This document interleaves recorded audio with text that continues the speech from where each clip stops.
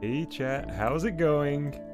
I hope you are having a wonderful Monday, or I suppose if you're watching this after effect, a wonderful whatever day of the week it is. It is good to see everybody here. I am so excited to finally be digging into retro gadgets here. You'll probably remember I did stream some of the demo of this before it came out. It is now out in early access on Steam.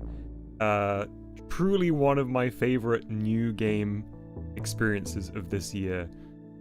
So glad to finally have some time to try this out now that it's out.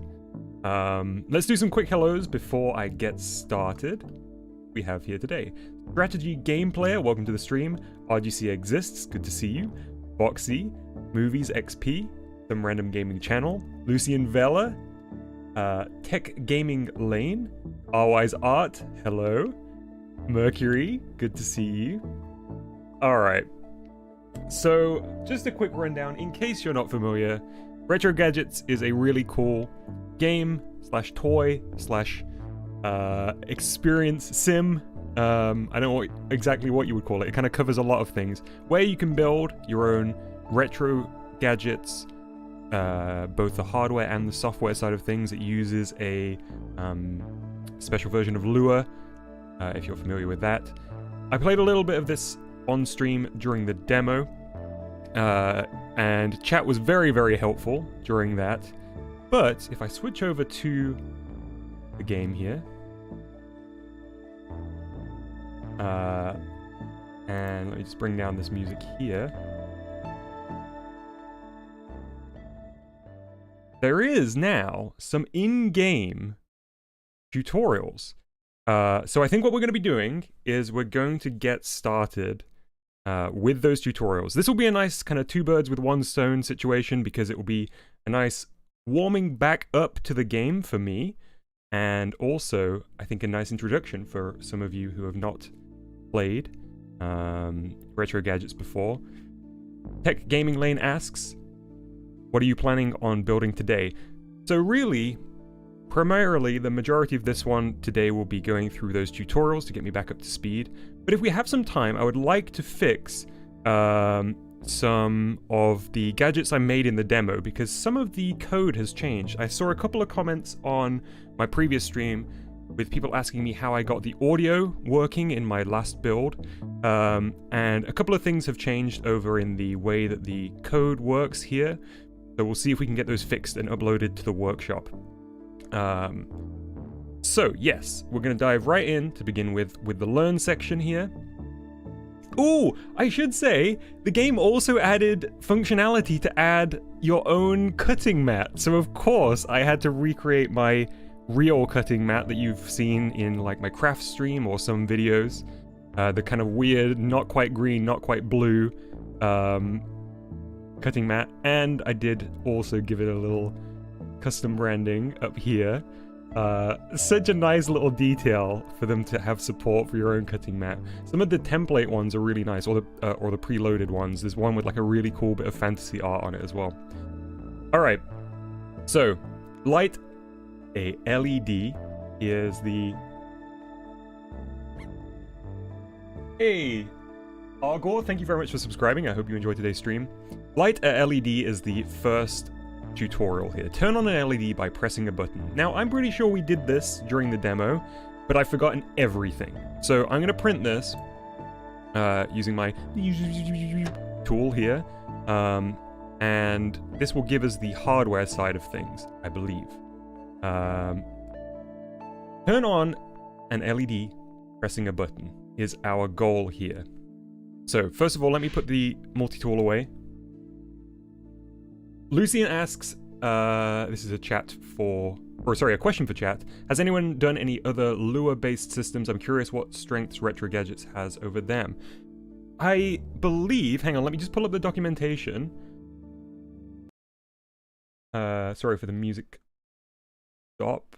I believe it uses Lua 5.1 and it uses the Lua U extensions, according to the documentation here. Anyone who is more familiar can correct me if I'm wrong with anything during today's stream. And before we dive in for realsies, I do need to take my jumper off because I am extremely warm now that the PC's on.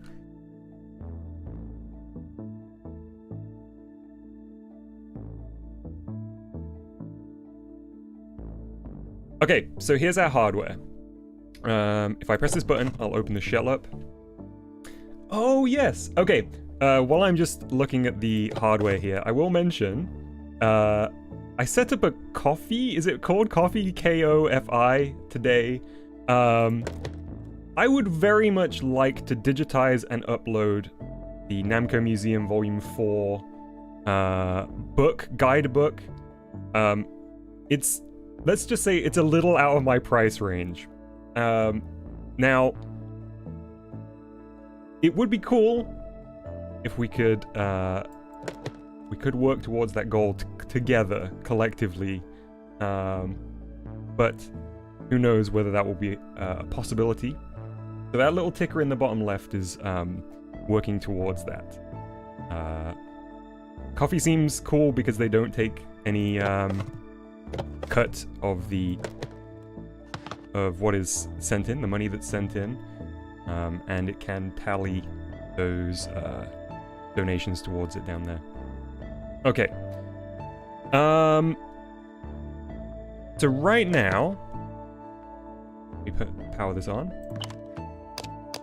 Oh, it's already working. Okay, cool. Aha, so we don't need to fix it. We can just see how it's built.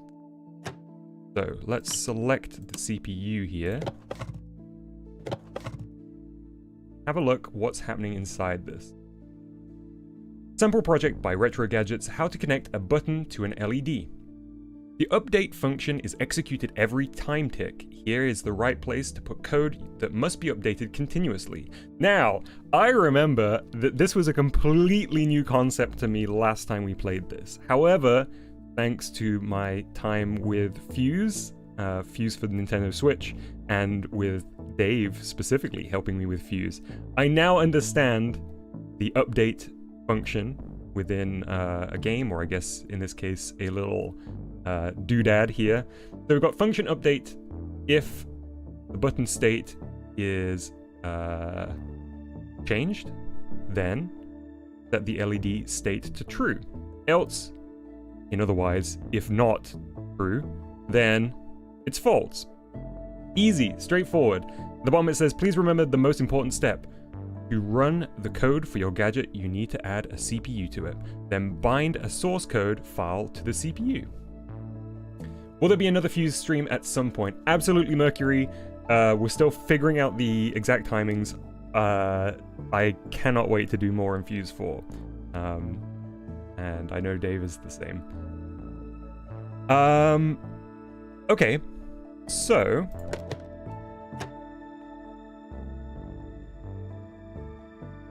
can you copy out of here? I just tried Command C. I actually don't know whether you can copy out of here. Let me try. Get back in here. Let's just make a real quick one. Find out. I thought that the in-game tutorial was a little more like we had to fix stuff. Maybe we're gonna have to freestyle a little bit here.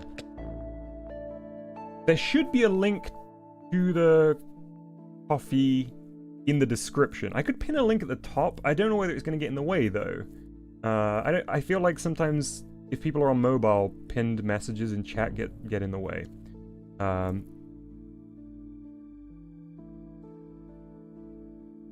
What am I making? Hey Curves Workshop, I am just doing a little test right now.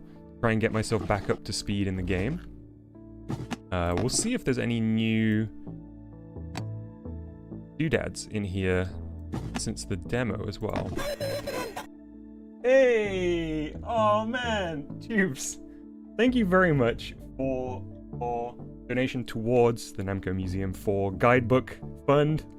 You got a little I am your friendo from Baraduke as well. It seemed appropriate.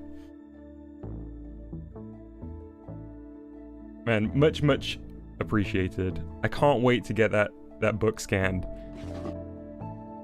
Okay, so we got a button, we got an LED. And we need a quick CPU. Which, is it on the MISC? It is.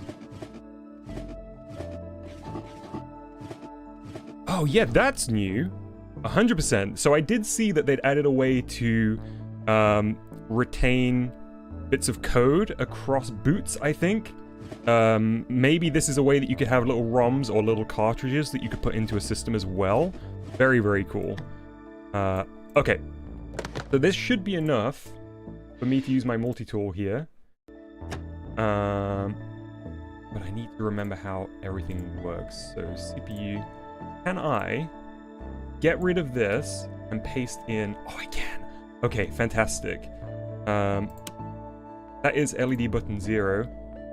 Oh, hang on. We want... No. We don't want LED buttons. We just want a standard button and a standard LED. Okay, so input. Use this big red button. And for outputs, we'll use the real classic LED. Like this one.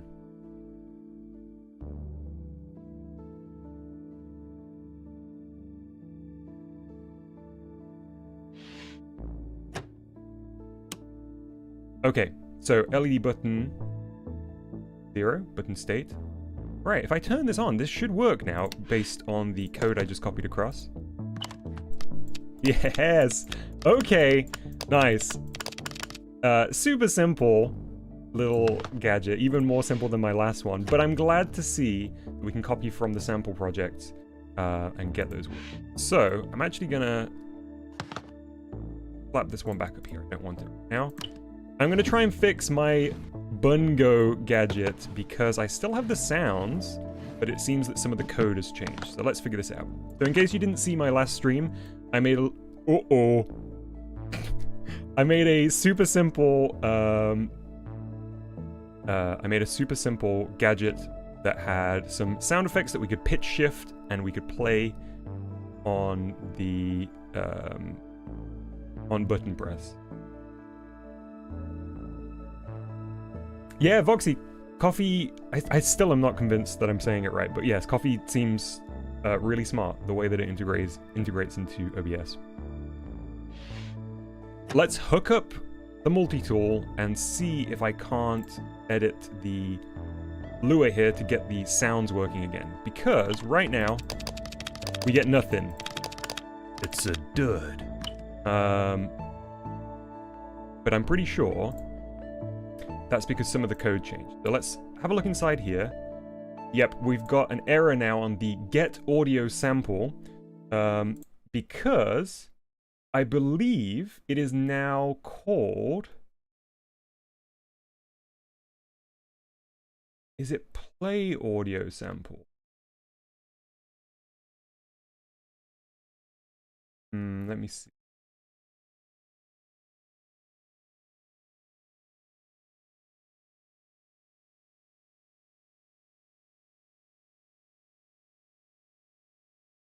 Yes, I think it's play audio sample. Wait, but we'll still need to get, won't we? Hang on.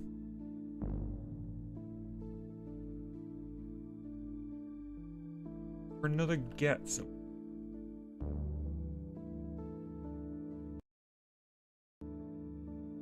It is very Pikachu-esque. It was inspired by community member Voxy.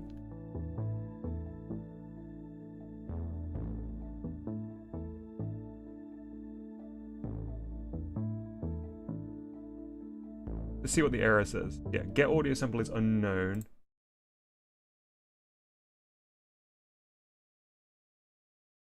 Let me just bring up the documentation over here. So I'm in the audio chip preferences, or not preferences, sorry, documentation. There's a few different methods that it mentions here. We don't want Spectrum data. Hey, Mr. O, thank you very much for 9 months as VideoDojo Plus channel member. I really, really appreciate your support of the channel. Always great to see you. As it is wonderful to see someone unknown, always, and thank you for 4 months as VideoDojo Plus channel member. And Brandon Wise, thank you very much for your efforts towards preserving video game history. With the fund to get the copy of Namco Museum 4 guide to the Internet Archive. Okay, let's keep looking through. No, I didn't, Chalupa. You almost said that.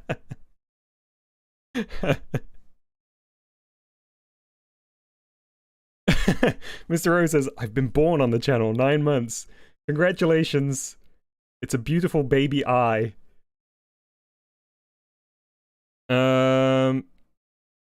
Let's check. It might just be play audio sample. But I feel like it probably isn't, because we need to get it first, right?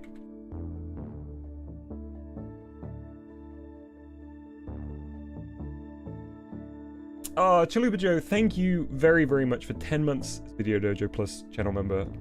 Your support is greatly, greatly appreciated, as is everyone else. Always a treat to see you here, Chalupa.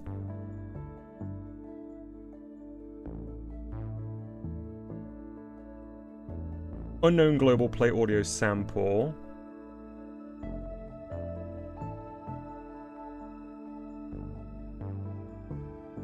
How do you do the dojo logo on your cutting mat? Asks Chalupa. It's a feature that they support just as part of the game. In fact, I can actually show you. It's super, super cool. So if you click folder here on the desktop, it will bring up the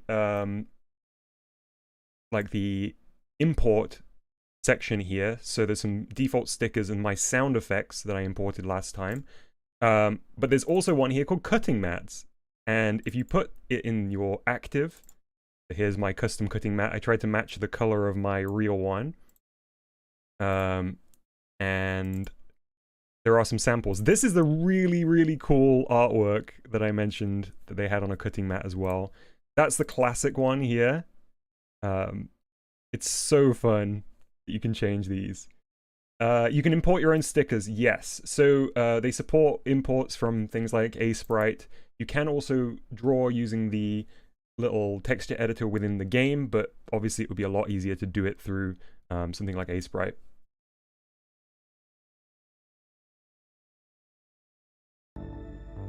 Let's continue editing this gadget.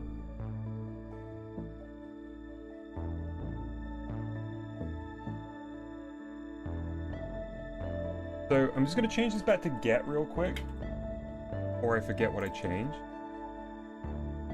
I really want to upload this to the workshop.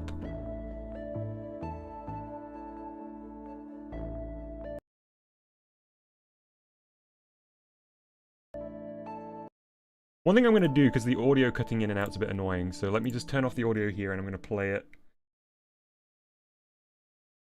another way.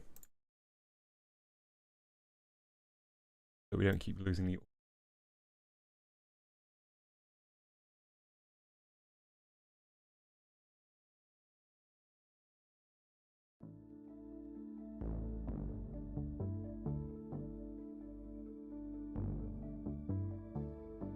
I accidentally closed the documentation too, so let me grab that.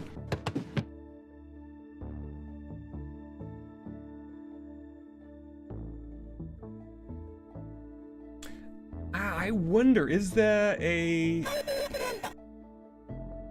Hey, Mr. O, thank you very much helping to preserve video game history with your very kind donation towards the Namco Museum Volume 4 Guidebook Fund. Specific example here that plays a MP3.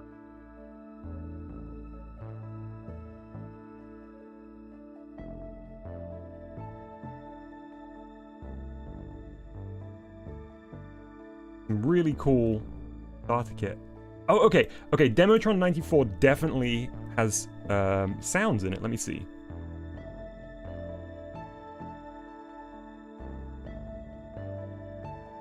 So in case you didn't see this during, I think I showed it off in my last stream. It is a really, really cool gadget that was made back during the demo period.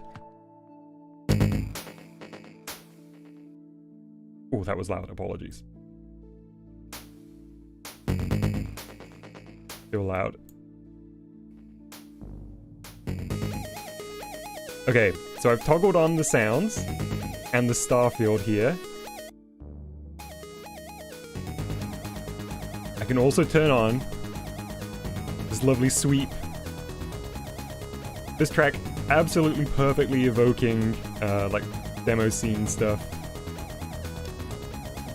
Love this. What a tune. I think these might be my favorite bits. The little warping geometric shapes in the background.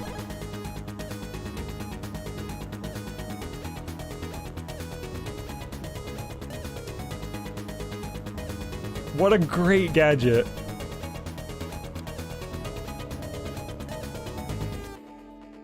Okay, so let's have a look at this and see whether this helps us understand the get audio, because I presume, yeah, this is playing a WAV file. So let's see if we can find anything in here. Oh boy. Okay, GDT ROM user audio samples. Aha. And then how do they sort of reference that later down? Copy that before I forget.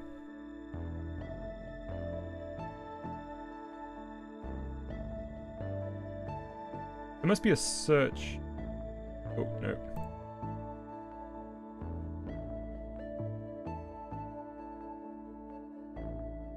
Music. Where'd it go? Where'd it go? Oh, I lost it.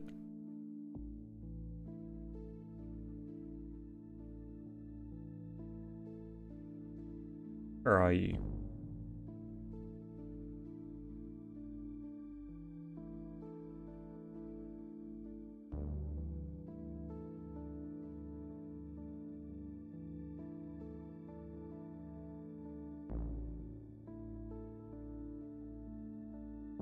There we go.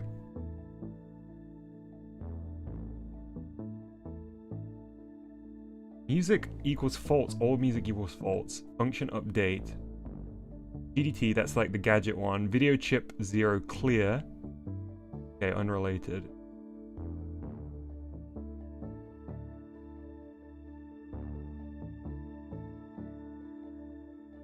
Oh.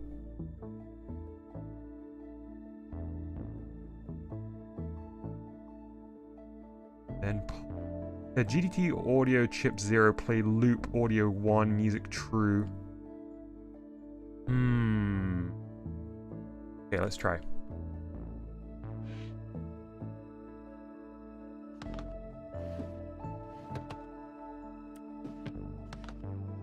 I want to get... Yeah, there is documentation, Voxy. So the documentation's here. And if I search audio, you can look at the audio chip itself. And I thought it would be play audio sample. But when I entered that, it didn't seem to work. But I might have been doing something silly. So let's double check. Do I actually think our get... Yeah, look, our get is the broken part.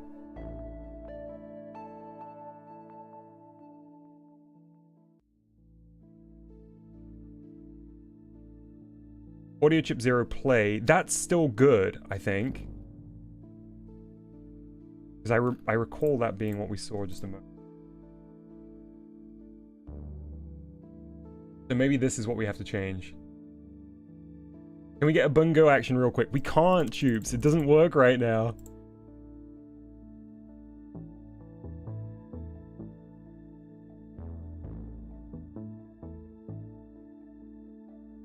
I may have to pull up the Discord.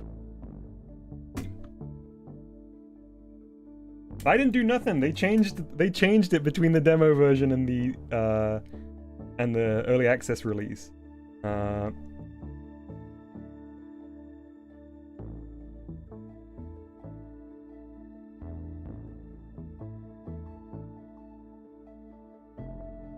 Okay, so I think it is this now.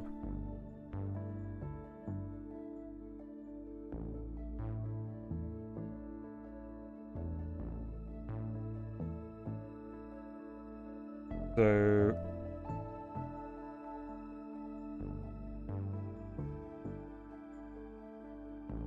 try it.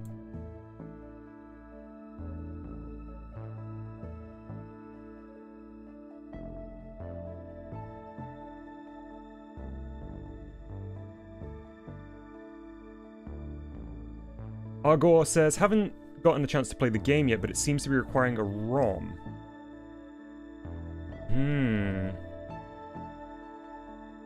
ROM not found in table Gadget. Good point. So maybe I can...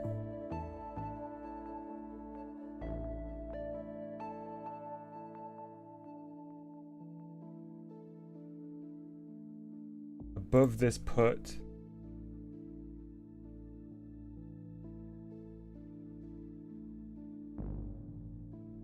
got audio chip 0.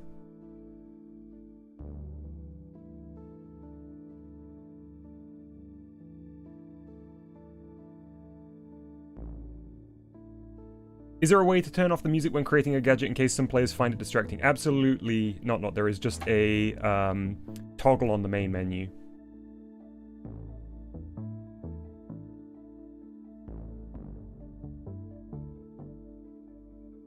Oh, but I have GDT.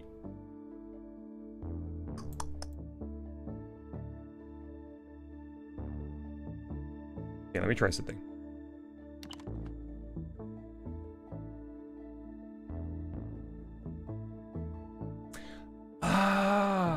Argo, thank you very much. Okay, nice. That's the info we need to know. So we need a ROM chip that is able to store audio. Right, that's why they've changed it. Okay, because there was not... where's it gone? There was not a ROM chip before. Interesting. That's amazing. Thank you, Argo. That will definitely be what we need here. So we had our CPU, we had our keyboard inputs button, and we had our sound processor. So let's slap our ROM in here as well. So I guess this will actually be what stores our audio. This is a real change from the demo version. So let me just click into there.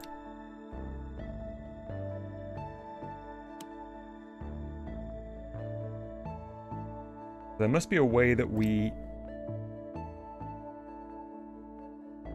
send the... I'm gonna look at the docs, see if I can find info about ROM.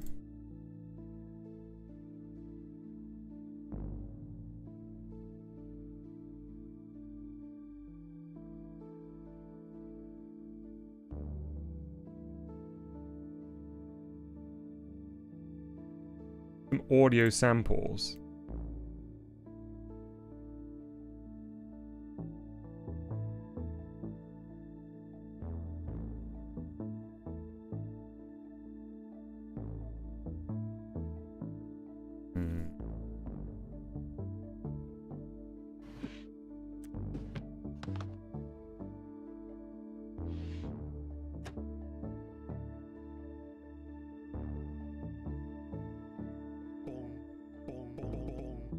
Okay, they definitely work.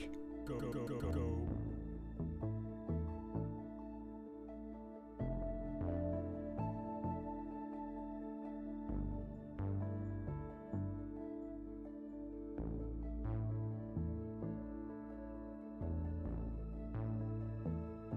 So now, okay, that's working now. So do we just need to replicate it up here? With...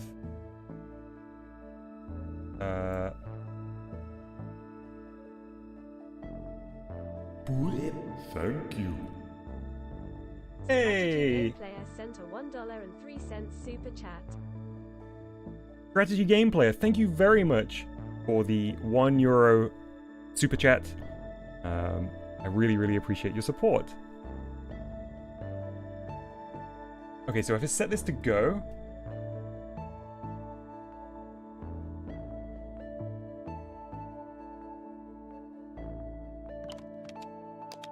Okay, so good, we've made some progress here. So the ROM was necessary to store the sound files, I presume. And now we're getting our debug error here in... What line is it? Line 13. Getting a runtime exception.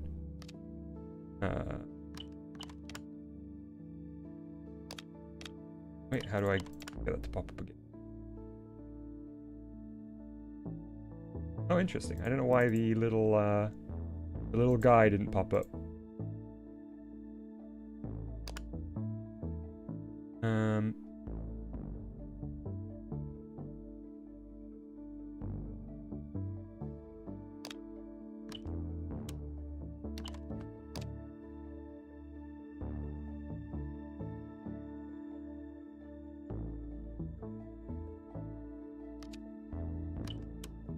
That is LED button 0.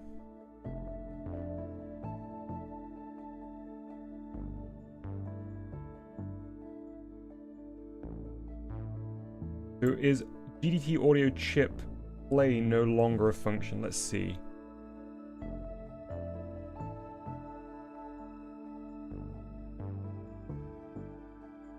Audio chip.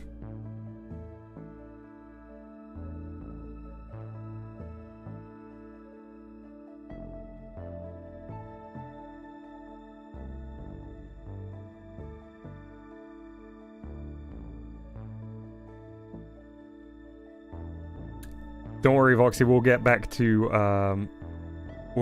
some Chibo. Hey, I mean it's almost Tuesday.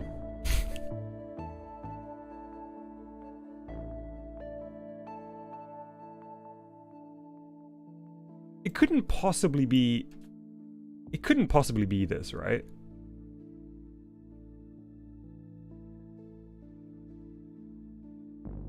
This feels so...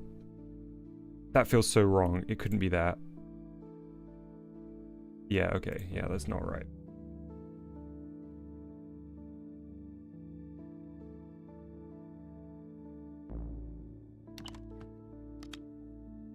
If GDT LED button down, then GDT audio chip play...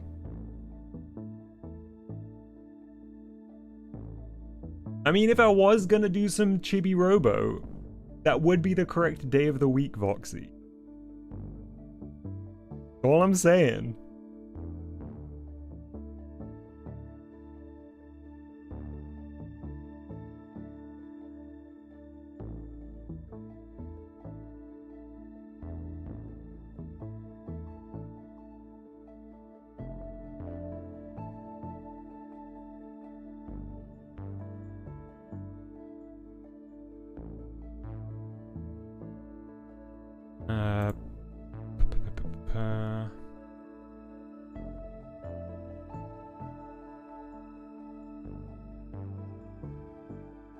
Invalid argument 1. User data expected got nil.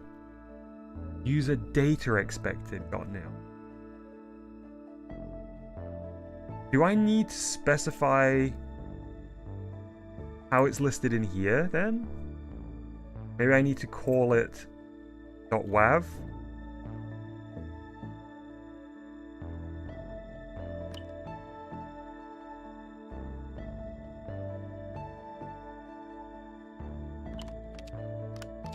Nope.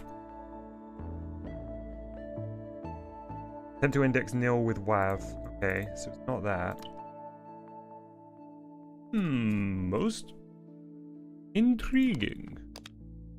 Yeah, then we get the same error here, so it's definitely what it's this.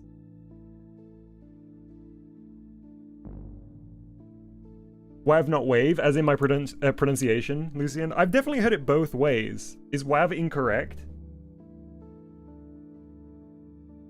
I feel like it's one that people go between. System.audio samples instead of user audio samples.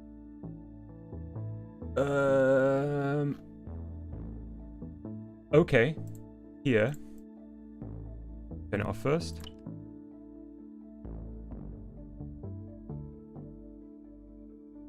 System.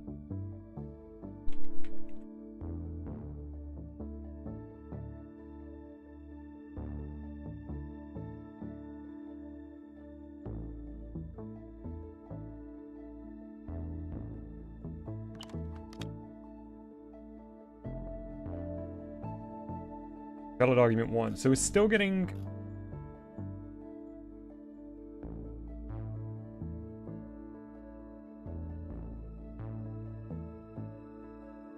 Isn't bun supposed to be bon? Oh. Good point. Good point. Thank you, Chalupa and Manuel. Because it's bun everywhere else, right? That's still gonna call... Gonna still call as an error. Cause as an error.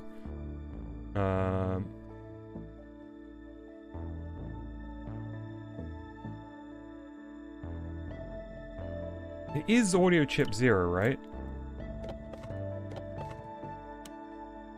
It is audio chip 0.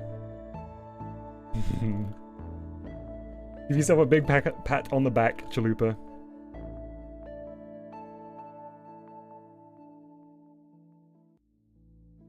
I do feel like I need to take apart one of the sample ones to try and figure out what is happening with the audio commands now.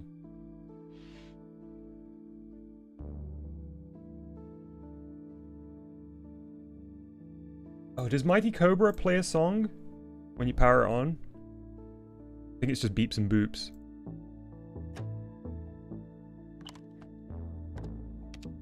Yeah, it's just beeps and boops. Okay.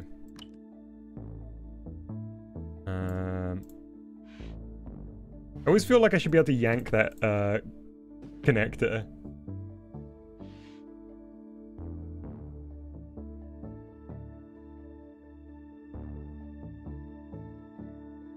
Never tried Farmin' Joe. Maybe this one has music. Oh, this is the one with all of the lights around the outside that's in the trailer. It is the brightest gadget I've ever seen. Oh, look! Oh, it's like little displays on the buttons. That rocks.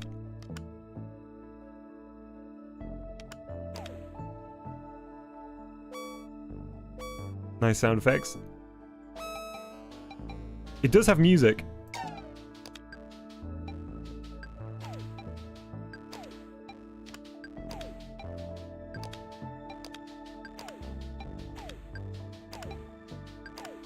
Okay, great.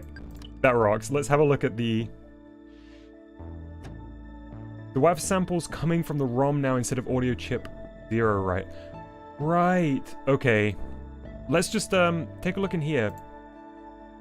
But yeah, maybe we need to specify ROM in the code now, because that's what we did at the very top, right? So, a real quick look at this.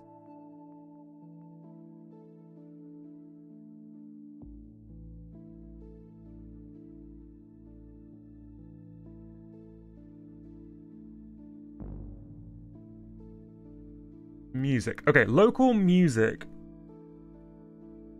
Audio sample equals ROM user audio samples.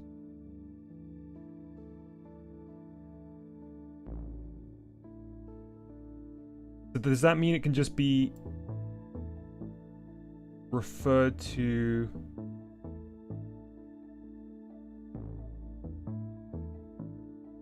local SFX? Okay, we don't need to worry about music start, music loop, music end.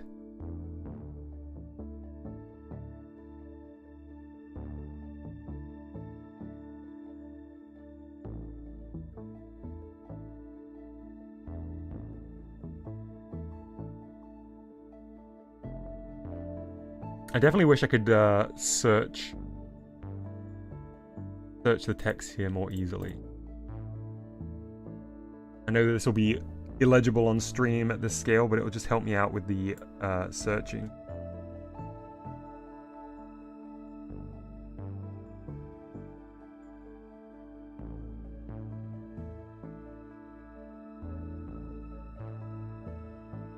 This is nicely commented, so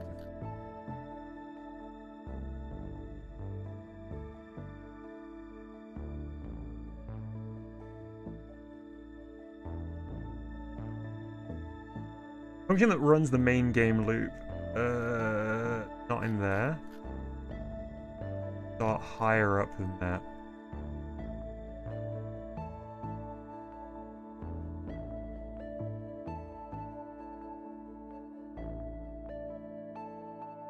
DSP play sound effects bop 5. That's channel 5 on the audio processor, isn't it? Here we go.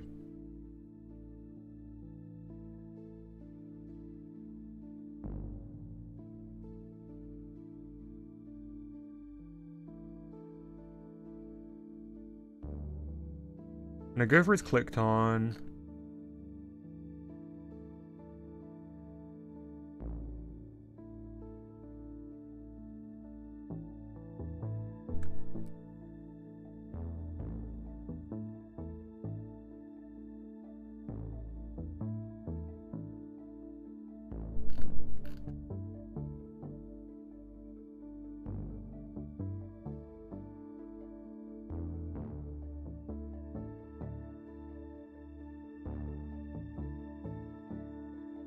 Balls, animations, local messages, local sound effects. Hey, Argor figured it out. All right, what's the deal, Argor?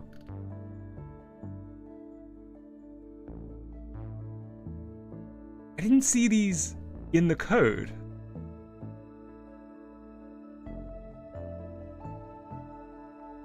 There's the video chip stuff. Oh, audio chip. Local DSP audio chip equals GDT audio chip.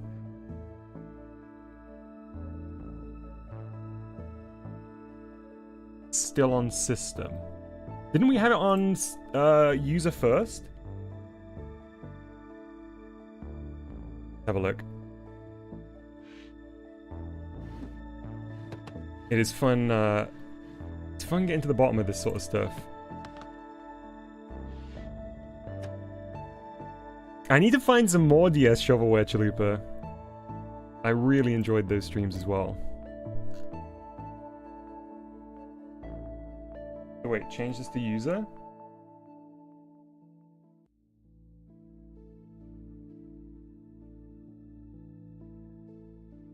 Oh wait. Right, because I had the typo. Yeah, you're 100% right, Argor. Yes, the music is from Retro Gadgets, Mr. O. Because of the way that the full screening of this game works, I had to like rip it and I'm playing it in foobar. Because if I click off the screen to like check the documentation or anything, it pauses. So I'm playing this myself, but if you were to play this at home, it just plays from the menu here by clicking that. We did it, Argor! Thank you so much. So the mistake was not that I was on user, which we then changed to system. The mistake was the typo, the very silly typo that Choops and others found. And then once we changed it back to user, it works. So listen. Now let's pause the music for a second.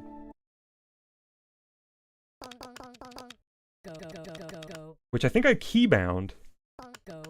I did. Okay, so now I can adjust these.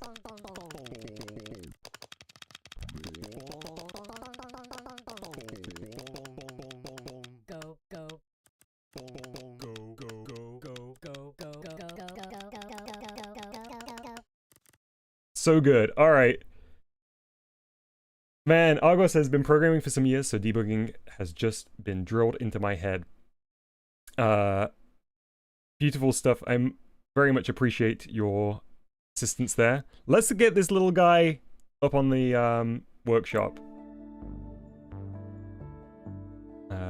Which I do by... Not discover. Forgotten. How do I do this? Oh, publish. Oh wait, it is... It's already up, I guess? Ah, there we go. Submit to showcase? I don't know, man. I think it's up there now.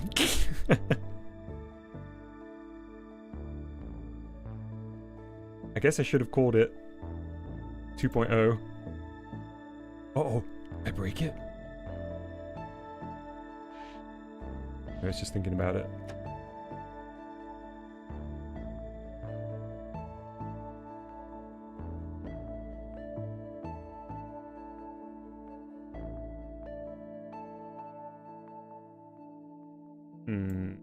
Ah, okay, here. 0.1.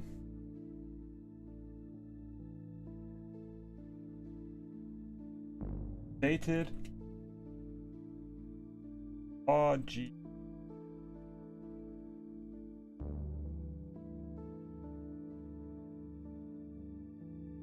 There we go. All right, let's update that. Beautiful. Okay.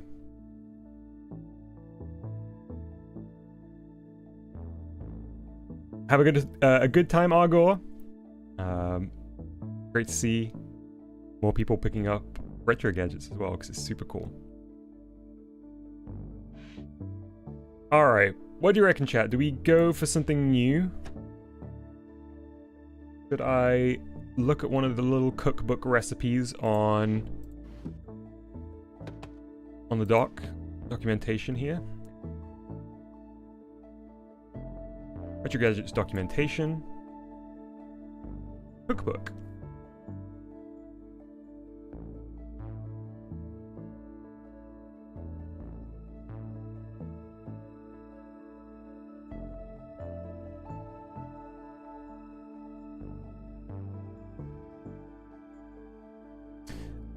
I never successfully... Hang on, let me increase the size of this. I never successfully drew a sprite on a screen, did I, last time? Maybe we can try that. We'll make a super simple gadget and follow these steps. See if we can get it working.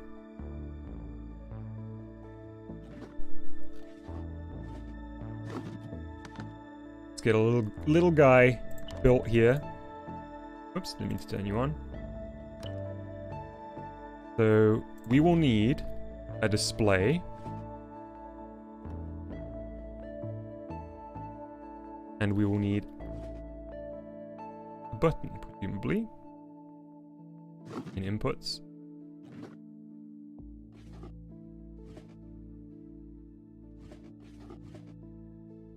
Use this little, like, play button.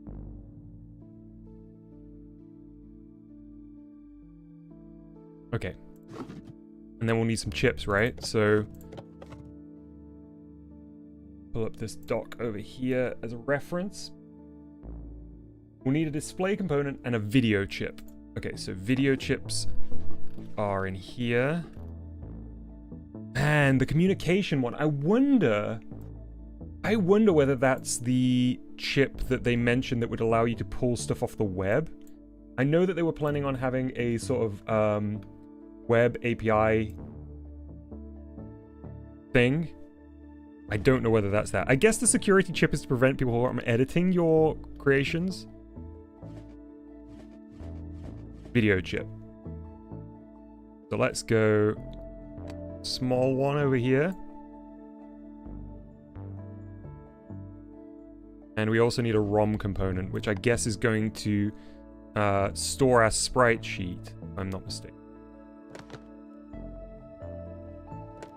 Okay, so let's go into the gadget here.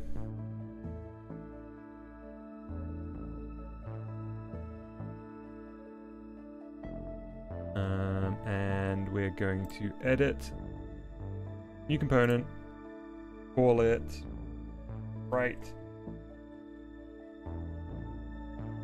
practice. Yes.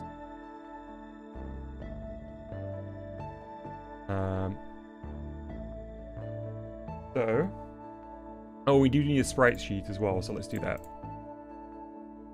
I think this is our sprite sheet. It is. Nice. Okay. So we'll just have a cool little dude, a cool little guy hanging out. Let's have a nice someone. I don't know whether that is literally someone unknown or an anonymous tipper. He is helping to preserve video game history over at Coffee.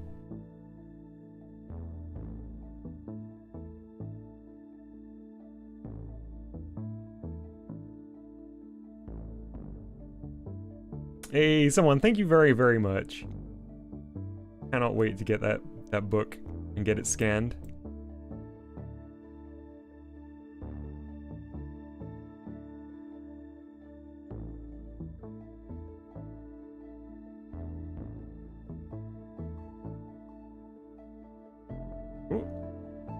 Oh, I'm not used to control.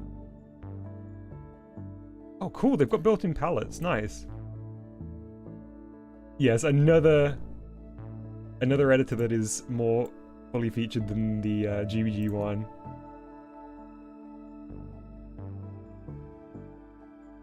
Where's the erase tool? I guess I could just delete them that way.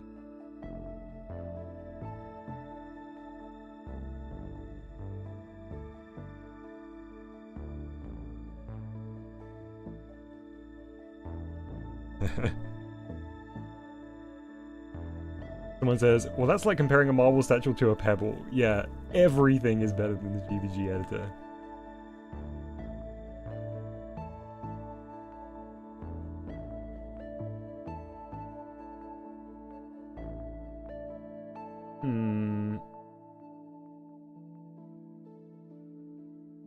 The editor. What am I doing wrong?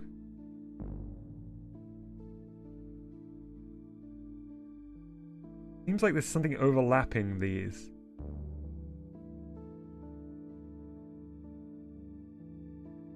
Oh, there we go. I think that was a glitch.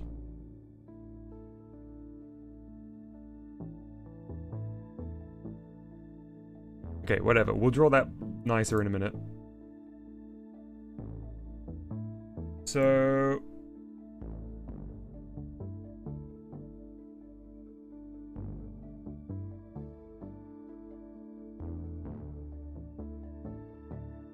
it says here, local...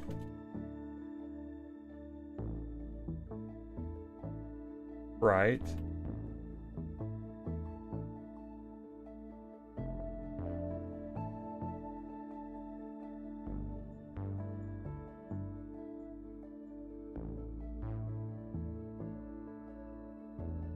Right.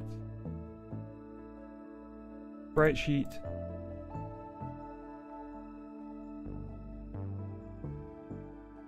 pt dot rom dot system sprite sheet sheets and then square brackets quotation marks right, I think I called it. Hey Superstar Studios plush. Let me just double check. Oh, I called it sprite sheet.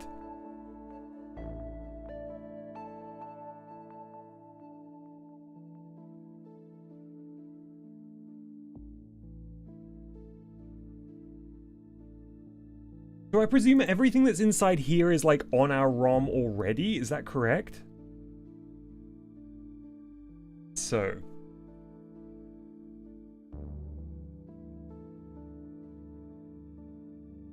And then we want to tell it to draw it onto the video chip.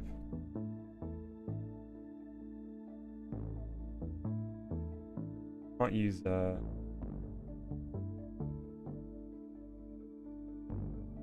indent key.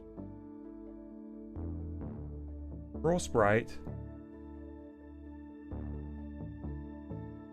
And it says vec2 10 10. That is the position, I believe.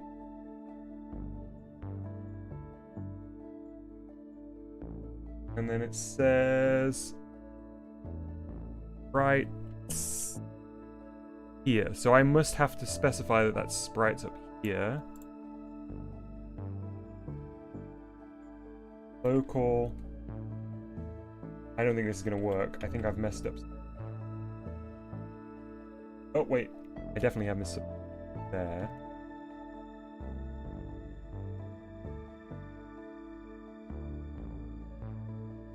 Oh.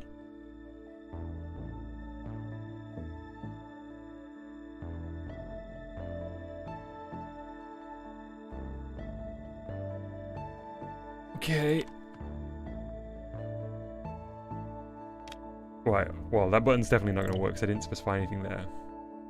We didn't get an error.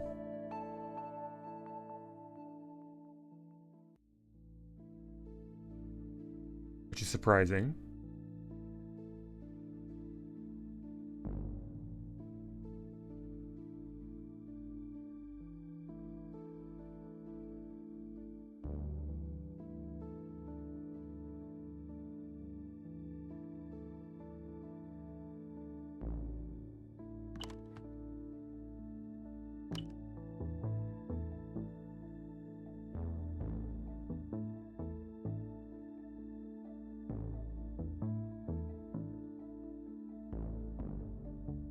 Hey, Disco.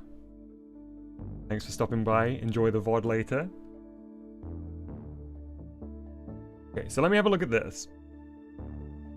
First, you need a sprite sheet. We got one. A display component. We got one. That's the screen.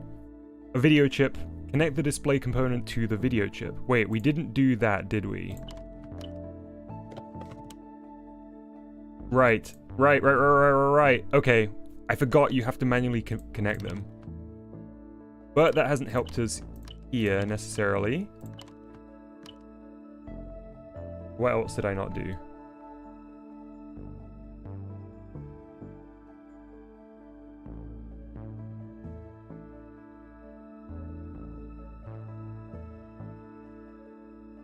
A ROM component. Local sprites. Colon sprite sheet equals.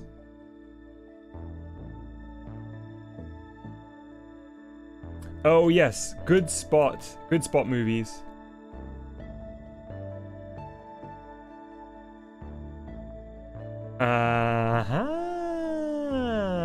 Good work, movies. Yeah, you are 100% right. I didn't see the red lines showing that we have an error. Argument count mismatch. Function gdt.videochips0.drawSprite expects 7 arguments, referring to these ones in brackets, but only 3 are specified. 1, 2, 1. What are the 3? 1 and 2? I don't know where the 3 is. Let's see. Read the rest of the document. Draw a sprite at 1010. Should be vec2, right? Oh, look, there's the rest of it. I just missed it all. Oh, what a silly goose. What a silly goose. Okay. So sprites. 0. 0. Color dot white. Color dot clear.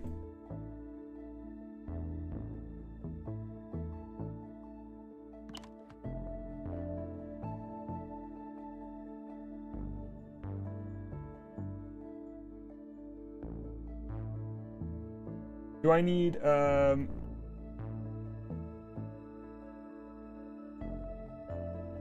Do I need the thingy? The thing I deleted in order to get it to even run. Hang on.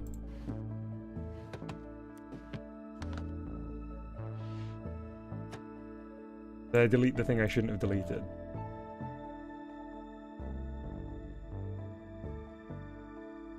I'm gonna copy all that. There. Oh.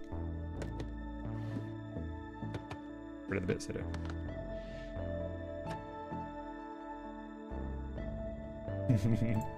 You know, the thingy. The function update command.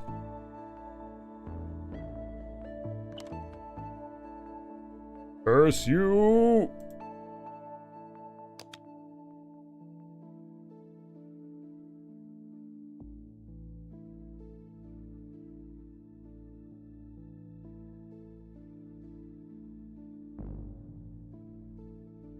Draw a sprite from sprite sheet at 1010.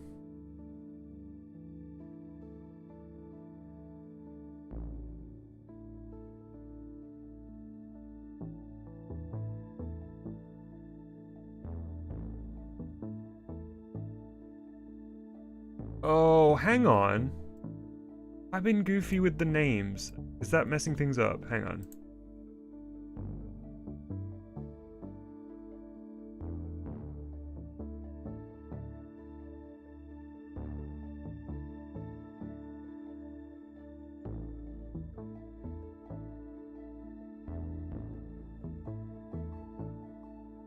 Is there supposed to be a space after clear? There is in the documentation movies. And there's one at the start. Which is weird because there isn't... Yeah. Oh, look! Oh wait, that's not... That's just helping me know what frame it is. But I could try getting rid of these just to see. Doesn't seem to matter. Why do we make the S on sprites big here? Specifically needs to be...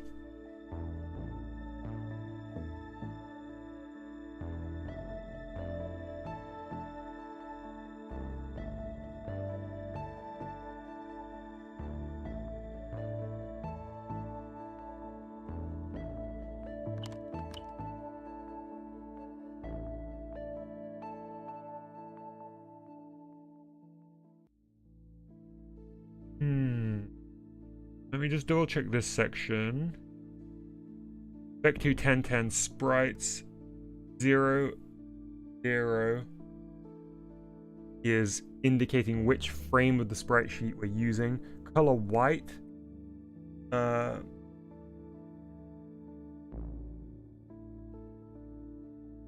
Transparent background.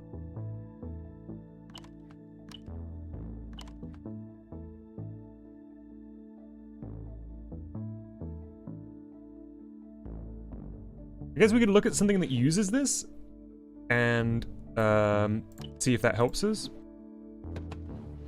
Something simple that draws a sprite on a screen. Oh yeah, my game thing.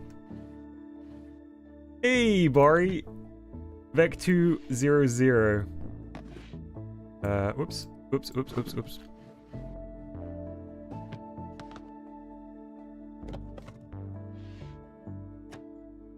Vec200. All right. Oh.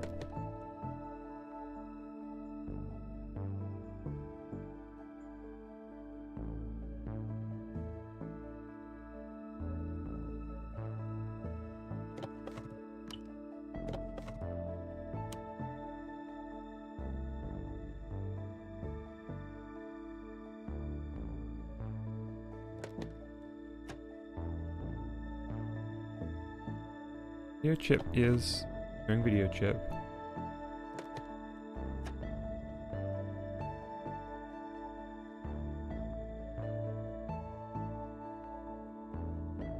I mean, sorry, the display component is showing the video chip, which is good.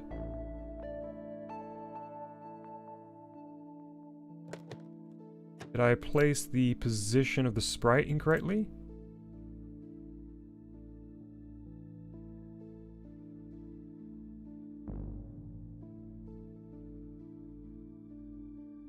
looks so. Another color. That.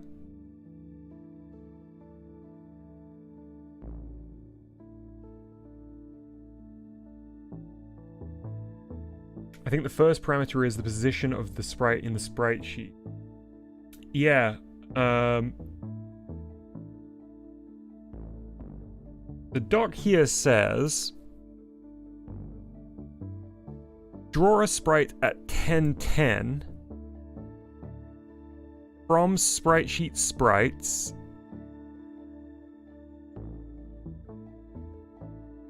using the frame at 00. So that's, I think frame is referring to the position of the image within the sprite sheet.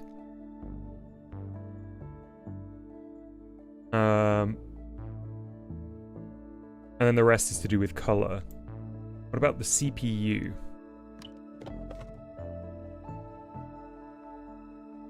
Oh. We don't have a CPU at all, right?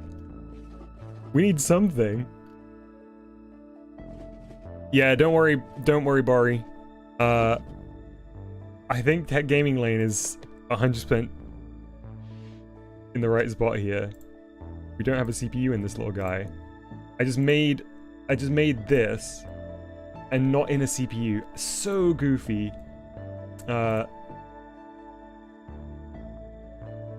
There we go. Oh dear. Thank you, Tap Gaming Lane. I will delete that now. And what do I need to do here? Source. Okay. I guess that's it now. I think. Crossing my fingers.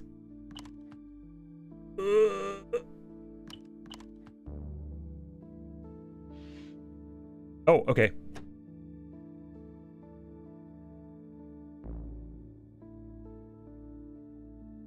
User data expected got nil. Is it because I'm using weird capitalization here? No, because that is, yeah, that is the...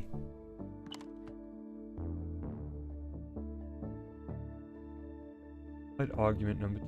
The data expected got nil.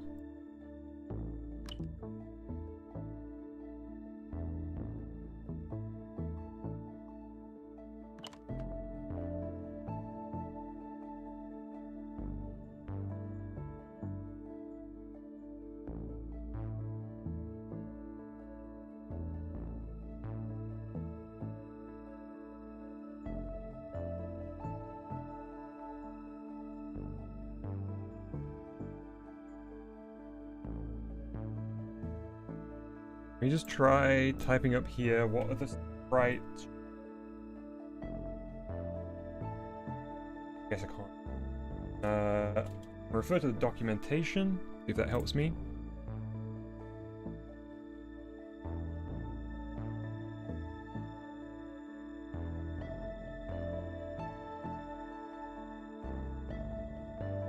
That didn't.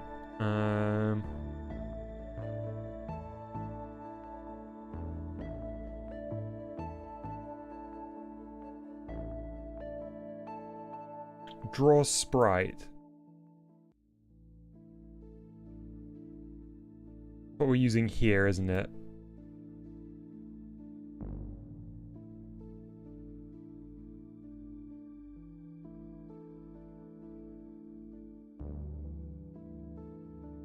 Yeah, so this is kind of useful just to double check our formatting here. So vec2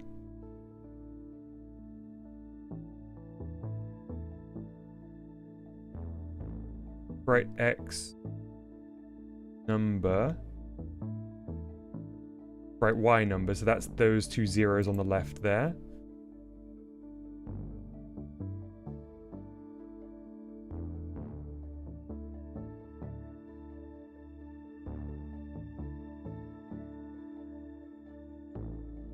Ah, yes. I should do this outside the update function, right? Or is suggesting, if I'm reading correctly. That won't be the issue, but that is better practice, I suppose. Tint color, background color, good. Draw a specific frame from the sprite sheet. Position is on the on-screen sprite desired position. This one here.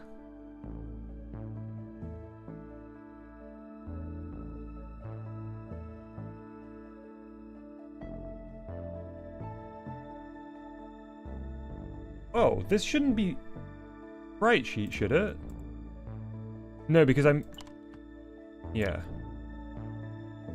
I'm calling it sprites up here.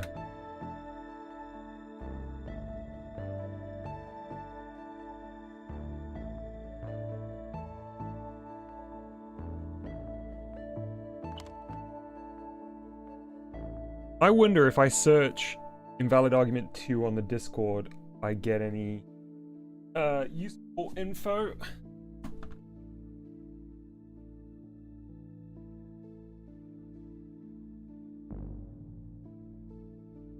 What was it?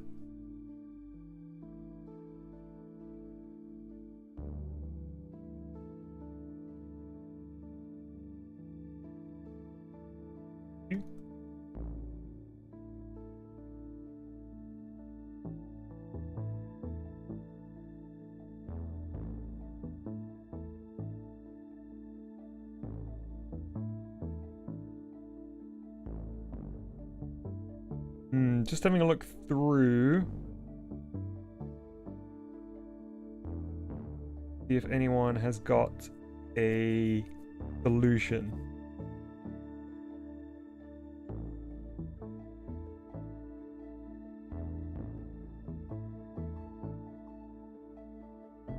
Data affected.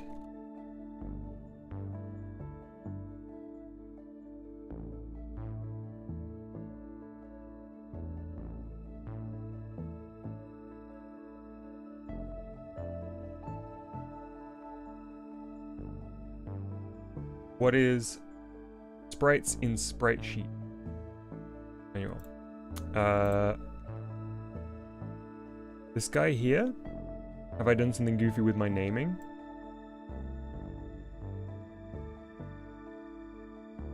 So I've got a sprite sheet image here. And it's just a silly nothing right now.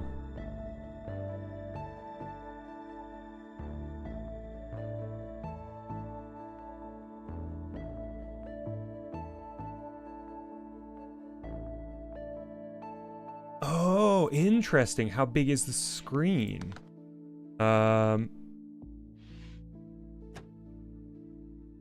Good shout, Bori. Let's see.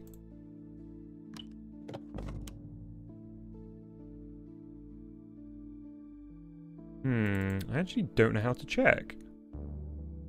I could just try putting a bigger one in for now.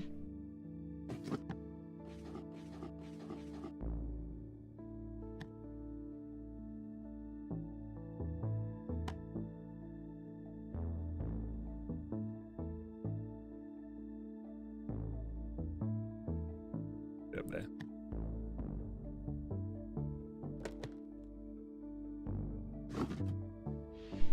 Tech Gaming Lanes thinks it's 40. Interesting, okay.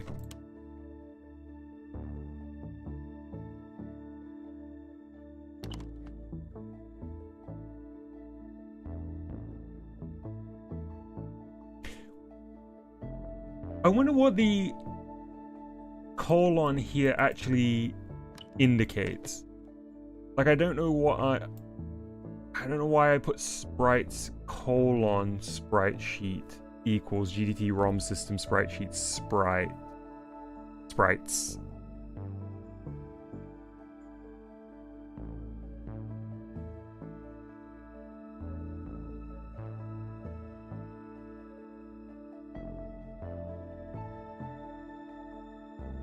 Not unless it's...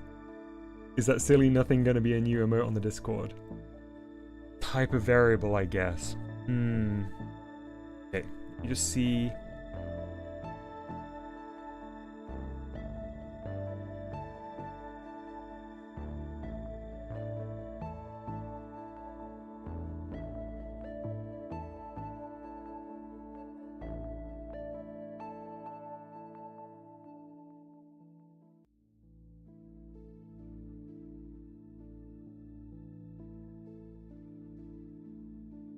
Let's bring up one of the sample ones again.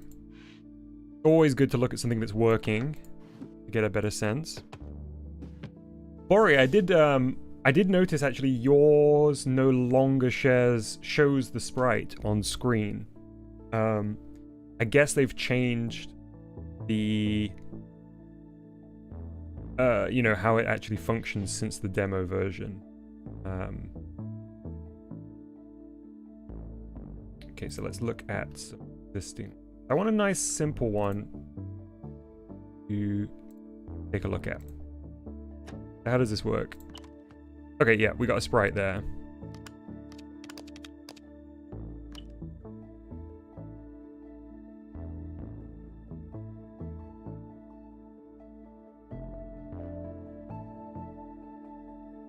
We are taking a look at this working one, Tubes, to see if we can figure out why mine isn't.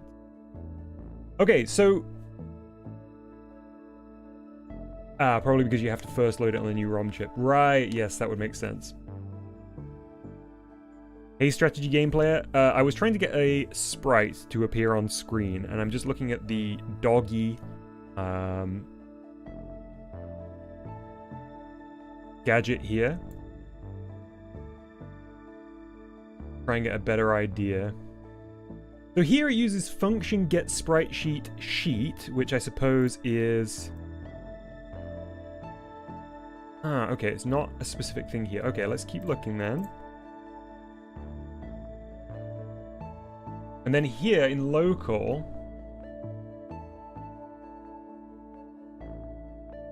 UI sheet... We need to... Do we still need to get this from the ROM? That'll be it, won't it? We need to get it from the ROM, as Boru was saying about. Yes, so... For anything else, we actually need to get it, I think.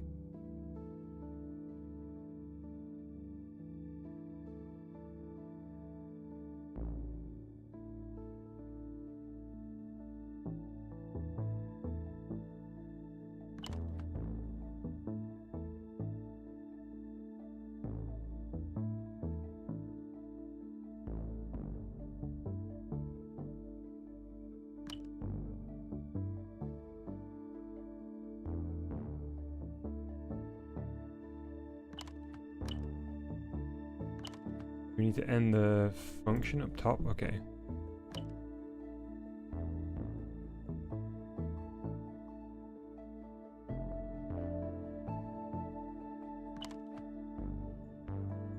Still user data expected, got nil. Function get sprite sheet. Return.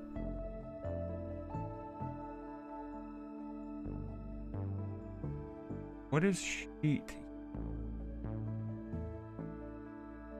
Okay, let's look up get sprite sheet in here.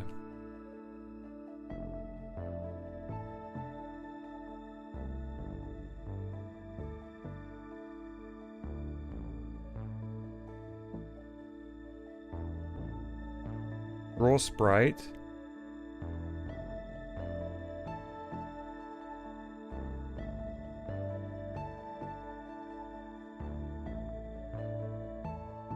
That's sprite font stuff.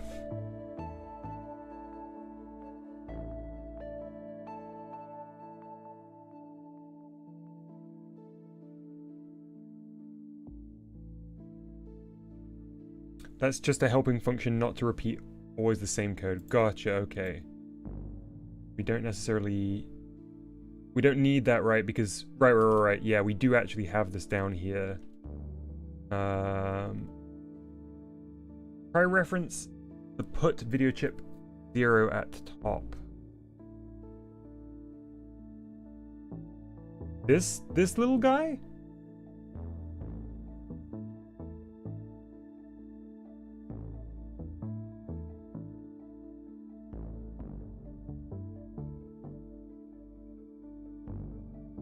So it's not in the update?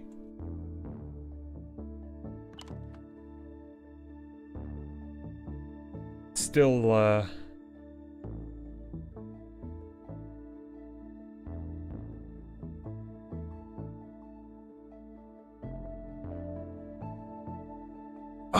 Oh, yes, Bari. It's the same thing, isn't it? It is absolutely the same thing.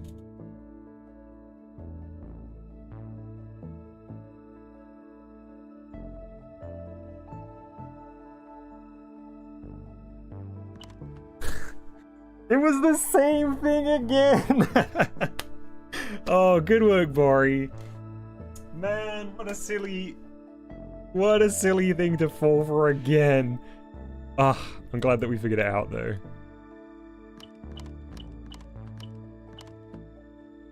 Very nice. Very, very, very, very nice. So, let me just check one thing. In sprites, can you now change how big the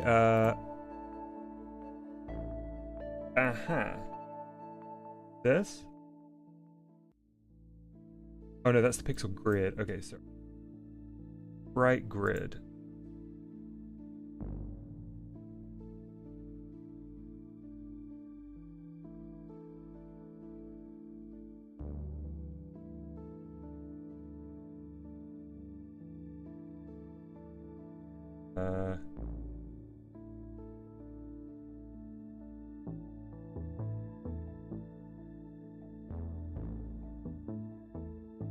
Wait, like 32 by 32, yeah? Okay, cool.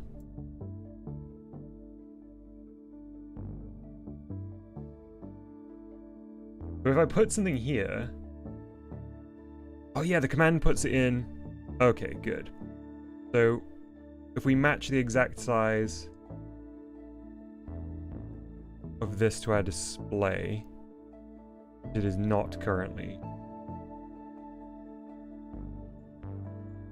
I wish I knew exactly how big the scene was. Of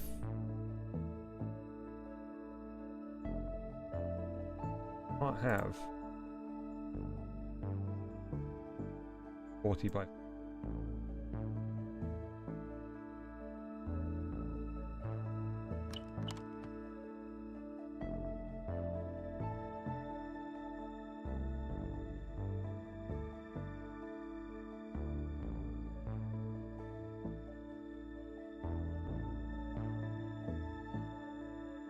The demo, if you go out and in again, it scales the canvas.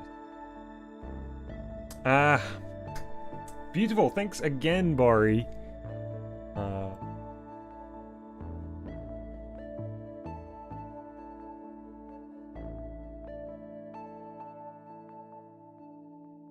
They're all of this. And we will try putting a little guy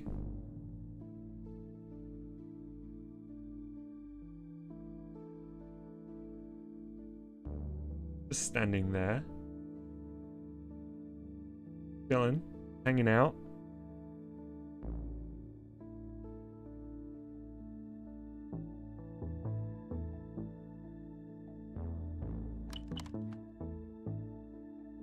And then in the Frederico, thank you very much for subscribing. Excuse me. I hope you enjoyed today's stream. And then over here, we're going to have the same guy doing a little jump. So we will, I presume this lets me copy and paste. Very nice. Select. And we're going to move him up a little bit. And we are jumping.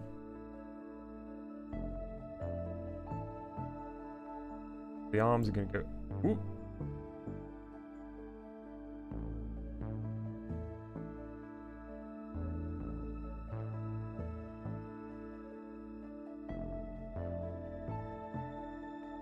I knew how to erase. I don't know why I can't figure out.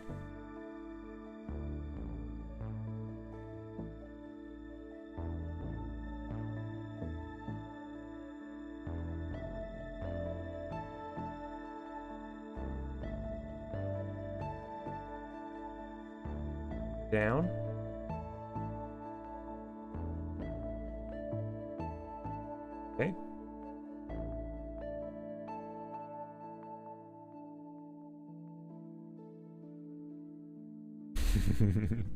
Alright, so we've now got 2 sprites. So, I think if we do button, and then we just give it the command that we had at the top.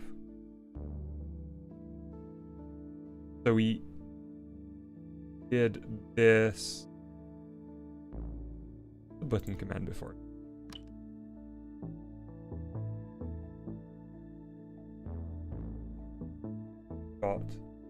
But what is it called? LED button.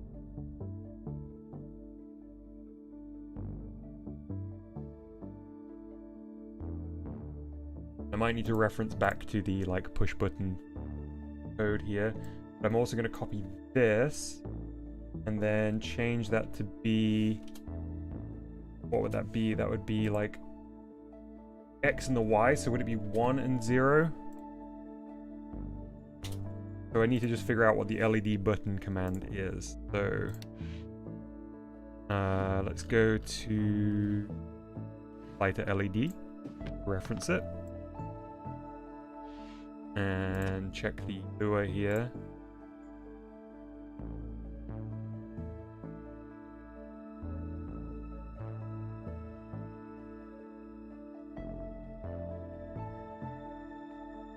Look, that's exactly what I forgot earlier. It tells you right here in this tutorial one. Go away. Back.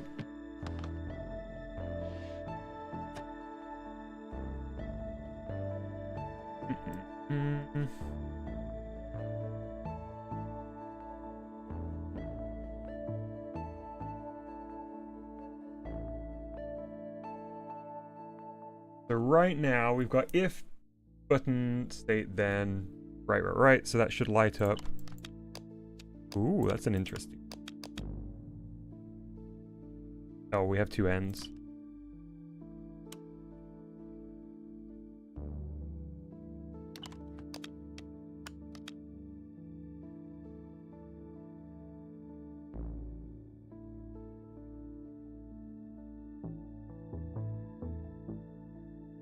You do need an end then.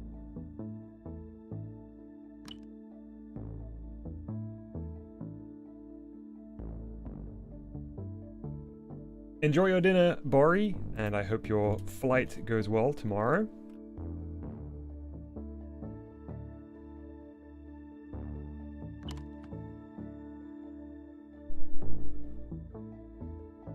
Six.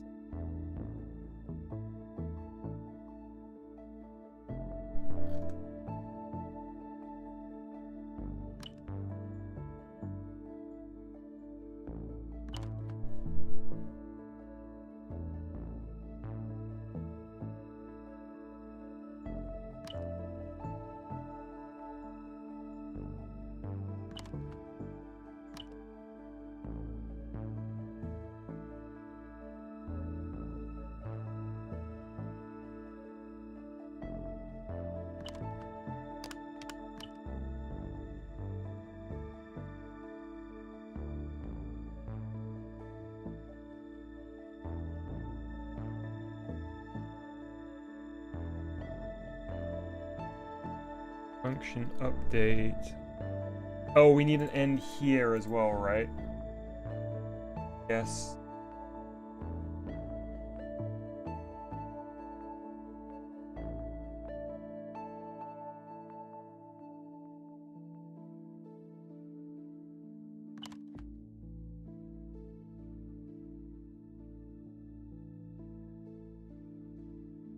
Attempt to index nil with state.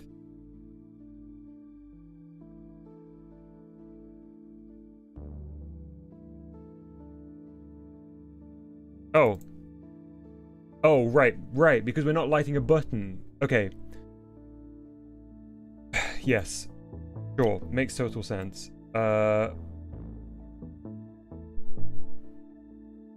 Okay. Right. So. Else. Bam.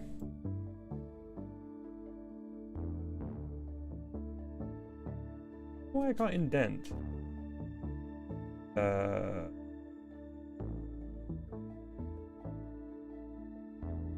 It's very, very, very messy right now.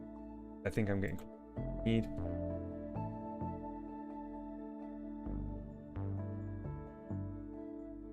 And then it will be this in here.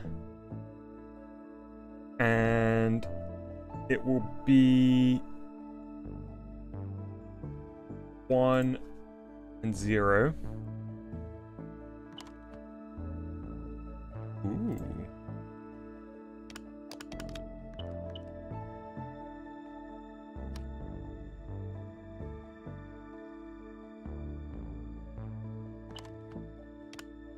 I'm displaying both at once. Okay.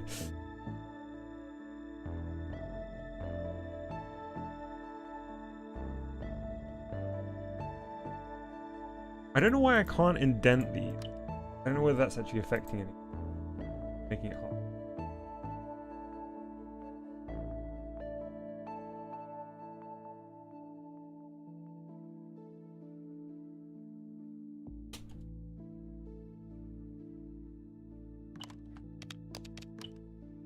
If GDT LED button 0, which is this one, button state, then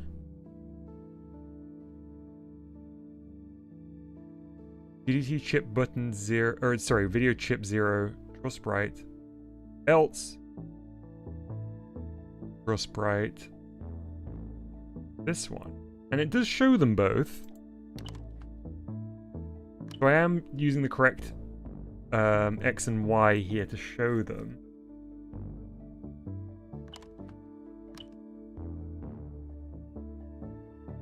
But it must not be doing it as I anticipate.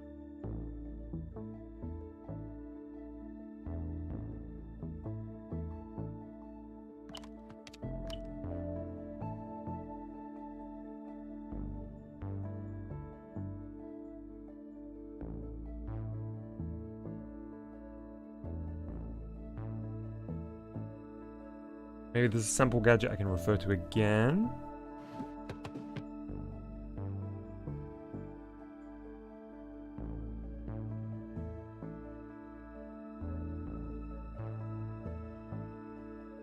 Okay, perfect. Running Man. Great. Oop. Print it first. Getting a little ahead of myself. See how it works. That good sprite. I do remember seeing this in the files. Okay, so it behaves a little bit differently to how I want mine to behave, where it will jump when I press the button. Hopefully we can learn something valuable here.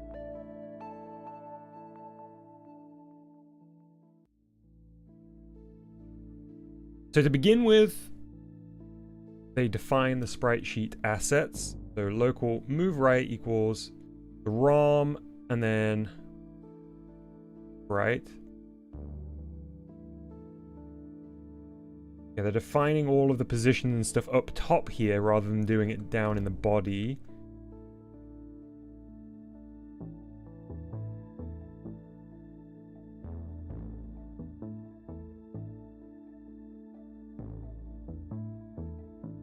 The run state defines the line in the sprite sheet we are using for the animation. So we want to see where the button stuff comes in.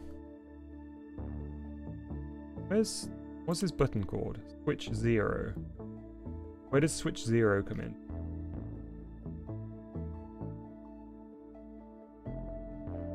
Run equals GDT switch 0 state.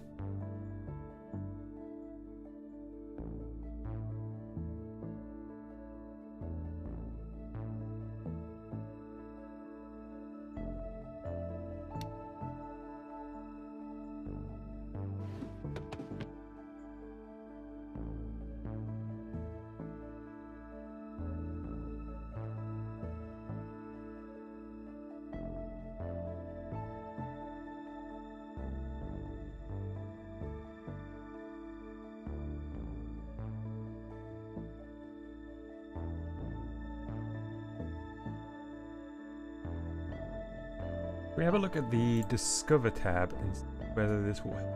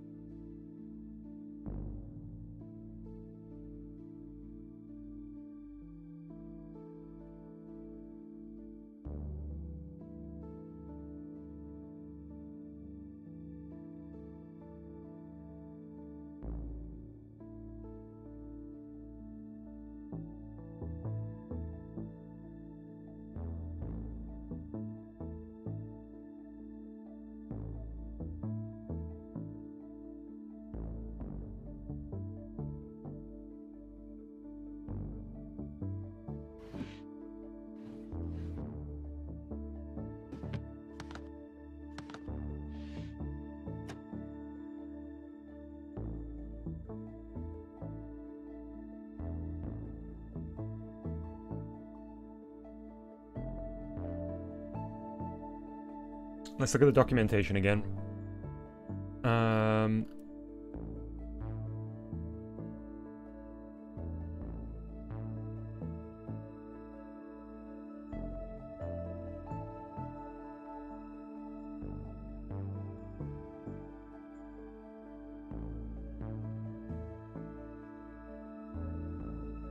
Drawing sprite.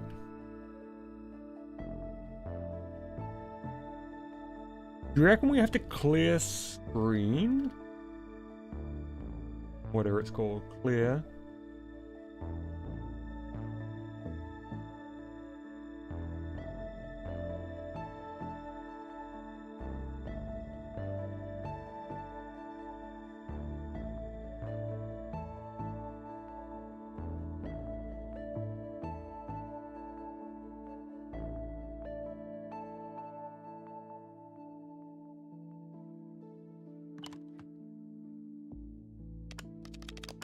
Okay, clear doesn't seem to affect anything. I suppose it's good practice to have it at the start there, though.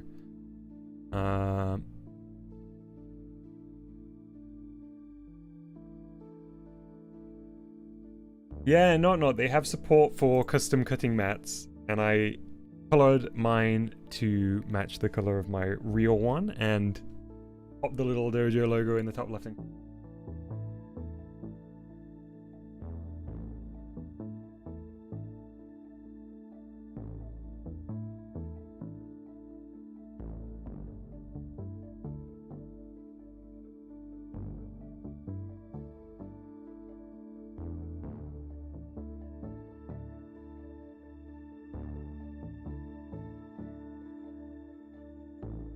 Let's see if it's a video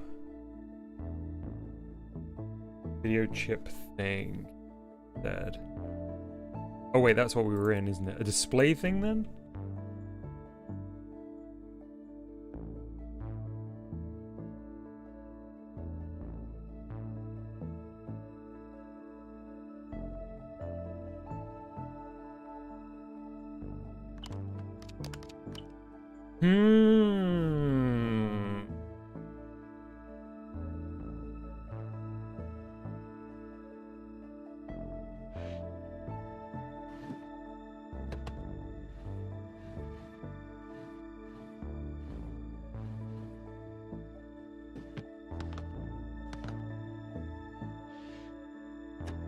I'm looking at my simple button here to remind myself.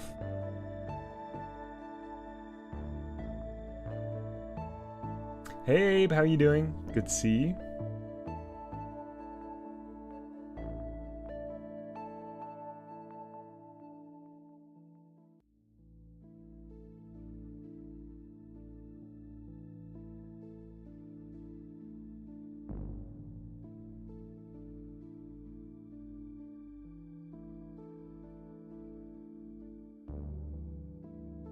Yeah.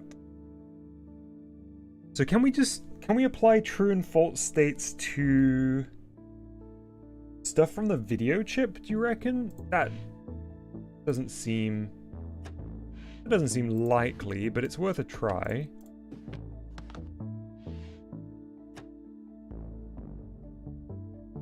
So get rid of that for the moment. But and then copy this, paste it in here. False. Now it should, if this is correct, it should only display the man standing up sprite when the button's pressed. Expected identifier when passing expression got equal.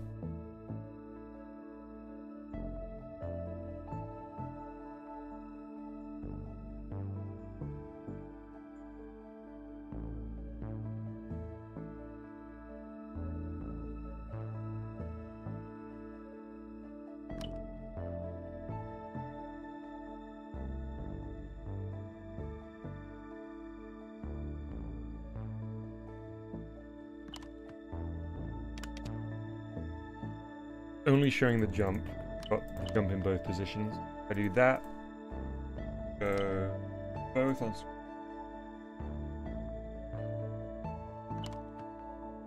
Oh? Oh? I sort of made it work.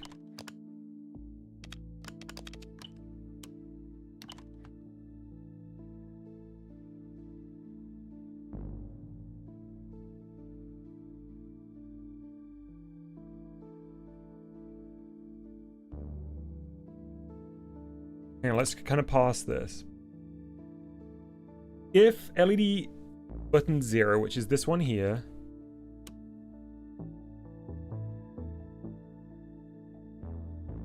button state,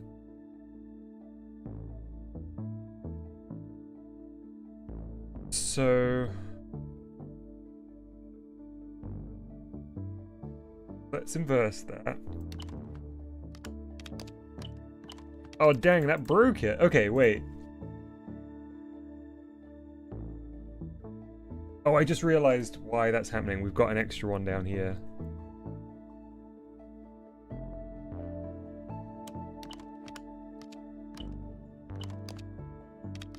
We definitely need to be able to clear.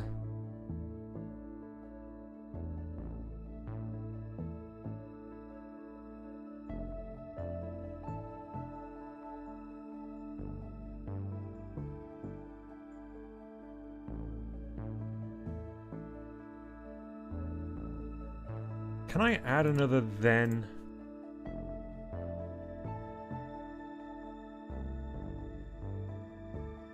Here.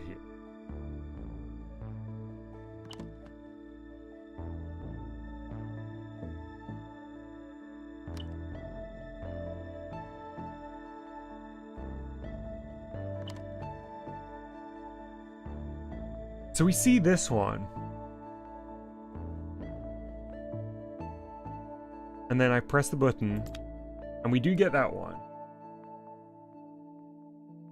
So if I... Okay, I've got an idea. If I get rid of this, I guess I can just comment it out, can't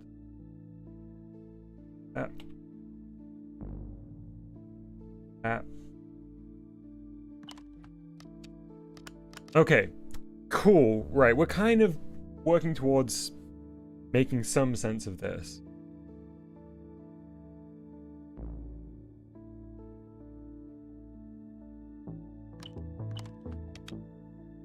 So that piece of code is what's showing that sprite on screen. So if we change this to 1, we should now see the jumping one. Right. So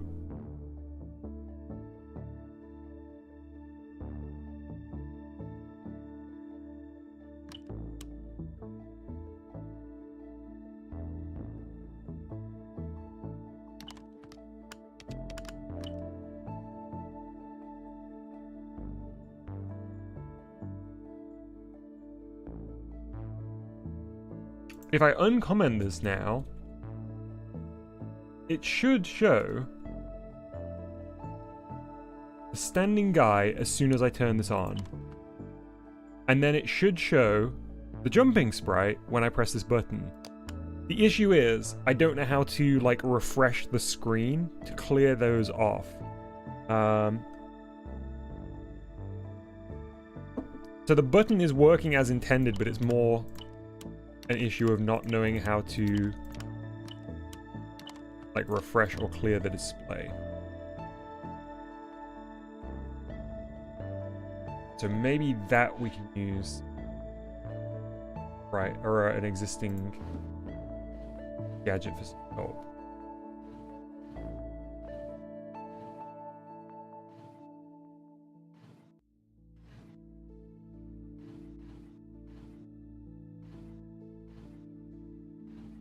Maybe the Demotron will help us.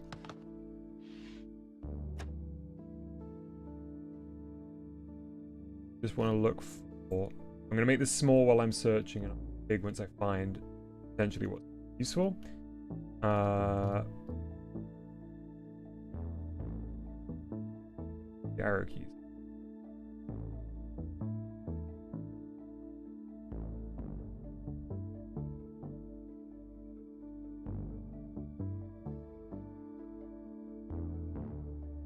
Function update, GDT video chip clear.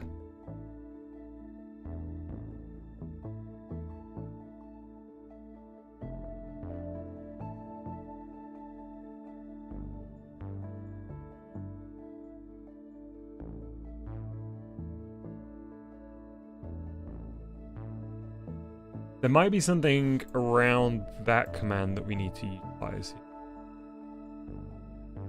Couldn't you add another button to clear the screen? I could. I absolutely could, Tech Gaming Lane, but I think there must be a way to do it just with a command.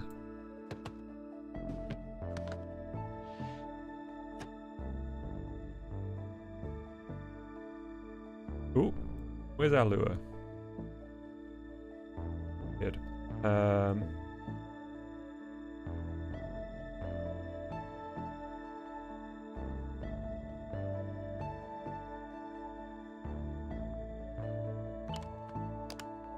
Aha, there we go. Oh man, it's so simple. We just needed the video chip 0 clear in there. And I guess if we change this, we will get it clear with red. What is it, 255? Yeah.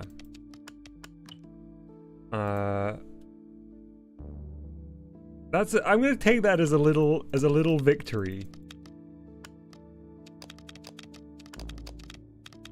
That was pretty big brain for me. I suppose really, man, I guess the habit I need to get into is doing like GDT video chip and then seeing what comes up.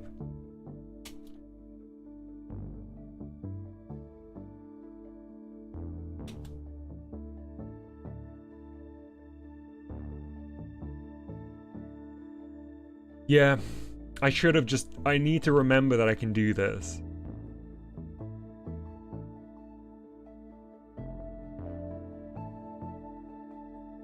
Because it gives us all of this down here as well.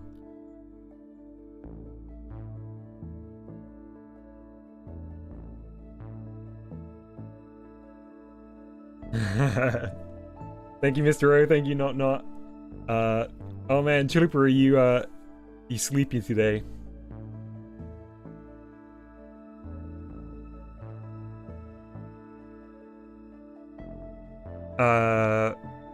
Voxy, you have come back at a great time. I got the little guy to jump after having some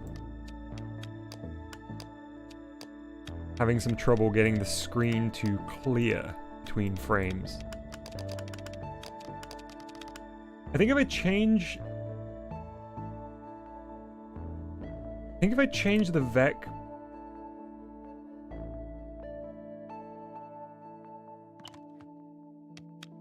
Yeah, it will, Brad. So I actually want that to be like...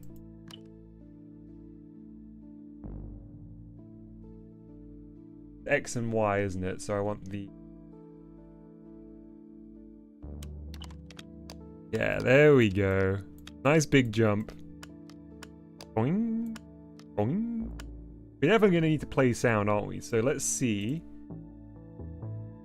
if I can do just the same as I had up there. Oh, not SGD. Dot. Oh, we don't have an audio chip in here. Reap. Output. We'll need a speaker. Get ourselves a little tiny speaker.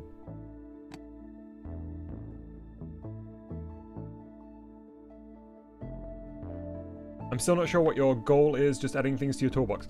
So originally my plan was to go through the sample projects and kind of see if I could finish them. I didn't realize they were already complete and it was more just a sort of reference. So instead what I'm doing is, yeah, just kind of refamiliarizing myself, learning the new commands. Exactly like you say, adding things to my toolbox rather than working on a real kind of meaningful project.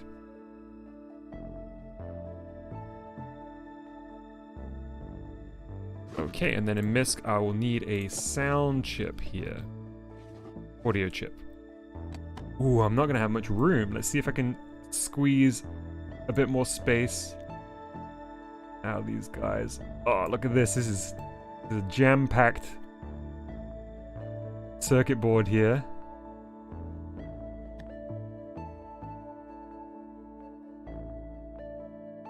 You can actually create a full-on handheld console by the look of things. Yes, you absolutely can, Voxy. In fact, let me just see if I can load one up real quick, just to show you some of what the pros have been doing. I think even in Discover them, or not Discover, sorry, Learn, there might be a proper console.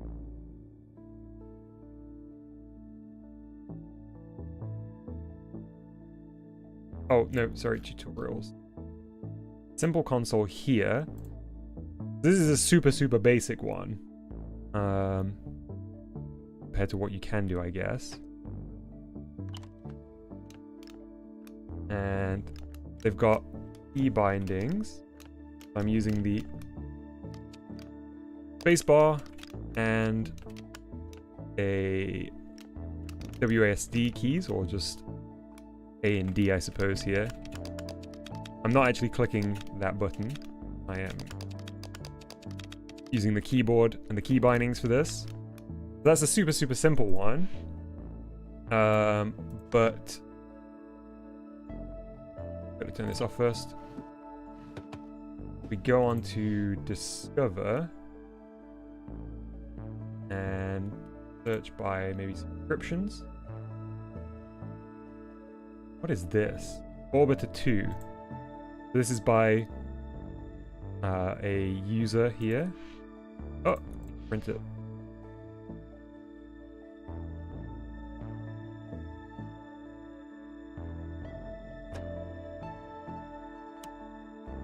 Guess I need to turn it on. Ooh.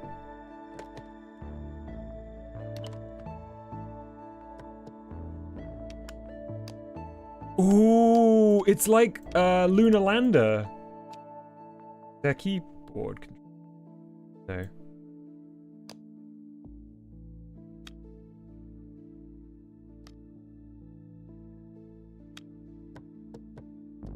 Oh my goodness.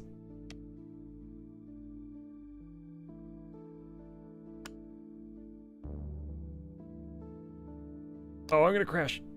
I just got a fail printout. Oh, that's like my zoom, I guess. Ah, wow. Okay, there's a little planet. I guess I need to get to that thing.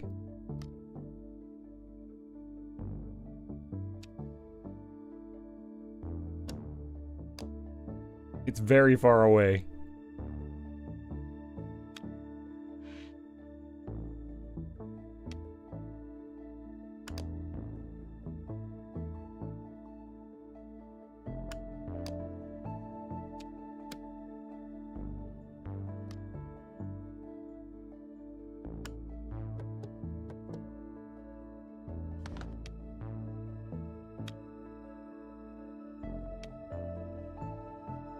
Can you map the keyboard to buttons on the gadget? You absolutely can, Lucian. This creator has not, but my my little Bungo device has the buttons mapped. Hey RJ, sorry, I don't know whether I said that aloud. I did see that you'd just joined. Great to have you with us. Okay, so back to our own. We now have our sound chip and a speaker. So let's make sure that we know what this is called.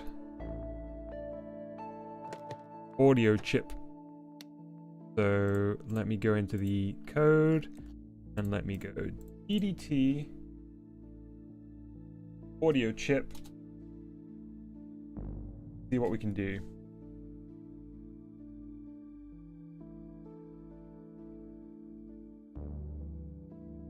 I guess I could just get it to play one of the sound effects from our Bungo machine.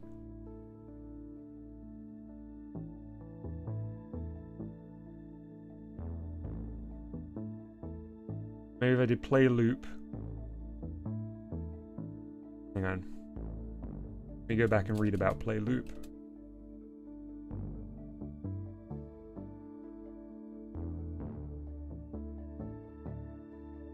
Oops. Sorry. Oop. Immediately plays an audio sample on a specific channel. So you need audio sample and then channel number. So call this on 0. And then up top here, I would need to do dot user audio samples, and then I would need to specify bon.wav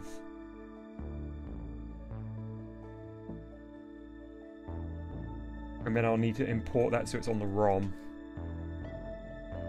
Jupiter says, have you ever considered stickers as merch? I would seriously love a blobbish for my laptop. I have considered it. I love stickers. I haven't found a way to do it sensibly though. Jigsaw puzzles rock, Lucian. Similarly, the case of figuring out a smart way of doing it.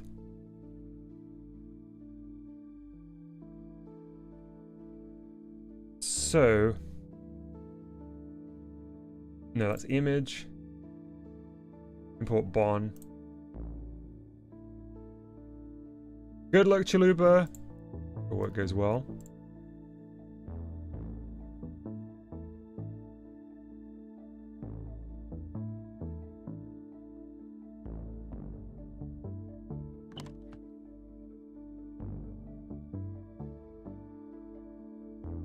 Incomplete statement.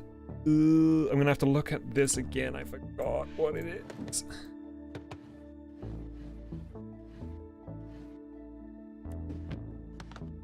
Forgot what we actually have to say at the very top.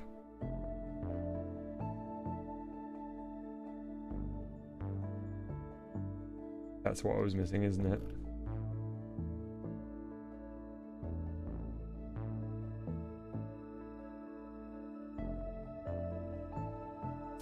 I believe it was.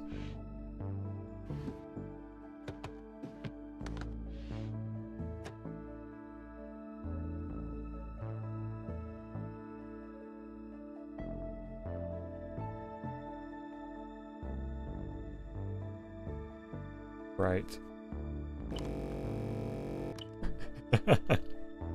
Alright, because it's just play because it just plays non-stop. I need to do that to a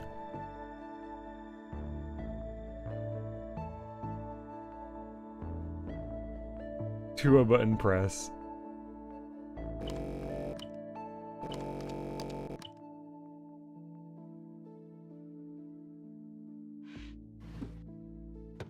Which require me to do what?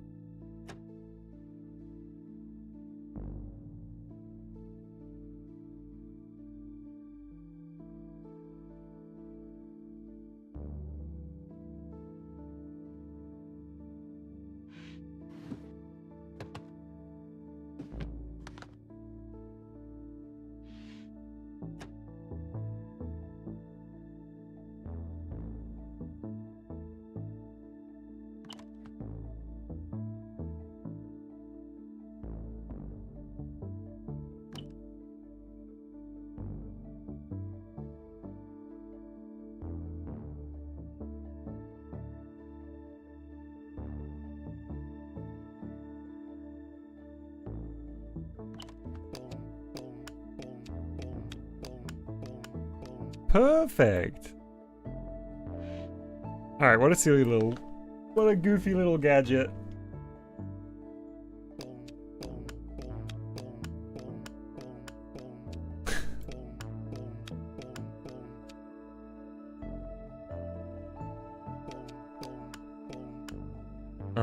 Great. Fantastic. Foxy says, wait! What do I need to wait for?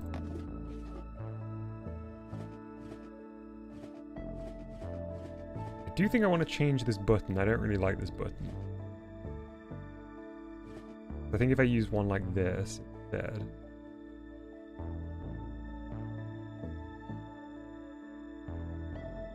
Ooh. Voxy says, why is the condition in brackets in the first if statement? Oh wait.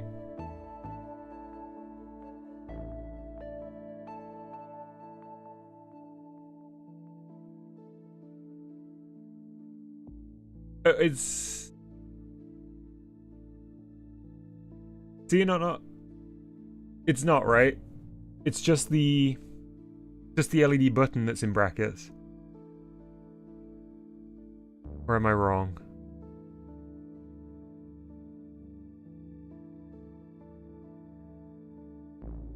Oh, you're talking about this one.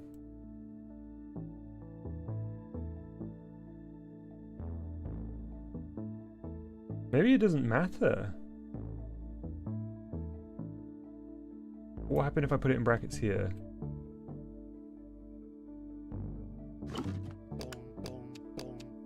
I guess it doesn't matter. I guess I can take this away.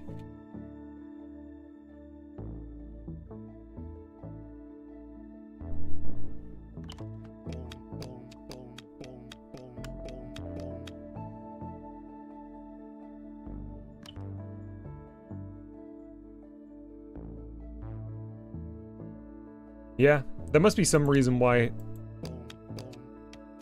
that's preferable.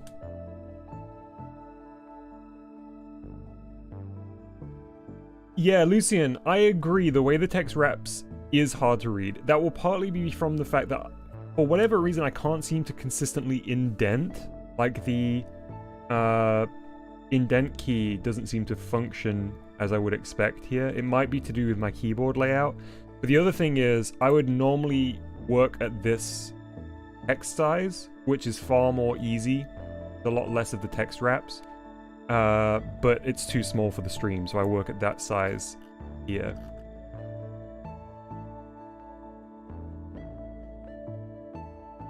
Okay, what is this button called?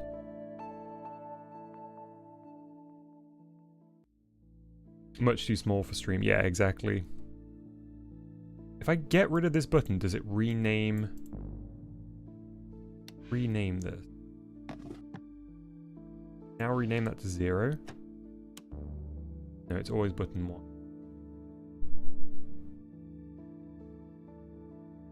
Go in and change this wherever we need to.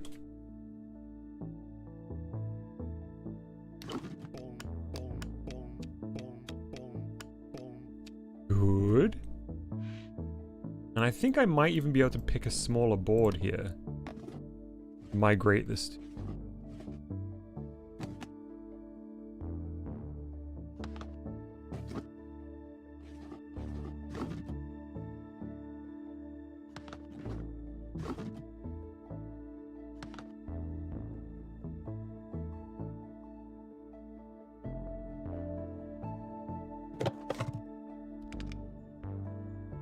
Oh, that's the same size. Duh.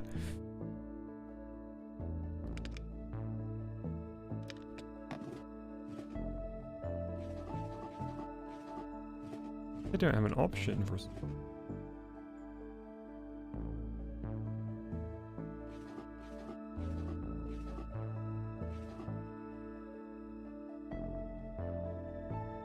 Hey Red, welcome to the stream.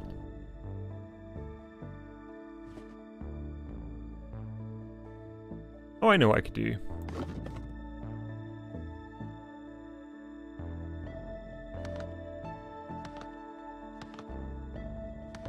Guess I could do this. Make a funky shaped one.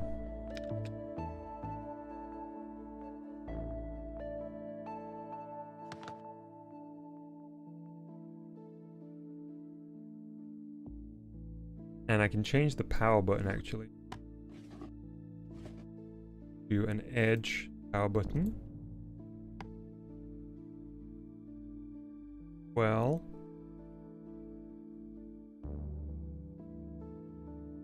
play up here. Button.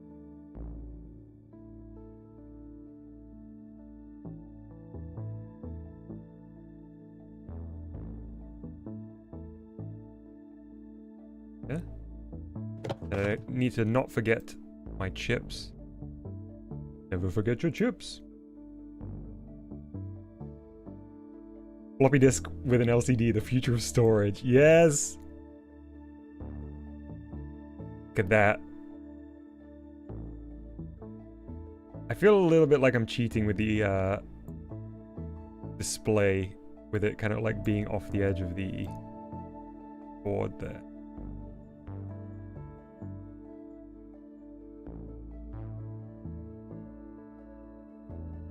There we go. Nice jam-packed back to the board. All that stuff can get out of here.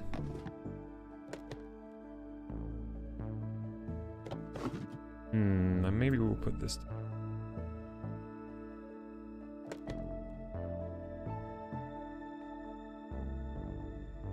Oh, you can move that. Good, good, good. Little bit fiddly. Where do I need to grab? Do I need to grab? Did it? You definitely can do it. I did it. Okay, whatever.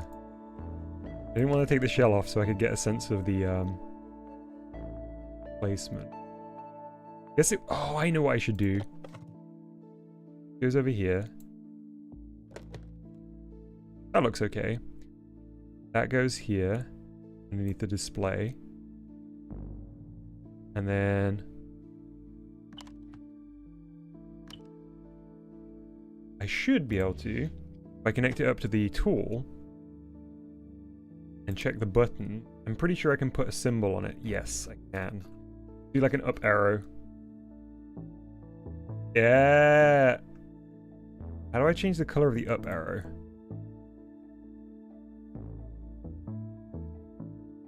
Oh, we'll spray it, won't we?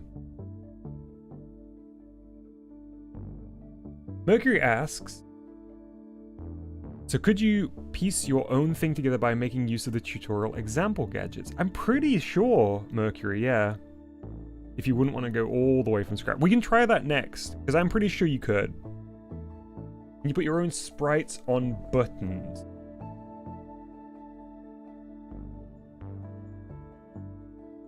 You could put your own sticker on a button, I think.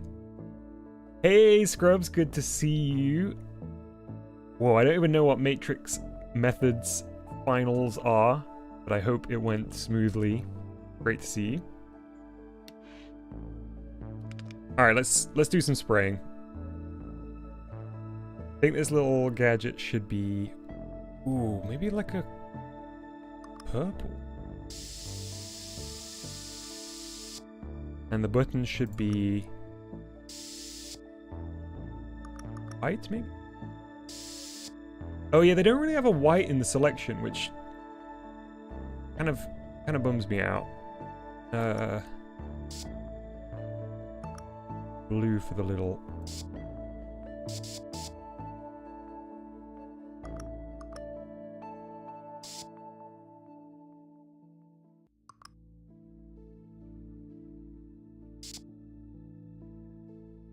Okay. Okay. What a weird little guy.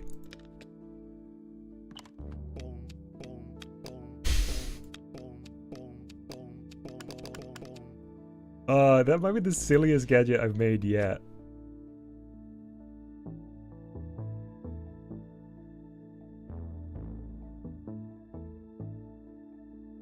I guess on this third, I could call a type. Ooh, ooh, ooh. Jump.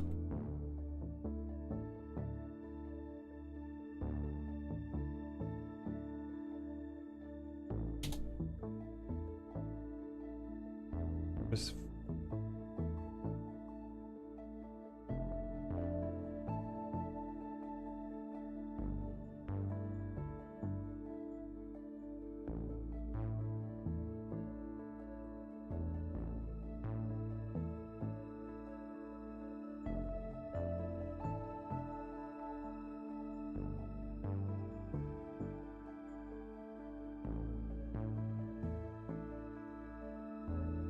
we don't know how the font tool works.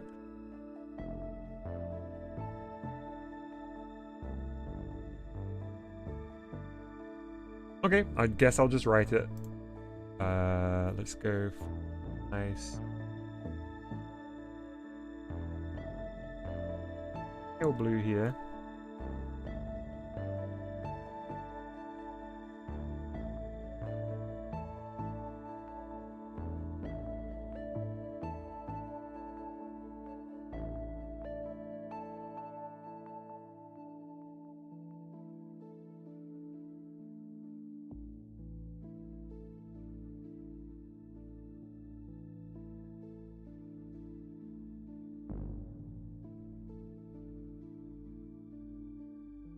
And outline it with white.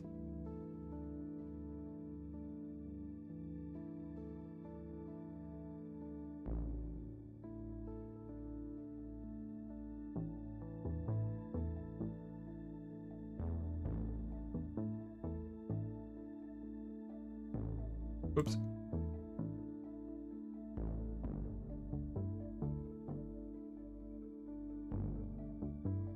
Bear with me 1 second while I finish outlining this, and I'll go back and fix the bit I messed up.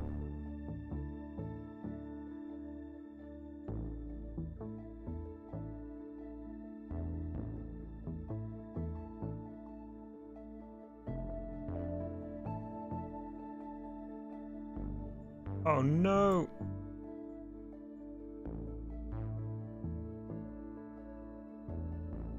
Fix it now. Right. Get lost here. Julimp!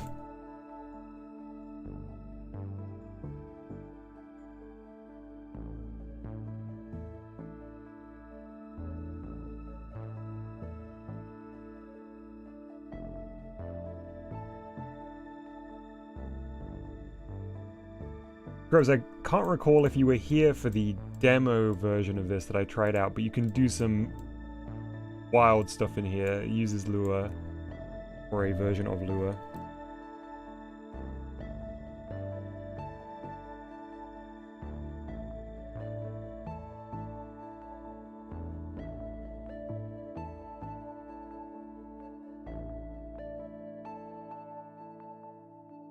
Okay, so now what I'll do is I'll click print and select this one and print it out.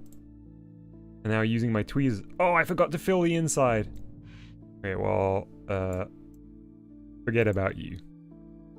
Redraw it.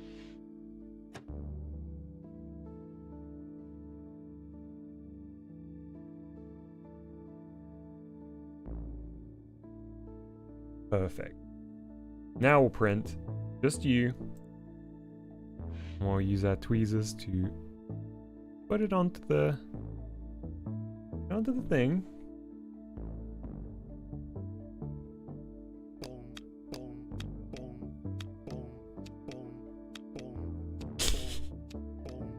Perfect. Oh, you goofy gadget. Call it.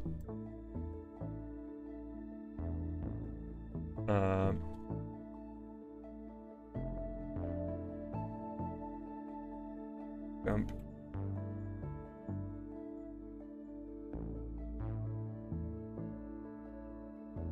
And it's definitely art. Oh, give him a jump rope. I don't think I'll be able to turn it into a jump rope game right now, Lucian, because I don't think I'm knowledgeable enough to make anything actually like know what's happening. Yeah, the music, this is the like background track for retro gadgets.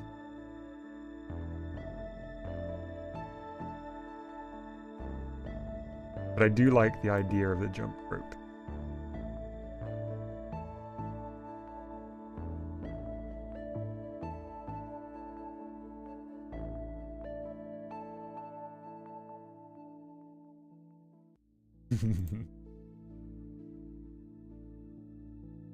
I need to reposition him because he's off the screen a little bit.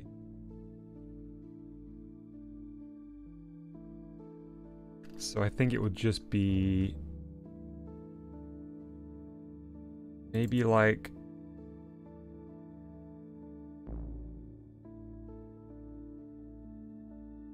back and 8 maybe? There we go. Oh, nailed it! First try!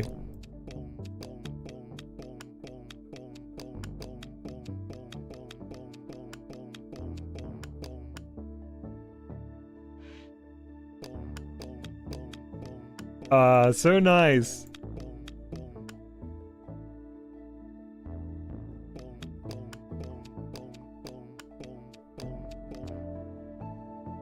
Voxy, have you tried since the early access came out? Oh, is there a demo for the early access version? Because I wonder whether it's any easier to run now.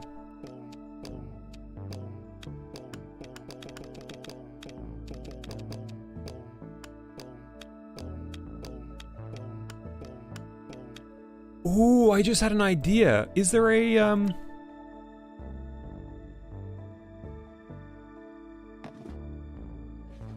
is there a digit like counter?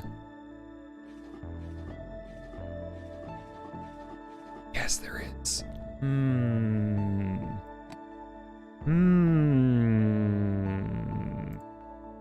Okay, stay there, digit counter. Ooh, okay.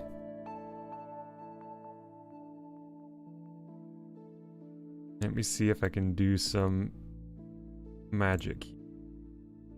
A little tiny space I've created for myself. Ooh. Oh, it's so gross.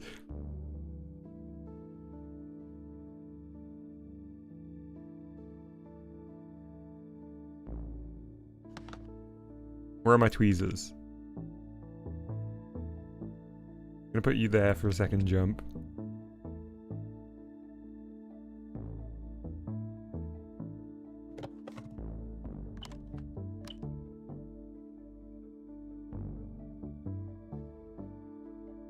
Oh yeah, I can put that anywhere, can't I? I forgot it doesn't need room.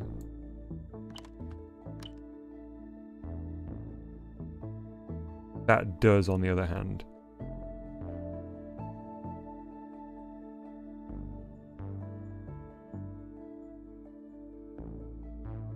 Let's move the button up here. Ah, come on. Let me move it. Ugh. So limited on space right now. Okay, I know what I'm gonna do. It's gonna make a little board here that can hold some gadgets for a sec, or some inputs for a second. Okay, that looks a little less gross. IMO.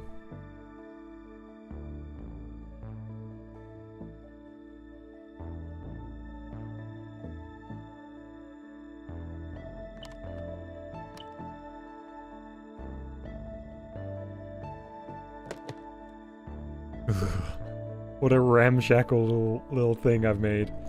Can we find a more suitable power button?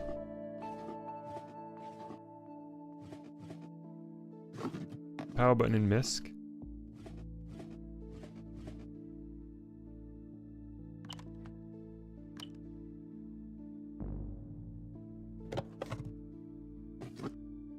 It is, okay.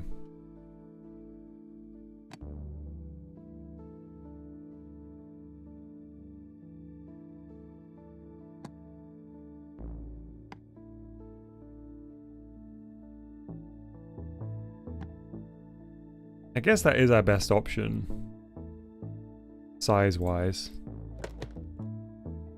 Okay, let's see how this little guy works. What are you called? Segment displays 0.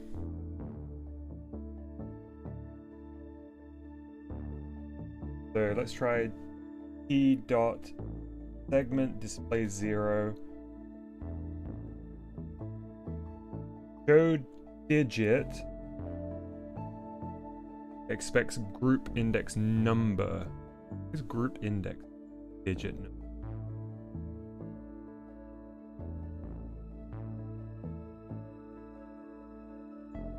I don't know how to get it to increment though.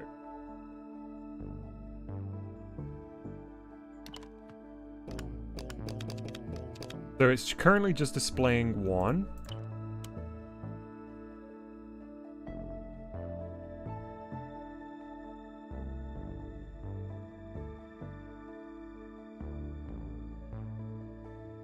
So if we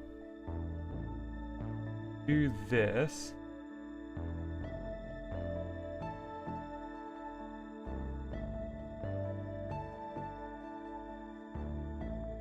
hey, Toto Johnson, stream. UDT.lu down, then that's just going to turn it on, isn't it? Oh, it doesn't even. Oh, we need an end. Of course. And okay, so I think this is just going to turn the display on, yeah, rather than increment it. Oh, I'm also going to move the jump thing before.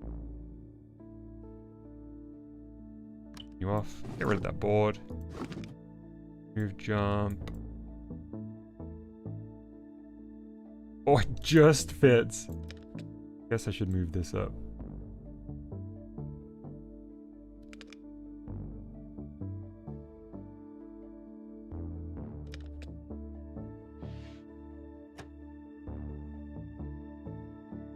Let me see if the documentation says anything about the segments.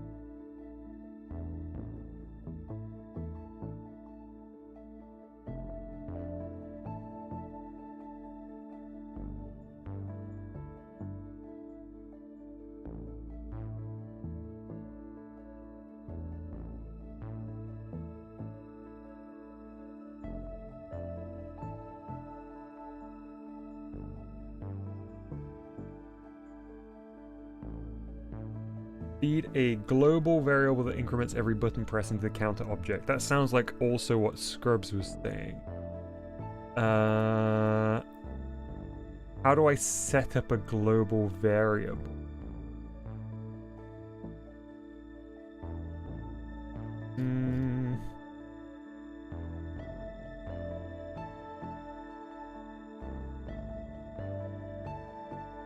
Oh wait, a variable sits up top, doesn't it? I remember that from my Fuse 4 stuff. So like up here, I would say like maybe count equals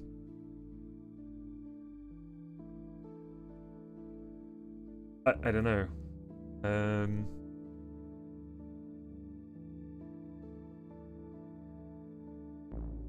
Is there anything in the Lua documentation that would help?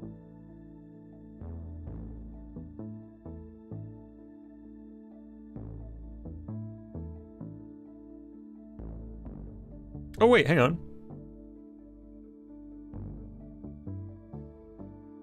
That's it, isn't it?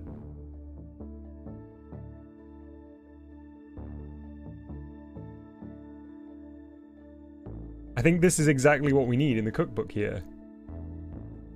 This is a function that helps write numbers in 7-segment displays. It works both on single-digit displays and in multiple-digit displays. Initialize reference table for addressing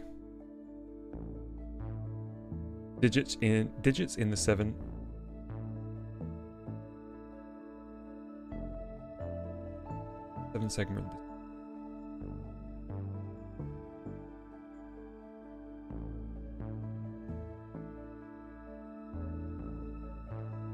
Get a number on the 7-segment display.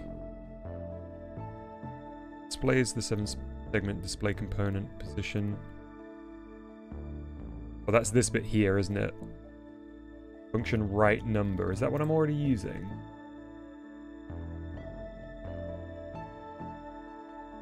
No. Why don't you use the word jump as a stencil to save space?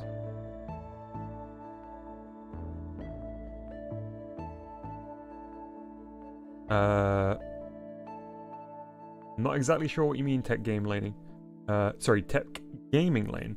I know that you can like spray over it with the air gun, the airbrush.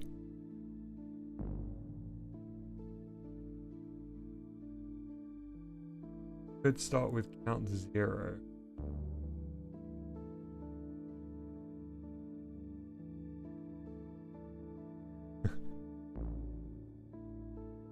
Okay.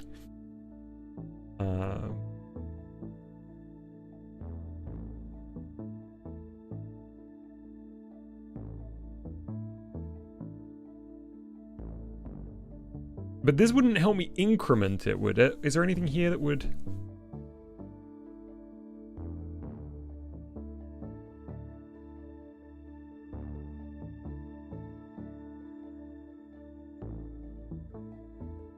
I think this is going to be really tricky for a baby programmer like me.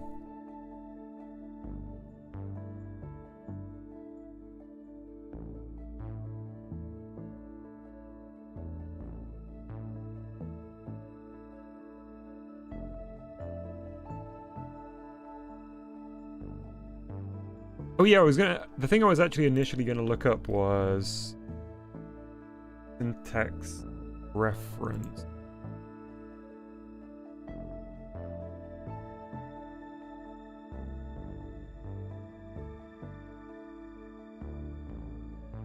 Variables are places that store values. There are 3 kinds of variable in Lua: global variables, local variables, and table fields.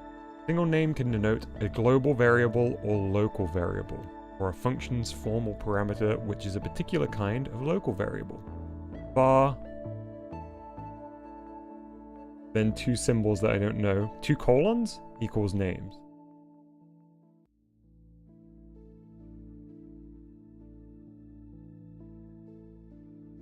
Then when you press the button, add code that changes the variable value.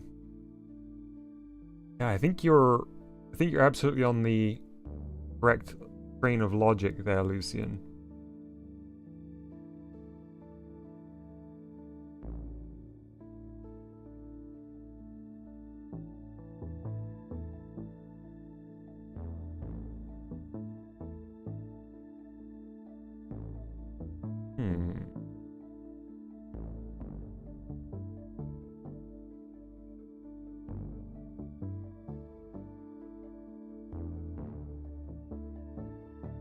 Does the retro gadget stuff... Oh no, I already looked at variable, didn't I? I just search var.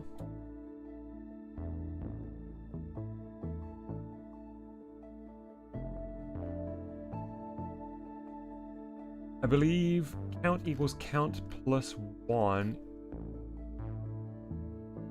increments the count by 1.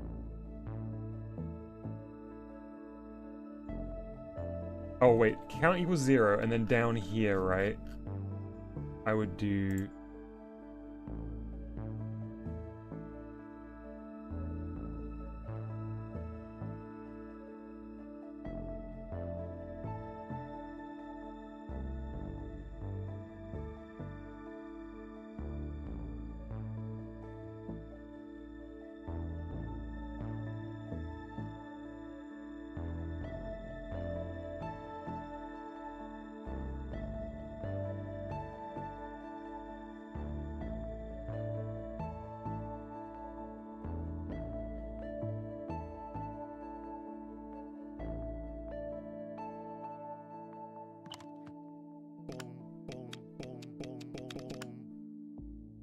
that didn't give me any errors.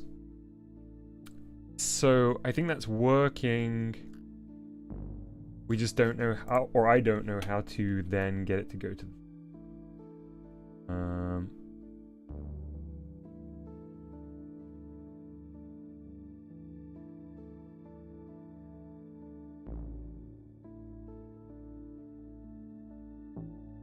The increment where the bond sound effect.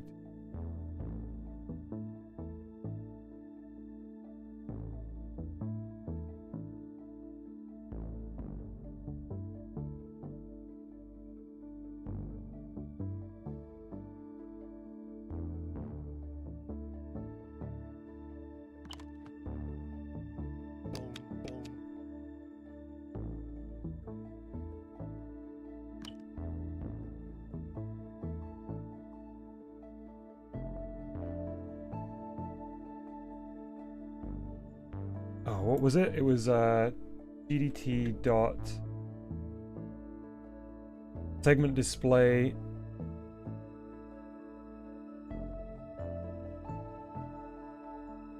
a line break after sound effect. I guess it would be better. I don't think it's required. Go digit. Oh, hang on, what was that? It is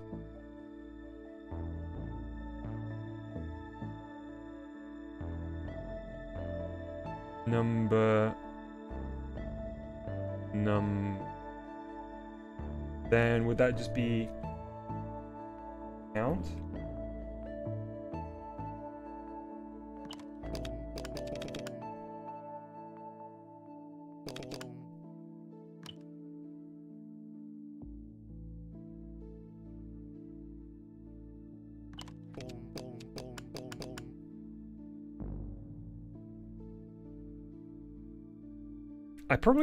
I just realized I probably don't need this as a separate if, do I?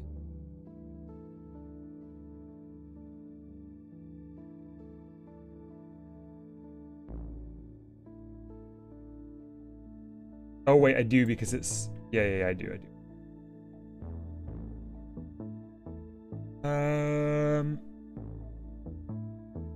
Yeah, Scrubs, I'm not sure either. Not a huge amount of info on it.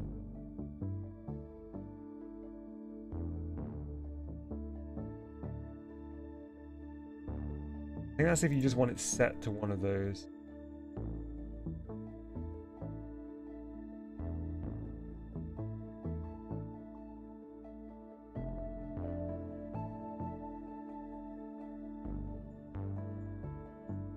Ah, I don't think it needs to be in an if at all. Huh.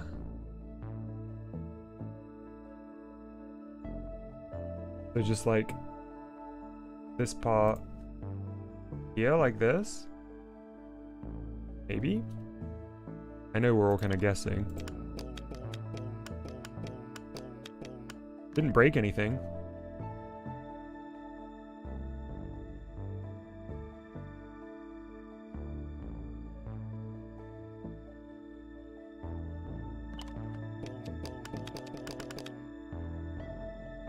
Also, can I spray that? I know this is like unrelated to the code, but I'm just interested to... Yes, perfect. Okay, good. Much better.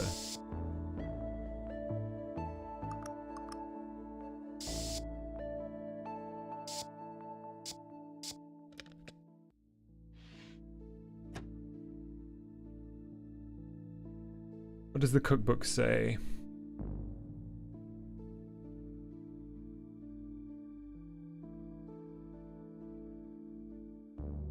Try and make this as big as possible on screen, 'cause it's not super easy to...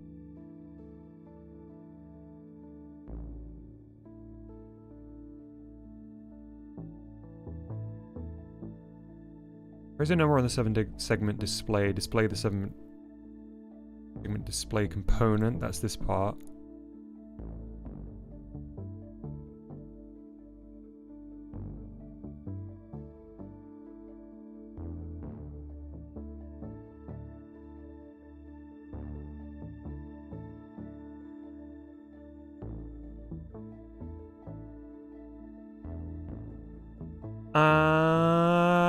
Okay, we need this.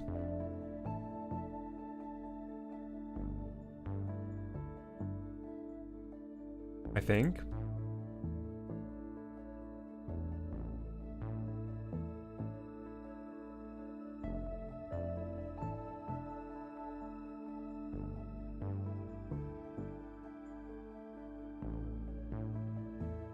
Right number display.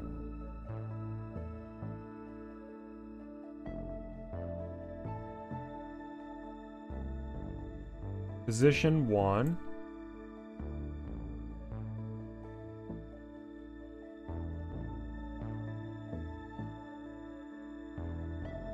Num at 55 0 0 0 0. Wait, am I completely off track, Scrubs?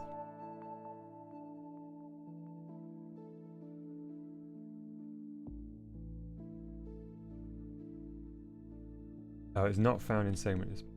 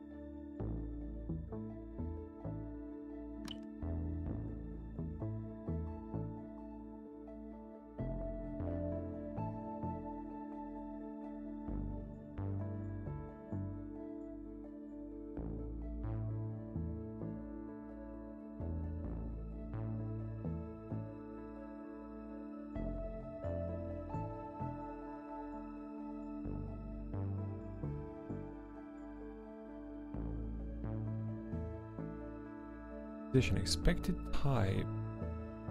Got 1. 1 for single digit display.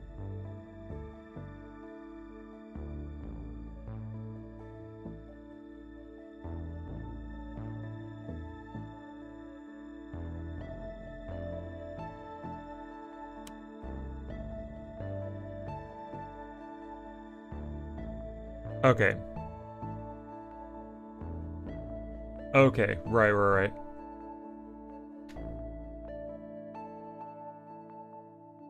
Okay, thanks Lucian and Scrubs. Doesn't really help because we are defining a function.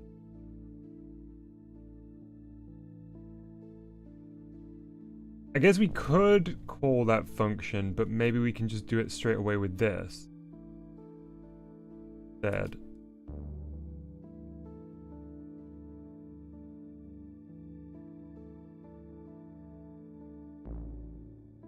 Table that maps the lit unlit state of all LEDs in the display. Boolean. Show digit.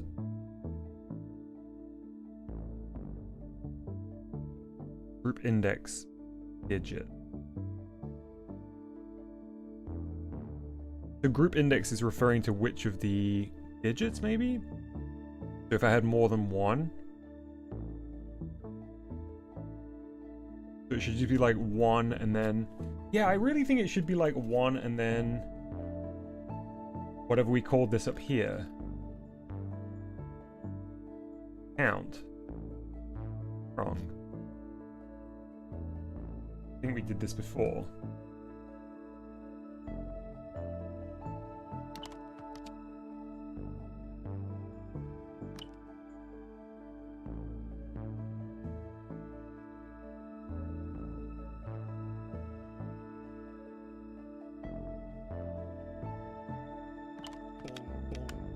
Okay, it is just that.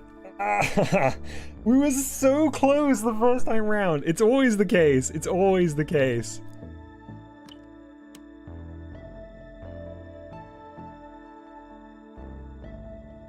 Okay, so nice work, folks.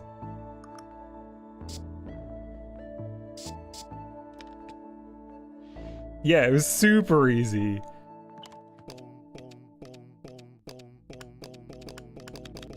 Okay, it breaks at 9, so I guess I should use it.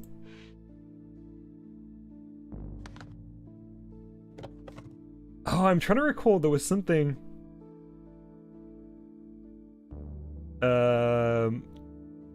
There was something that Dave mentioned either in like the first or the second fuse thing, which is like, go up to this number, but no further than it, I guess. Either way, is there a 2-digit that will fit?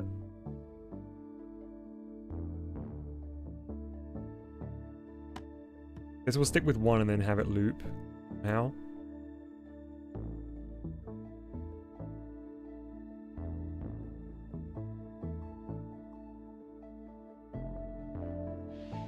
Need a bigger gadget. I kind of am enjoying using this ridiculously small gadget.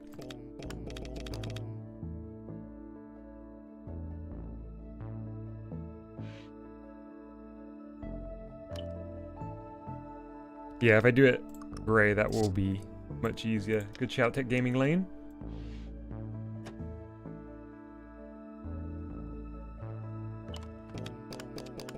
Ah, yeah, much clearer.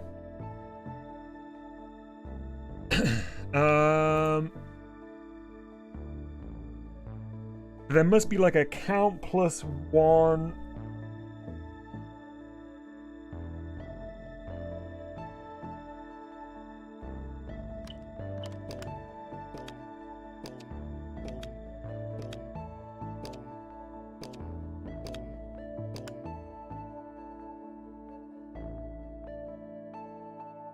It's like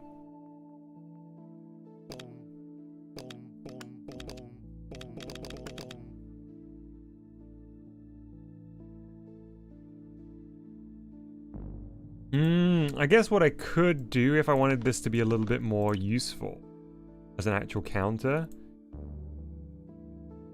if I put this here and then alongside it I put a strip of LEDs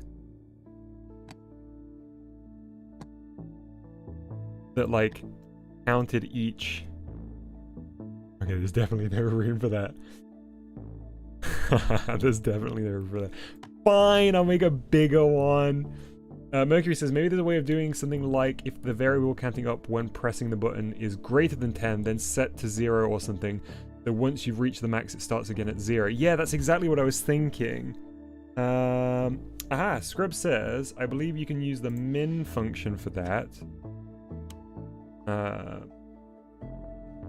Show digit count. Show min count 9.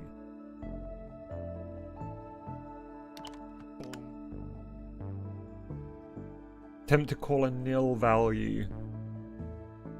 Show digit bracket value. Is it saying that this is a nil value?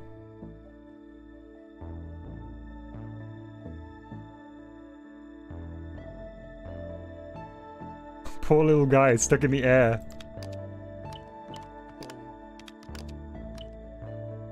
So it breaks when we attempt to count up here. Running fine until it gets to that section where it tries to increment the segment display. Math.min. Aha. Ow.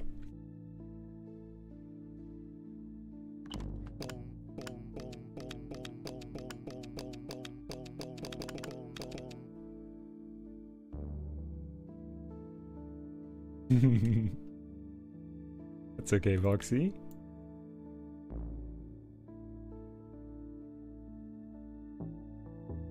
Math.min works, but doesn't then let us.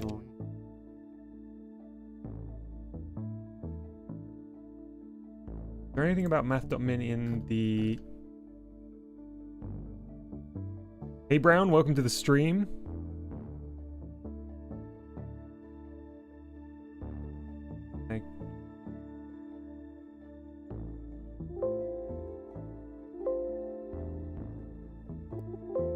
Yeah, that's not covered here.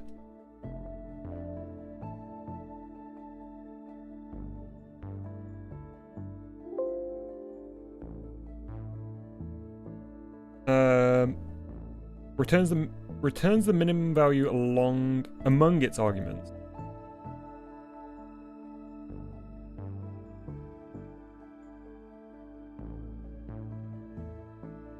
Returns the minimum.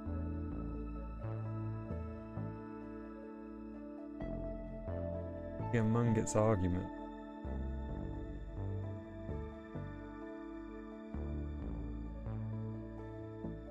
You wanted to wrap back to 0 instead. Yeah, exactly, Scrubs. That's my thinking.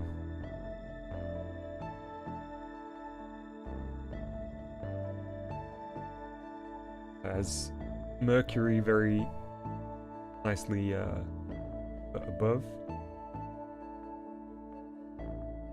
So I'm pressing the button more than 10. Then set to 0 or something. So it resets. Yeah.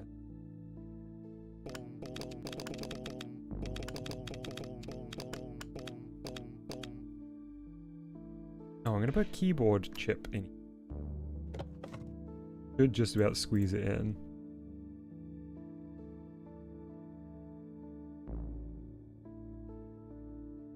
Because of where it's positioned, I can't flip it. I don't think this is gonna... I think the keyboard chip is really small, though. Yeah, it's very small. Oh, there totally is room. Oh, come on. Okay, I need to play some Tetris here for a second.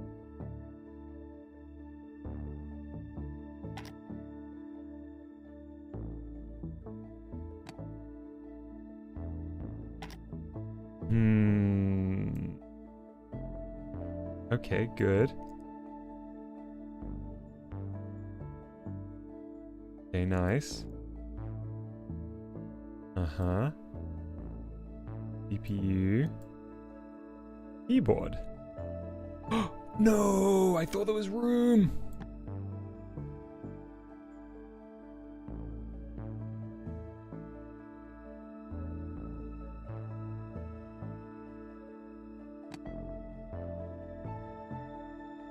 Curses! Oh wait, surely.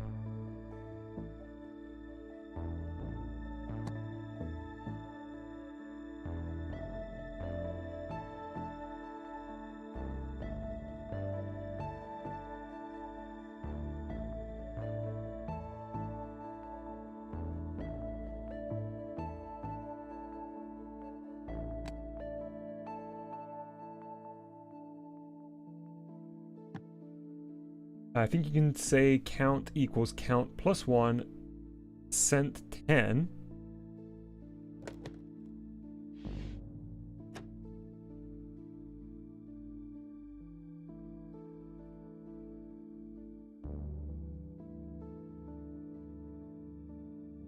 Here is it.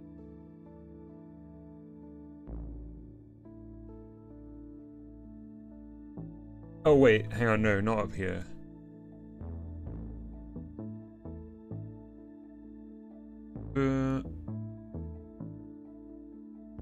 What's happening with the roll? Oh, weird.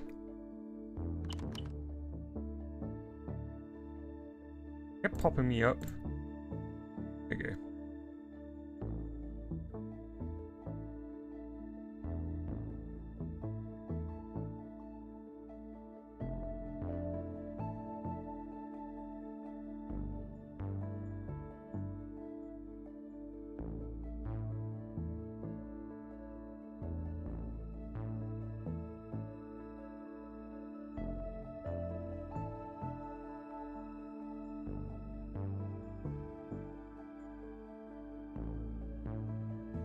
Count equals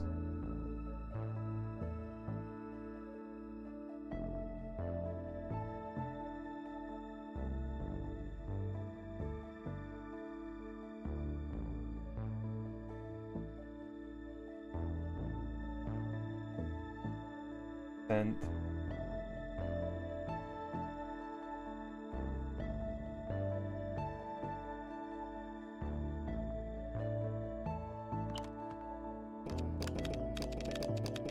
Oh, Scrubs, you genius! It worked!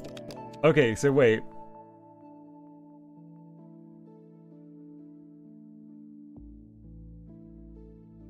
So that's all just about the audio chip stuff. Count equals. So we've defined count up here as 0. The count equals 0 plus 1.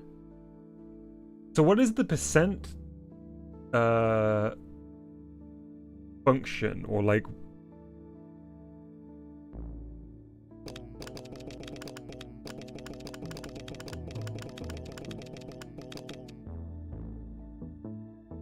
what is percent actually used for? This worked perfectly for percent 10 must mean yeah, I don't know.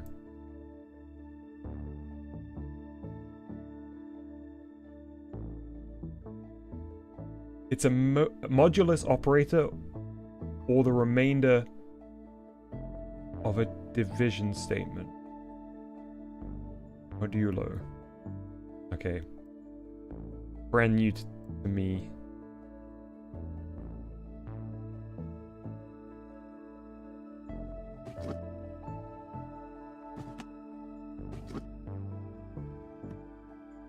Is there a oh yes, I did it. Is there a non-programming example you could use to explain it? Maybe that there isn't, but if there is, love to hear.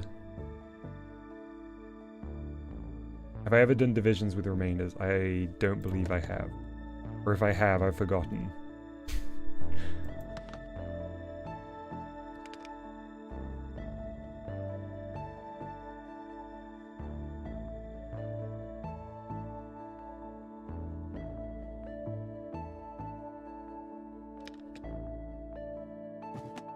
I don't know. I'm definitely familiar with the term long division.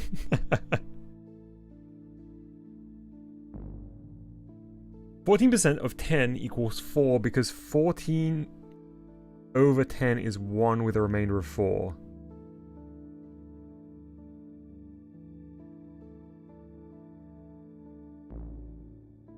Is that 12 divided by 10 equals 1 remainder 2?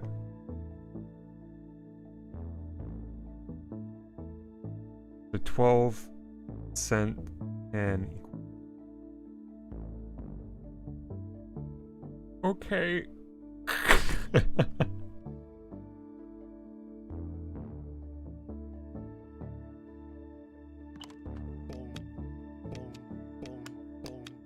Basically, a division with a remainder will always give you a whole number plus a remainder.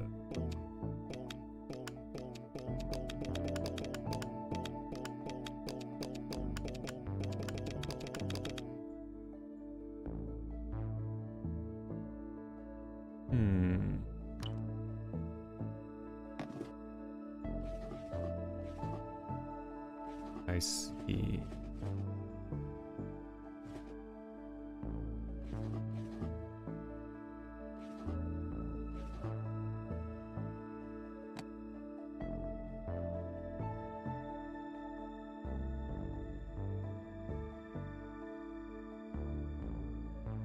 I love how clicky this game is too, Mercury. The sound effects are so good. For example, dividing 9 by 2 would give you 4 with a remainder of 1 instead of 4.5. Okay. Right. Sure. Okay. That makes a bit more sense.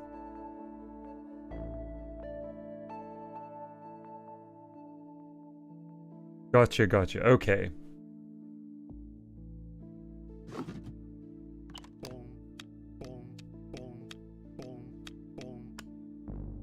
No, Scrubs, do not apologize.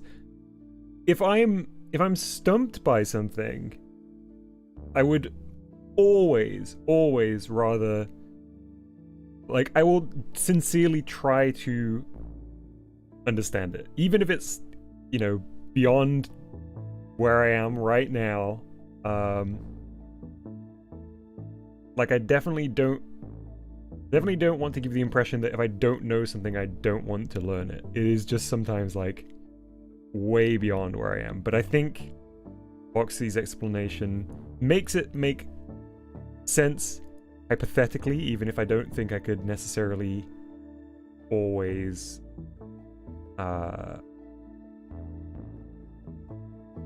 put it into practice.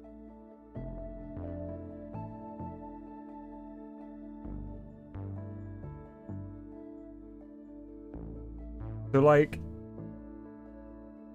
5 divided by 2 would give you 2 remainder 1.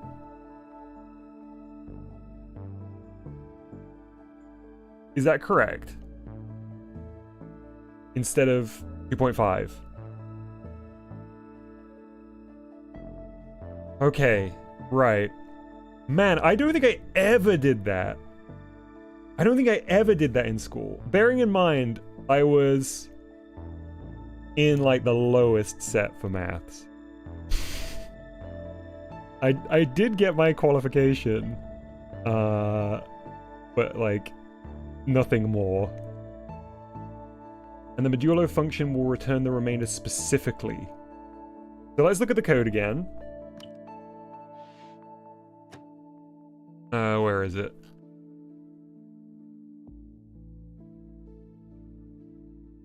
So this is the modulo function. So 5 modulo 2 means divide 5 by 2 and give me the remainder. So divide count plus 1.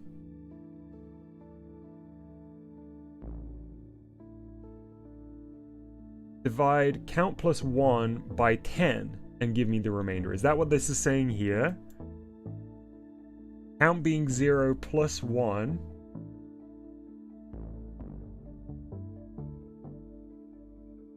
Okay. Alright, Scrubs. It's not just me.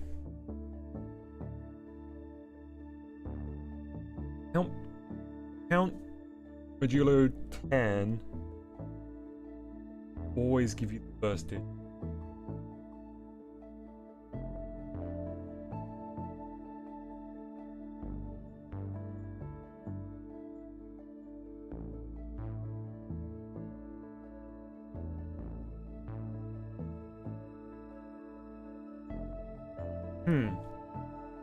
No, I can't quite wrap my head around this currently. But I'm glad I know what a modulo is, and a remainder is now.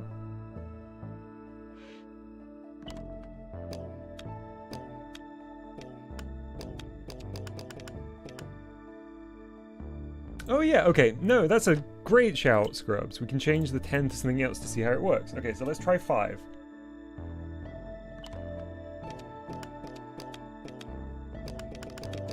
Okay, that's super clear to me. Like, that is... You count up to 4, and then when it should be the 5, like, send us back down. But I still don't exactly understand it in the code. So this should... I guess this will take us to 9, and then maybe 2 clicks off 9 will take me back to the original. Yeah, okay. It worked exactly. If you imagine 13 modulo 10, return the remainder 3, because you can only cleanly divide 10 by 10 without ending up with decimal. So the 3 gets ignored, and that becomes the remainder. Okay.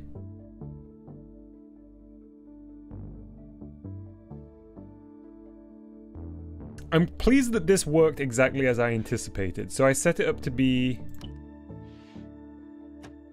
11, which means I press it twice on 9. 9's the highest digit it can show. And 11. Yes.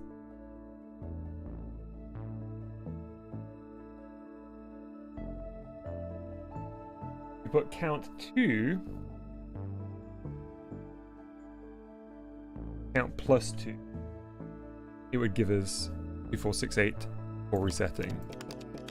That makes sense. That makes total sense. Yeah, that's the count side. I'm good on.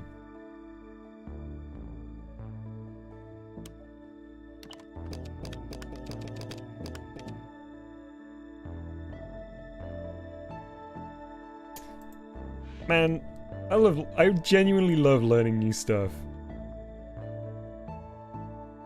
No, Voxy, everybody has done such a great job. I had absolutely no understanding of any of those terms, and I feel like I got a bit of a, I definitely got a bit of it down. Can we make our little guy a bit nicer? I think I've earned a little bit of drawing.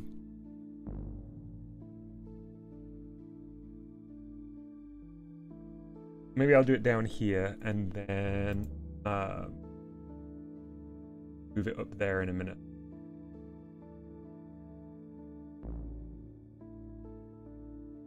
Hey Whooper, this game is not really about anything specifically other than it's a sandbox game where you can build your own retro gadgets, both hardware and software. So we've built our little janky toy here, like Happy Meal toy, and we've coded it so it functions.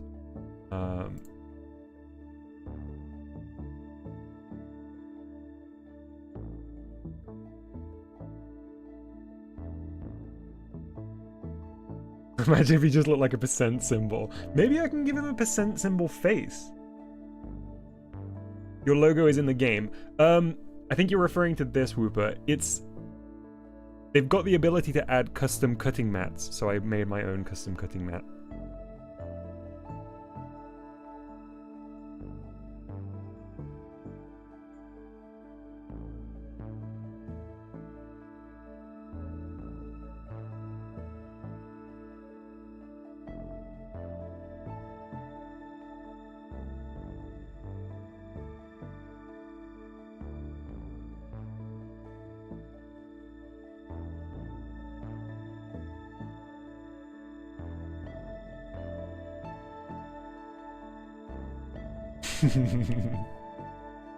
Oh, I like this guy.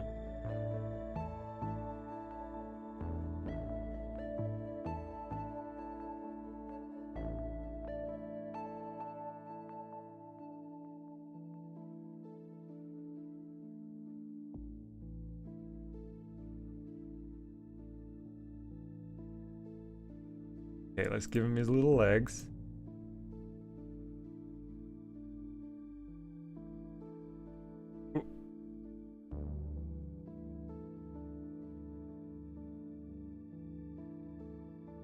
Yeah, he does have like a little tilted head now because of his face. Can I add? I don't think I can add eyes without it looking. Pupils. Okay, that kind of works. That kind of works.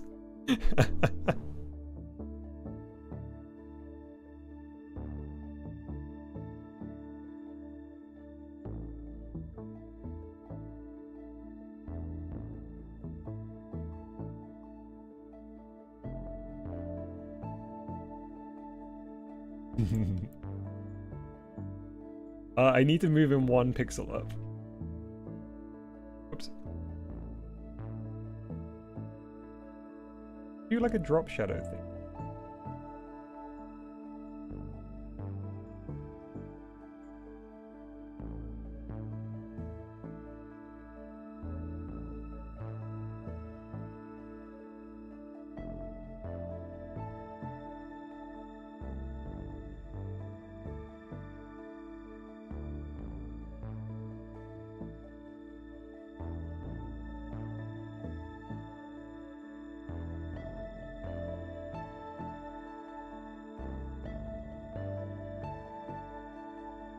That's weird because it makes it look like he's lit from below.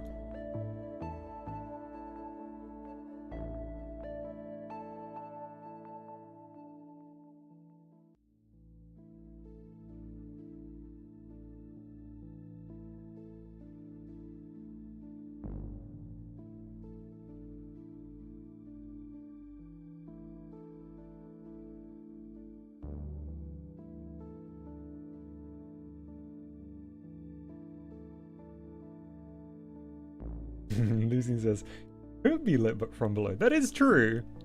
That is true. Could be lit from below.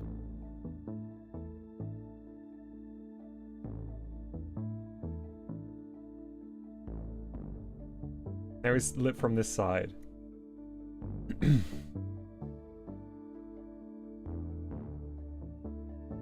Okay, so let's move him up. Let's give him the jump rope. Weep. So let's go blue again. I think that works very nicely.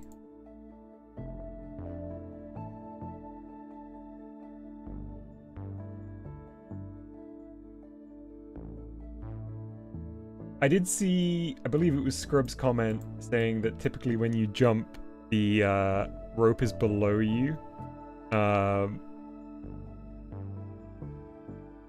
You are exactly 100% right, but seeing as we only have two frames here, I think this is how it's going to have to be. Copy this. Yeah.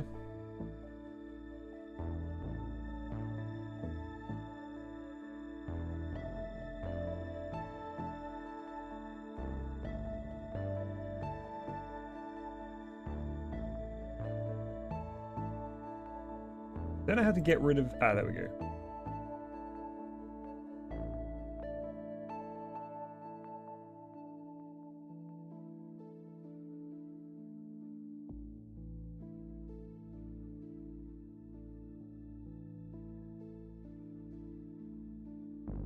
There's gotta be a better way than doing it like this, but I haven't figured it out yet.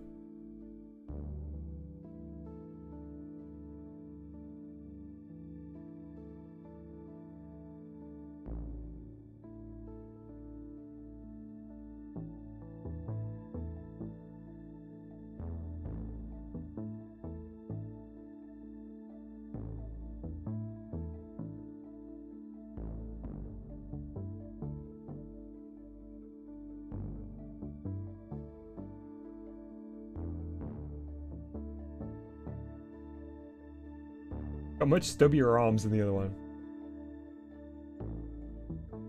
I think it would make more sense if the rope was in the air when he's on the ground and vice versa. It doesn't really matter though. But the like idle thing is is showing this sprite where he's on the ground, and I think it would look weird if he's holding it up all the time. Might just be me though.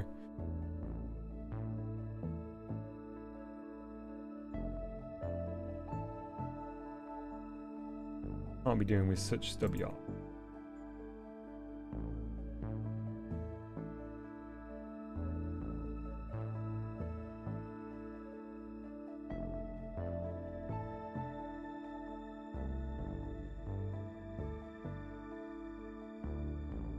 Yeah, gravity defying rope. It's okay. He just has an unusual jump rope form, skipping rope form.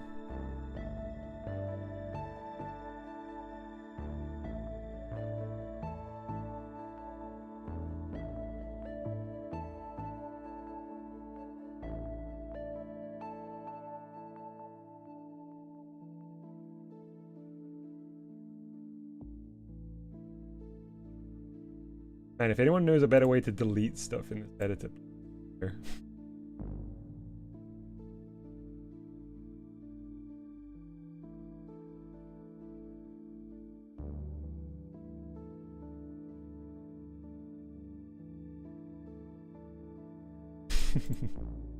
let's give him a little face. Hey Arch, welcome to the stream, and thank you very much for 16 months as VideoDojo Plus channel member.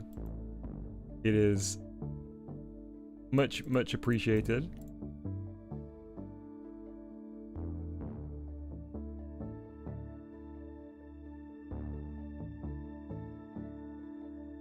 Let's move the pupils up and jumping. Good, okay. So I actually think instead of changing the code, we'll just delete the old sprite. Fire stick man, you served as well.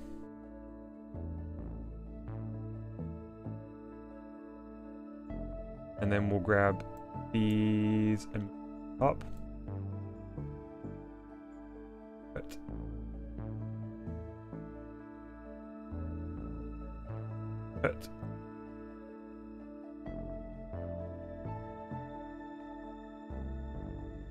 okay. Let's have a look.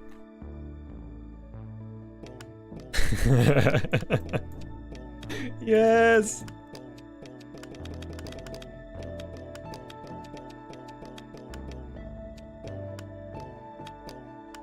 Oh, what a cool dude.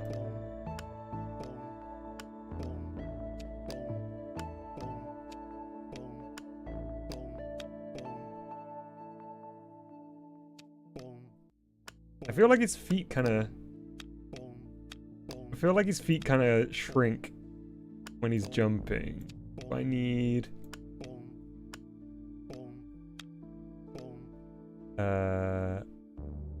another pixel like below. Oh, also I added the keyboard function, but I didn't map it. Mappy? Hang on.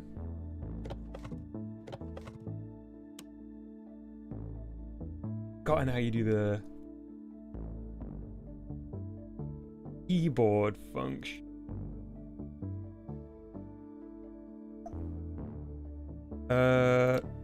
Inside here? I don't think it's in the code, is it? Oh, it must be. Yeah, hang on, wait. EDT dot keyboard chip get button? Wait, what's get button looking for?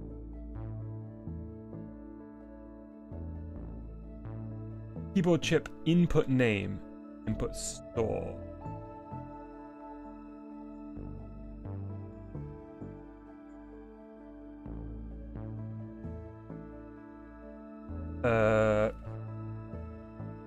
Well, how do I know what the name of it is? Okay, maybe this is something in the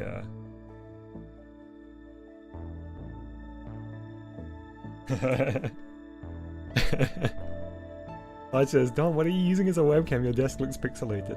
Also, Mercury said, I love how the display is doing those little lines. Yes, the like simulated scanline effect is really nice. I can't.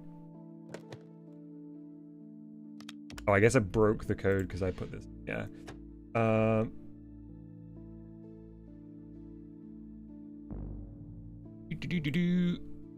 Okay, keyboard chip dot space. Very good, very good. So off.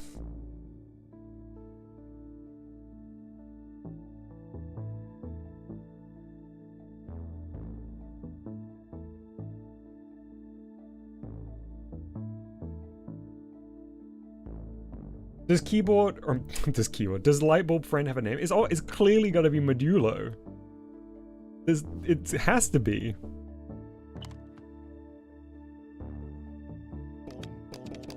Okay, that's not working currently. Did I misinterpret the thing here?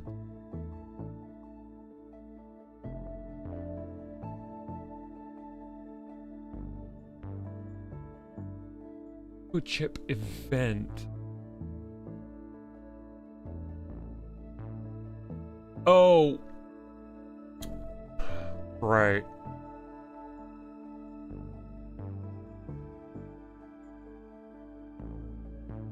But source.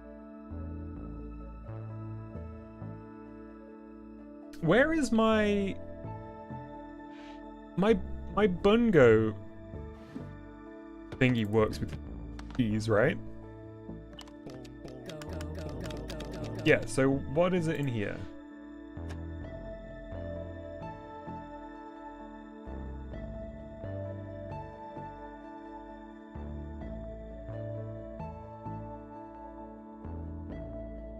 Not in the code.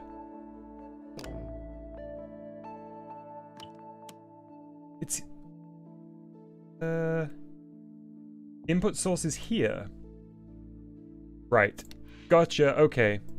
Alright. Understood. Come back out.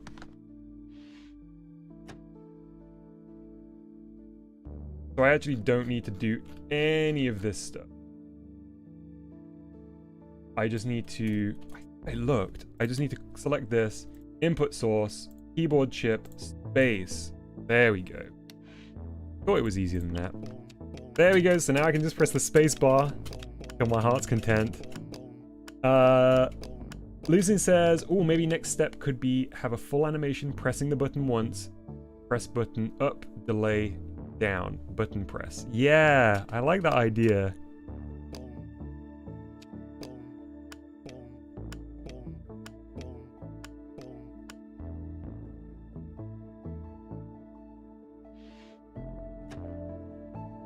I know what the sprite needs.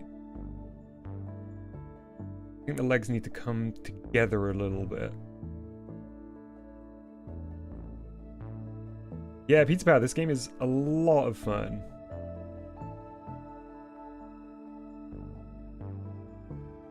Yes, yes, yes, yes, yes. Like that.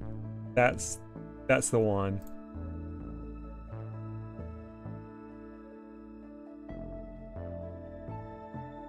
Yes, I've made skipping rope simulator. What of it, someone? Yes!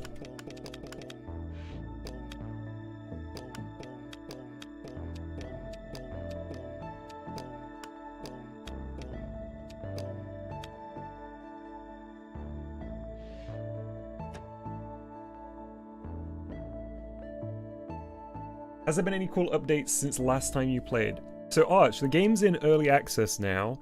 They have changed and added quite a lot of stuff. So they, as you alluded to in your previous message, they did add support for custom cutting mats, which I implemented.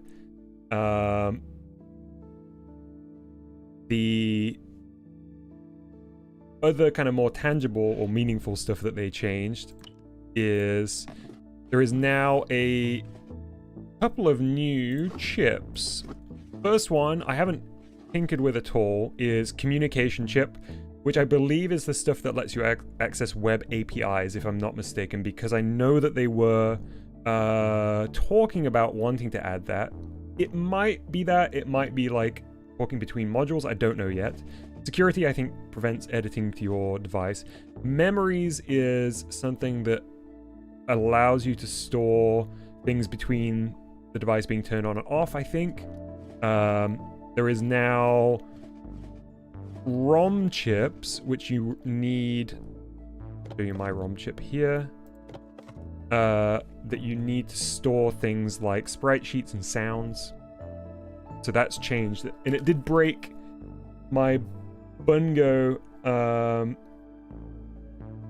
Broke my Bungo device, but then we fixed it earlier by adding a ROM and then calling the sound effects from that ROM. You have to try the webcam sometimes as Arch. Yeah, I think it's super cool that they have a webcam in here. Wow! Whooper Gamer sent a $12 Man. super chat. I'm broke, but I love your channel, so no I. Whooper, thank you very, very much for the $12 super chat. I'm really, really grateful and thankful for your very, very generous super chat. It's incredibly cool gamer of you. Please never feel any need or any expectation to send super chats, especially if you're broke. But I am immensely grateful nonetheless. Wow! Hey Chalupa, do you want to see the update while you're eating?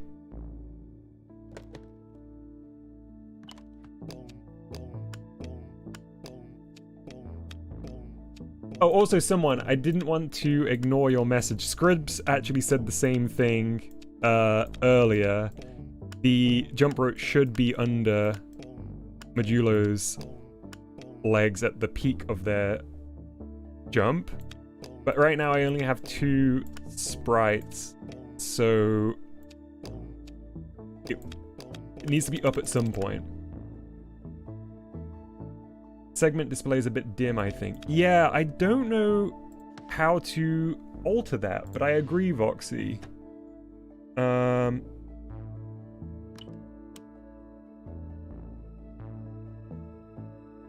There only seems to be a way to change the color, not the brightness of it.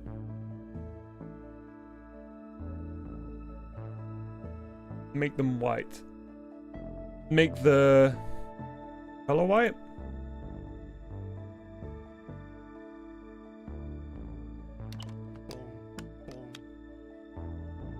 Oh, it's each and every segment. Right, okay. Sure. Can I copy that hex?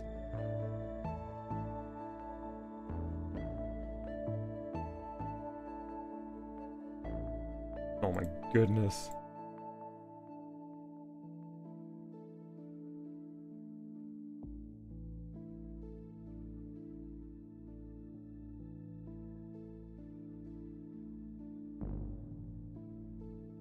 I like how you'd be able to emulate like a broken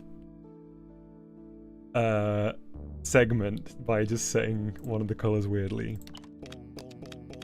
That's quite nice. And I think I would now be able to spray this purple so it kind of blends in with the rest of the device.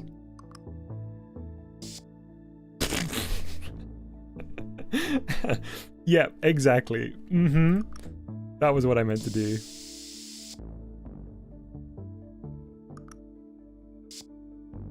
There we go.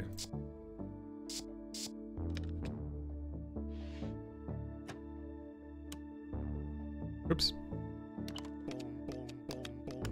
Yeah, okay. All right.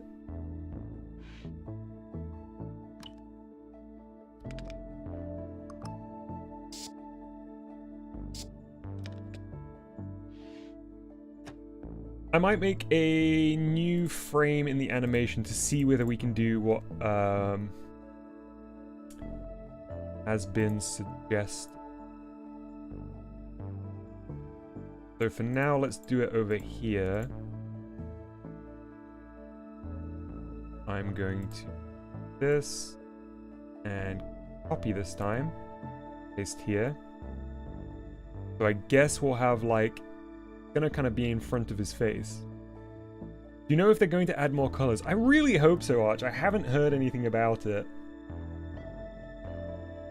The jump text is a little hard to read. Yeah, I think I'm gonna redesign this module shortly because everything's so scrunched. I love it being like a tiny, tiny little unit, but maybe it needs just a little bit of a rejig here. His name is Modulo, and his occupation is jumping.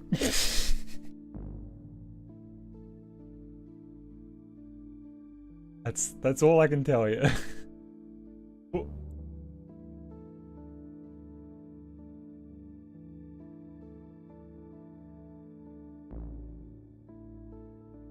Man, thanks again, Whooper Gamer. That was a very, very, very kind super chat. Let me deselect game. Oh, okay, it's right click.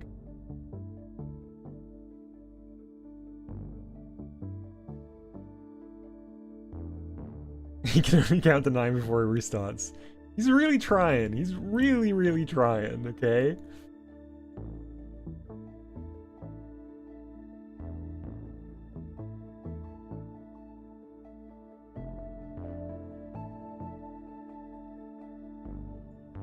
Inky says, how does this game work and can I play it? So it's a sandbox game that is now available on Steam, and you design hardware and software for a little retro gadget.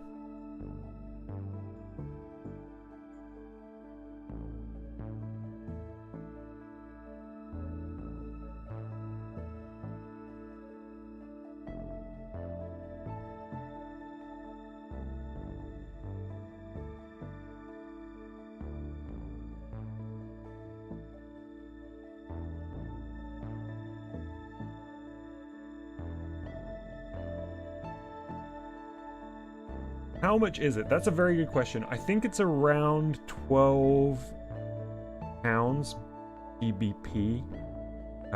Probably, I guess it's probably like $14. Let me double check. Probably look on my phone.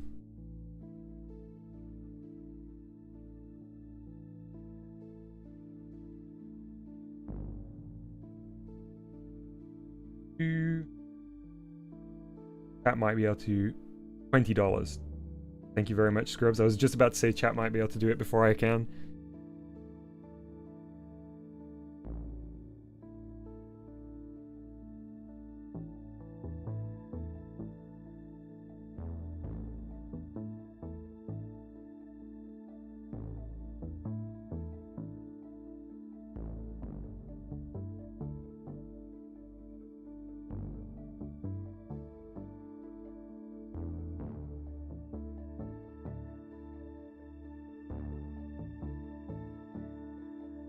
£16 in the UK. There we go.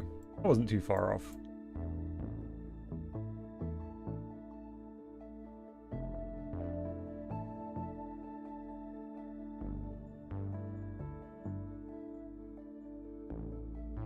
Oh.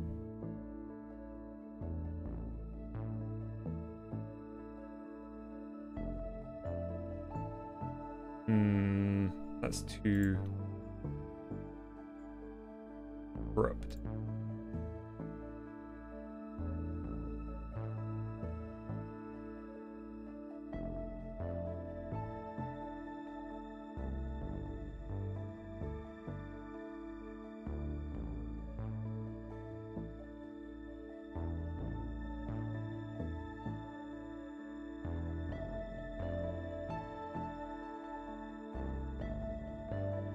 Rubs with this tool would be powerful. You know it.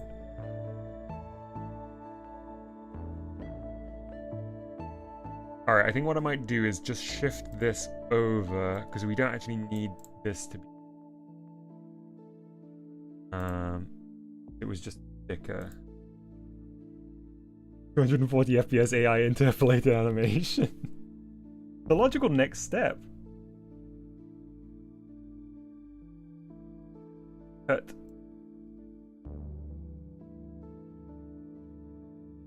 Cut.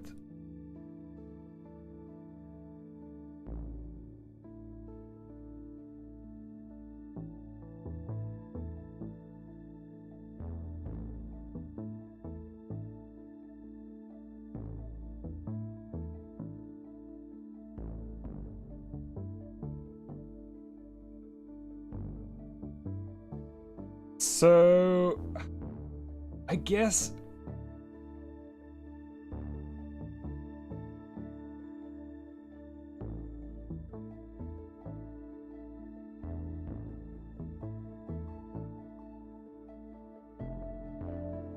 Okay, wait, I'm gonna have to like I'm gonna have to fake skip a second.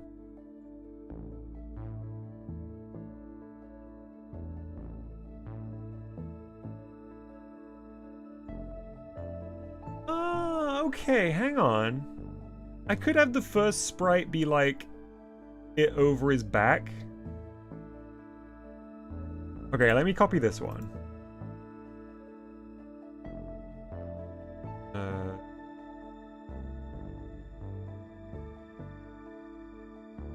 Oops, didn't mean to cut it. Copy.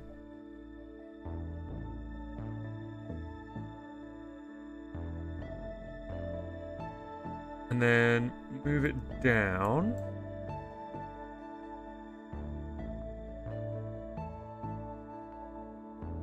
And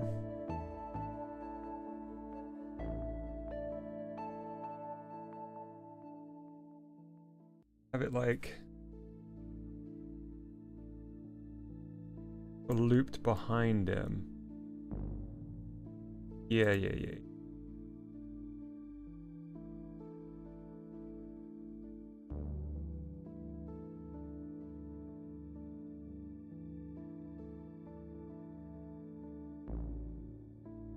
Secret A sprite stream.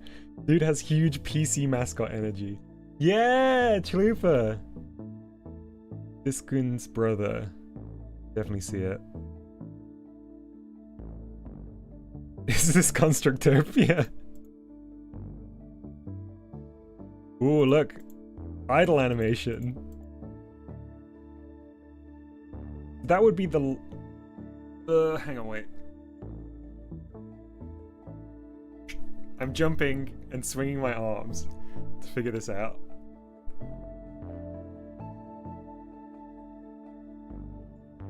Oh, Diskin is the mascot for the Famicom Disk System, Lucian. Like an actual... Now, let me see if I can find a picture.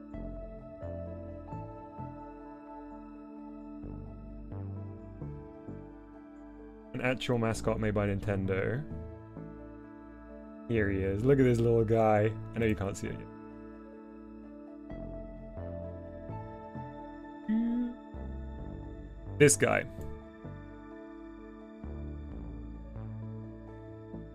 And I can definitely see it.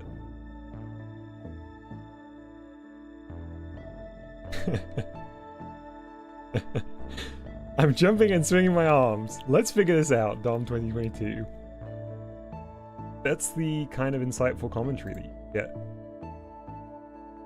here on VideoDojo. This is when he's mad. This is when he's not successfully jump roping.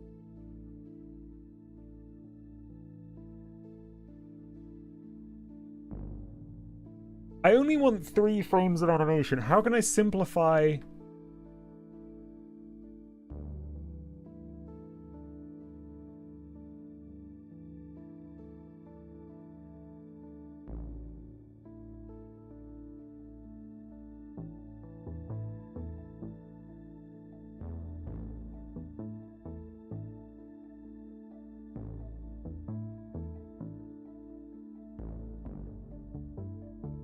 I guess I just need to bring this down under him.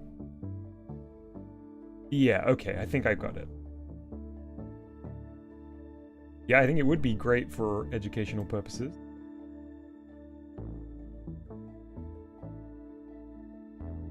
Absolutely. Good edutainment with the Lua stuff.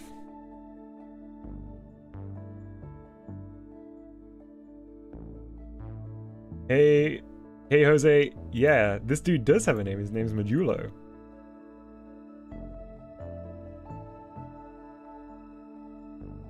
I unironically do love edutainment. It broke so big.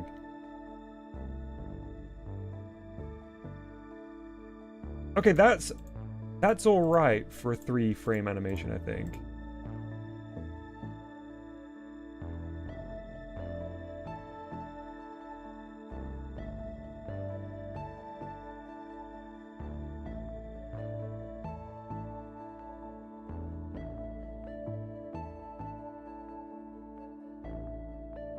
Rope feels a little bit too big.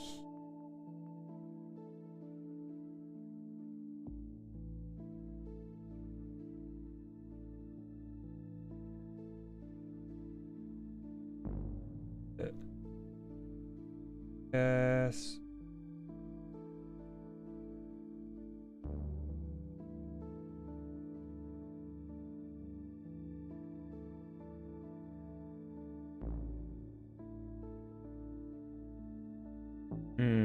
Bad shape.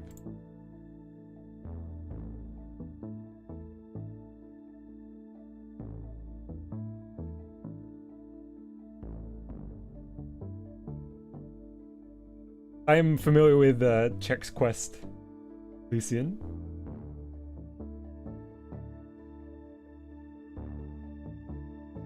I don't know whether it actually was a thing here. I've just come across it since.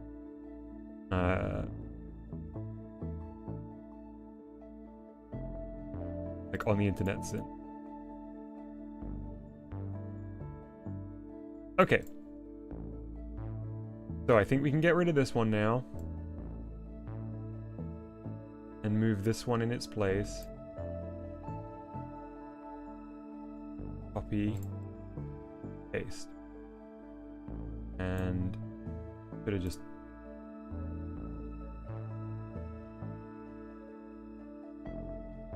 And I've got my order wrong. Right, this one needs to go second. Okay. Cut. Paste it there. Cut. There. And whoop. Cut. There. Have I played Car Mechanic Simulator? I have not. I'll be honest, I've not played many of the simulator games, really. Okay, we may, or I may have just made a huge task for myself here, though. Because I have no idea how I'm actually going to achieve this.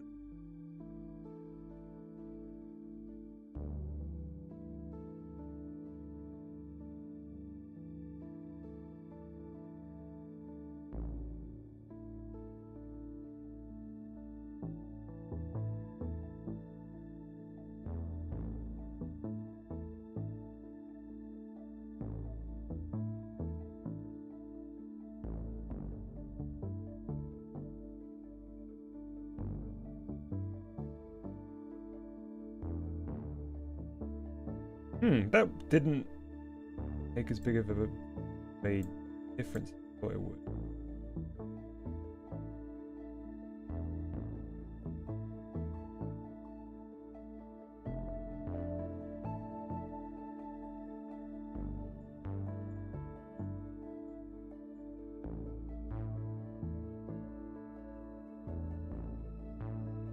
Okay. So...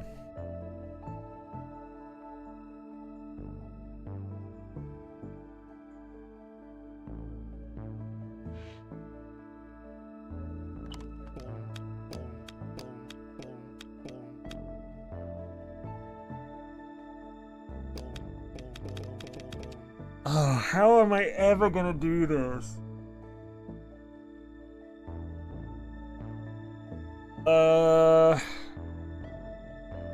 Hey, mustard. Okay, right. I need sprite 1 as it is to display. Draw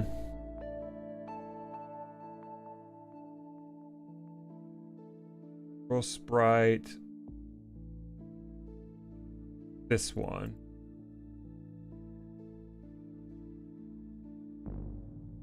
And then do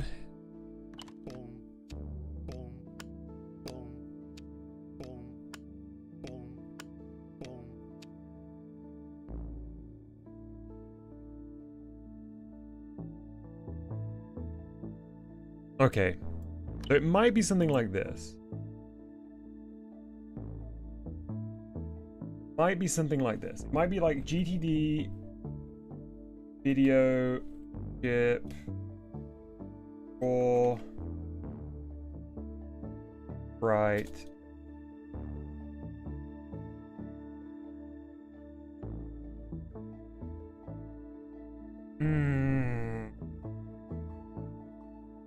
Oh wait, okay, hang on, no. Maybe Lucian's... Is there a delay function? Maybe Lucian and Scrubs are already on, like, already figured it out. Let's see.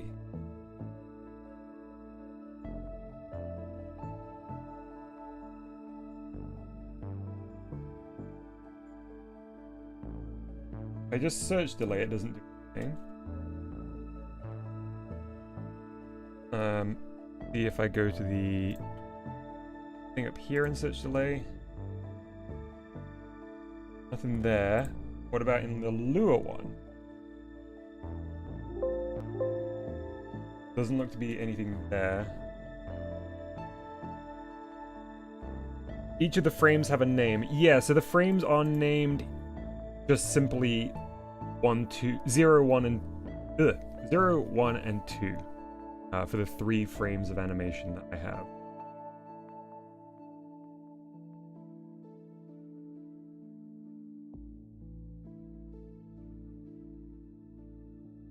I could look at a gadget that has an animation, see if that helps me. Maybe there's a wait function instead.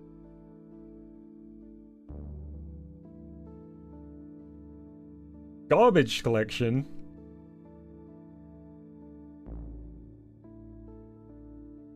This is like a programming game. Yeah, it is. It's where you make your own little gadgets. So together with chat, we built this very simple little gadget, both the hardware and the software.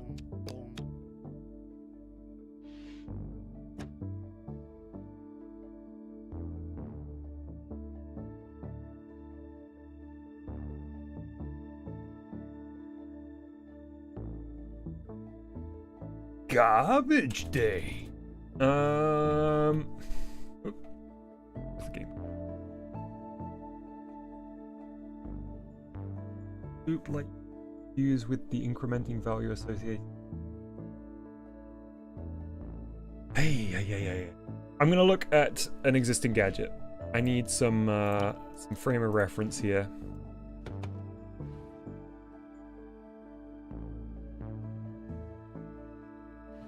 Where's the dog one? Oh wait. Yeah, I think the dog will be more useful.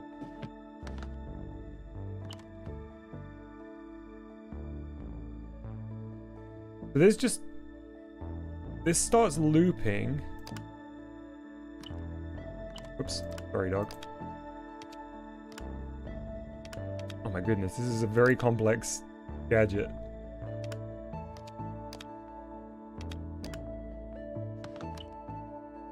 Maybe this is too complex to be of use.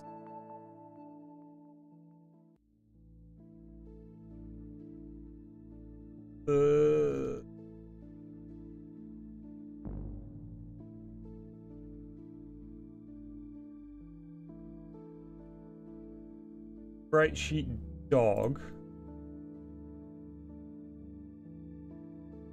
Okay, there's the frame of the dogs. There's those dog frames.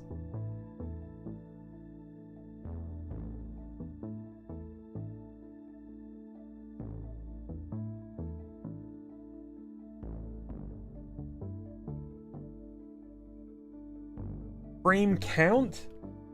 Function tick? We've got frame count, we've got function tick.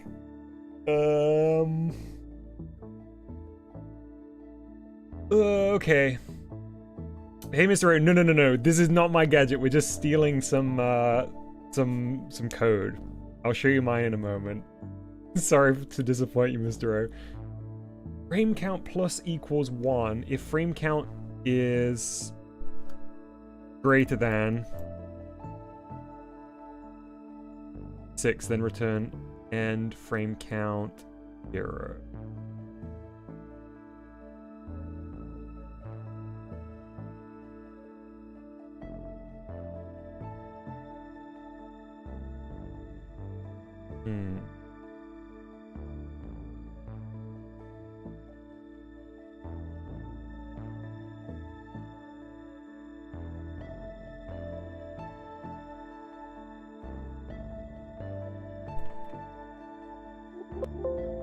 There's loads of stuff not in this reference manual. I guess because it's specific to retro gadgets.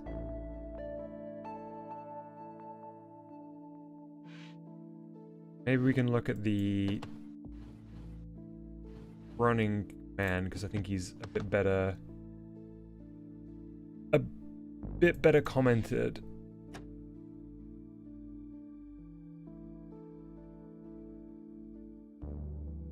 Define sprite sheet assets. Define default parameters for animation. Vec2 16 minus 2. So that's the X and the Y.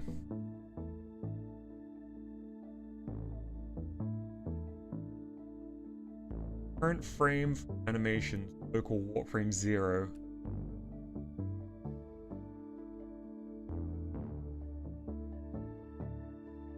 Oh, I might be able to send you the link to the reference manual.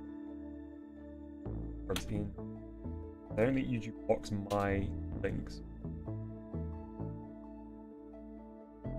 See ya, Mustard. I hope work goes smoothly.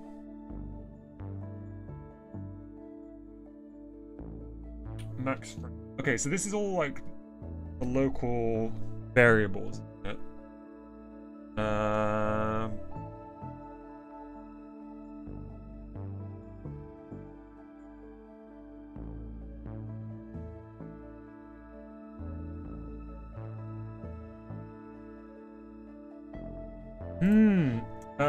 What's the objective? One button press for one jump cycle animation. Exactly, Lucian.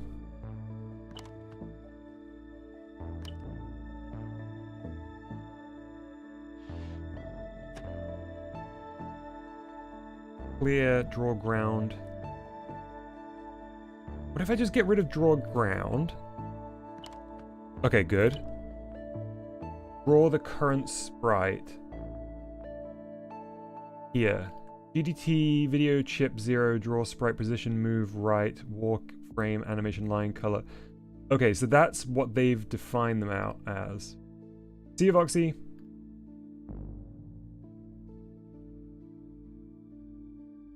Go to the next frame. GDT CPU.time, elapsed time 1 frame, then walk frame plus 1. That's really integral. If we reach the last frame of the animation, reset the animation frame to 0. Reset the timer to 0. Draw sequence. So this bit's really important for us. The run state defines the line in the sprite sheet we are using for the animation.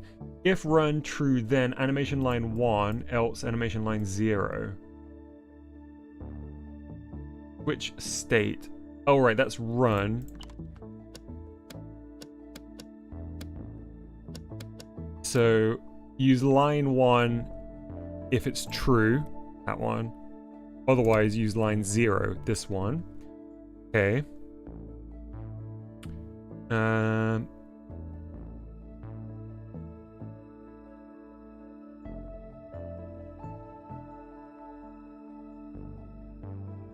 This is all the ground function stuff, so I'm going to get rid of that.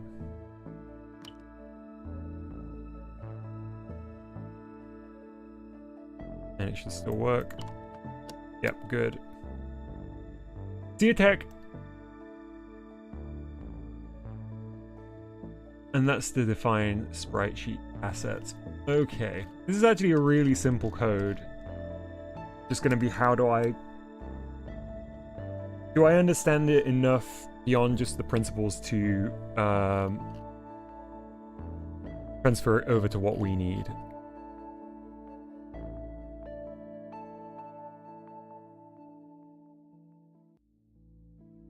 Every time tick.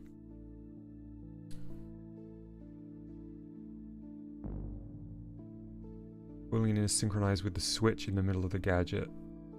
Yep. Well, I'm just going to get rid of the run boolean because we don't need the run boolean.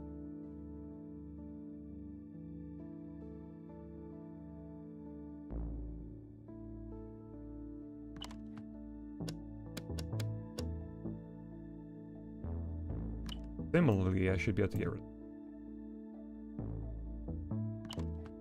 Oops.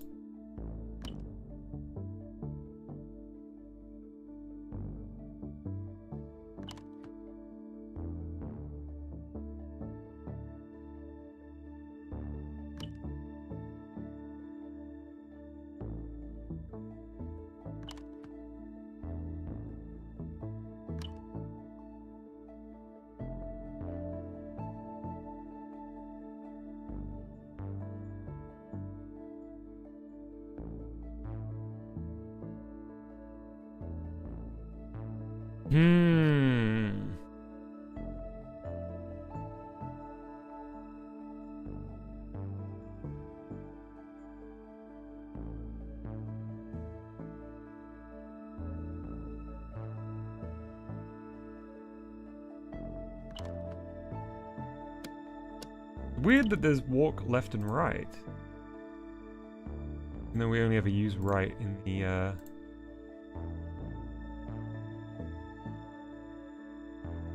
program.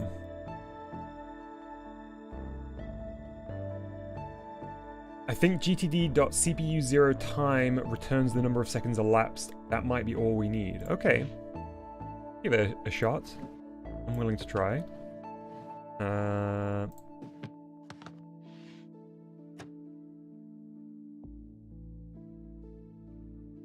Okay.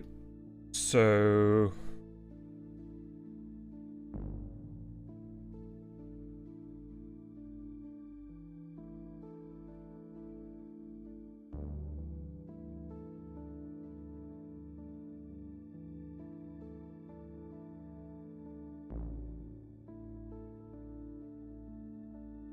that is a thing.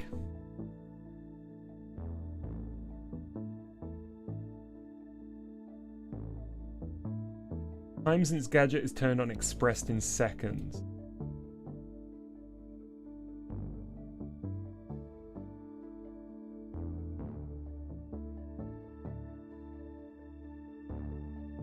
Delta time is time elapsed since last tick expressed in seconds. Whereas time is the time since the gadget is turned on expressed in seconds.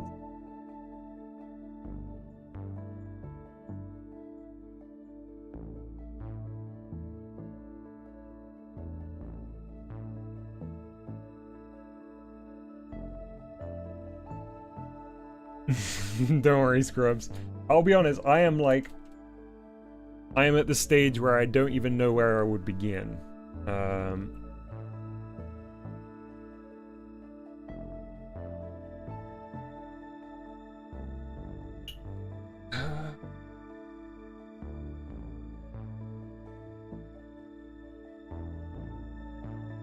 I might bring up Paint real quick. See if I can help myself. I don't think this will help anyone else because I feel like everyone else is already aware of what is needed. I think it might help me. So we've got 3 frames of our animation, haven't we? Oh yeah, that's a great frame. Boop. They are 0,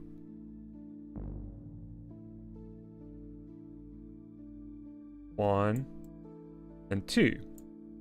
0 is our idle. Call it wait.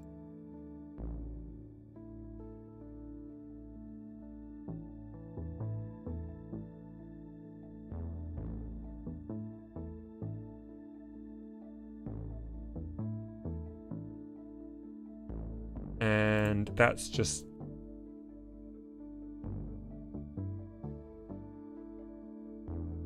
Then we've got our... Let's call this like button... Call this like button press.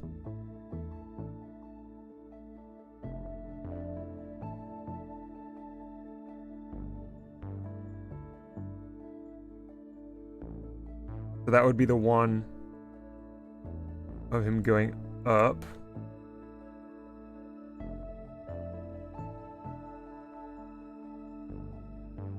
And then we need to have this that follows on from the button press, which is him in the air and back down. The script says, my thought process is to always display frame 1, then when the button is pressed, draw frame 2, wait 1 second, draw frame 3, and wait 1 second. Yes, yes, yes, yes. Yeah, 100%. So this is like, that's the wait there. Oh, that's confusing because I really ought to call this one idle because it's going to be confusing otherwise.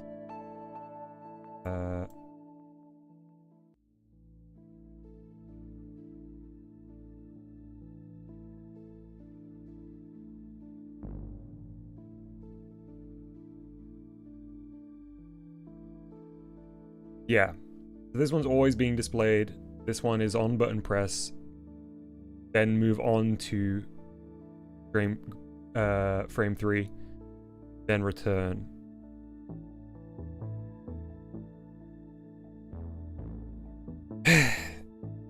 So I think I can probably make it so it always displays frame 1. Which would just be this part, right? And I'll comment out everything else.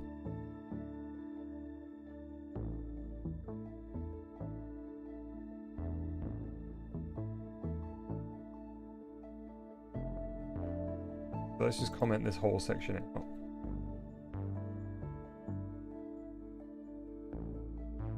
Oh, what was the thing Dave taught me about? There's like a way to comment a block? Oh man, I wish I could remember. Oh, is it? Oh, yes, Tubes. Very nice.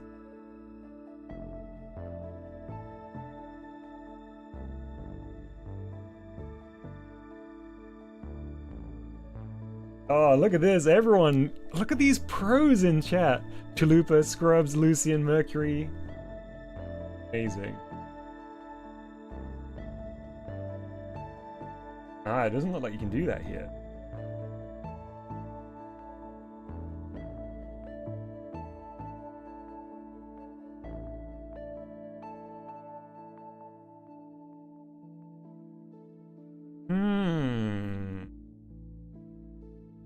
Please?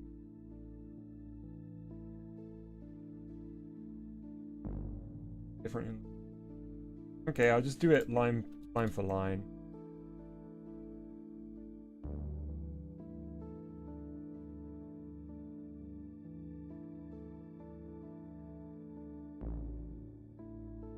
Okay. Ah, right. Yeah, good shout. Ooh. Oh, that's weird. Okay. No worries, Scripps. Thank you for finding it. That's a weird one. Or at least it feels weird to me. So, square bracket. Bracket.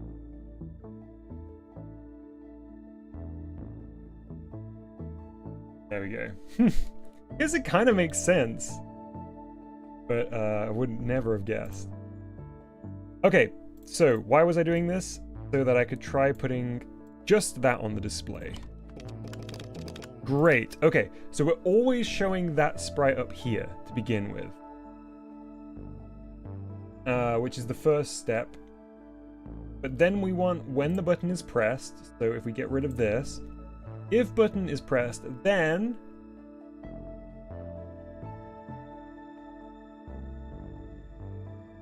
show this. So if I comment this now,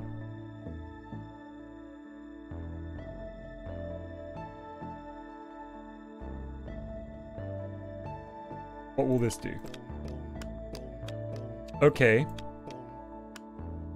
So our code currently will always display the guy on the ground.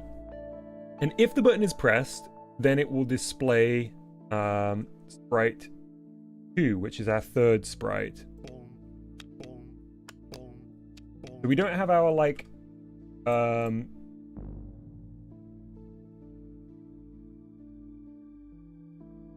we don't have our wait and move on to the next sprite thing in here. Mercury says, so I know Modulo's name is Modulo, but does your Gadget game have a name already? I called it Goofy Jump, I think, a lot like previously. Yeah, but I'm not committed to that name. I guess I'll call it Modulo Jump.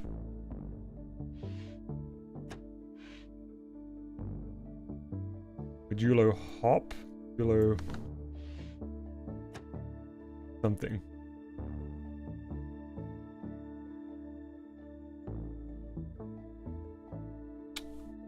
So, what is like the wait function? Modulo's Goofy Jump Hop.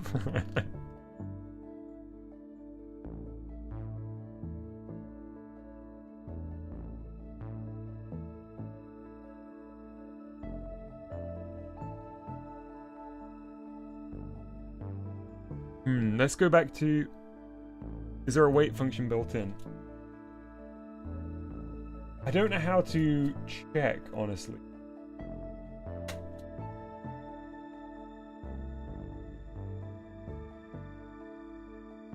Like, what would it be under that it would...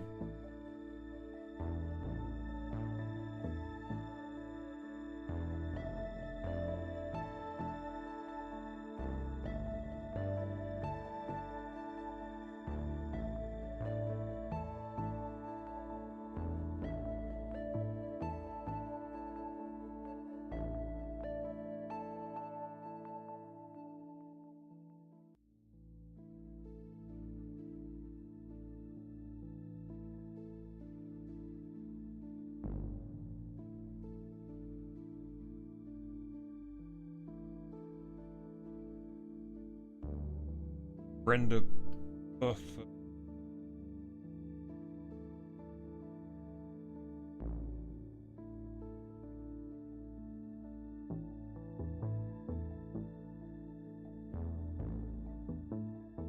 Aha, okay. Right, I forgot about CPU.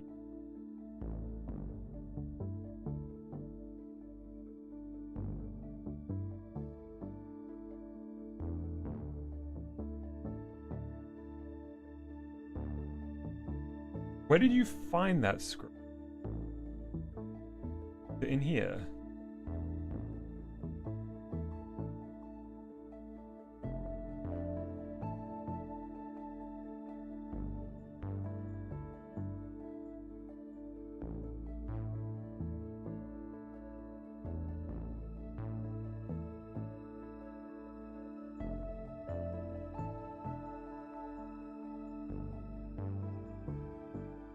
Don't we want to use delta time rather than time? Because that will tell us... Oh, that'll only tell us since the last tick.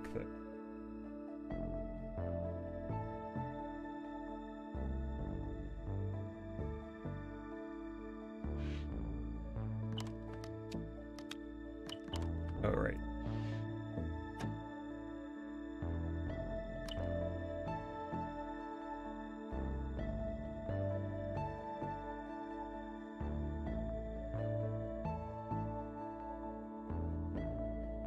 I'm going to go take a look for time.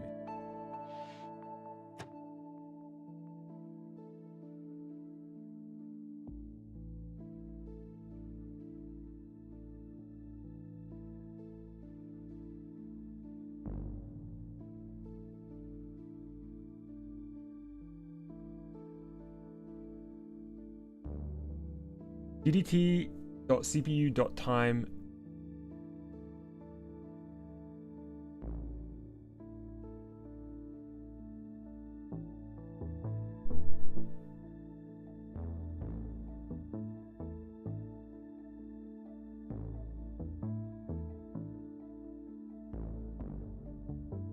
What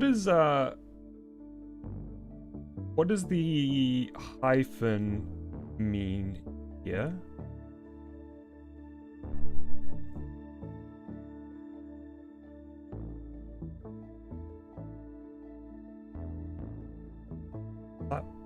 I'm up here.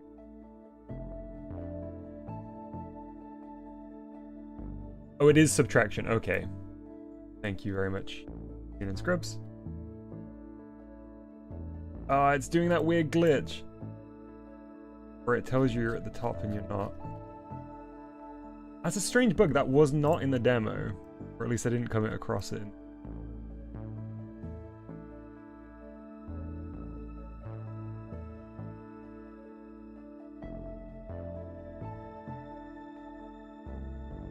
Elapsed time 0.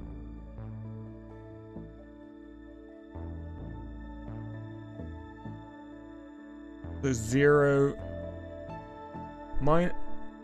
CPU time minus or subtract 0, then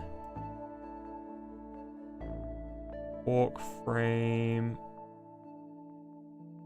Oh, come on, don't do the glitch again. No.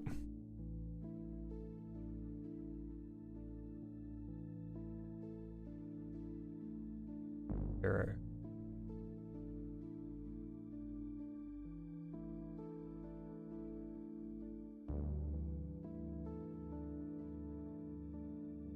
elapsed times up here. And I don't know why it keeps doing that.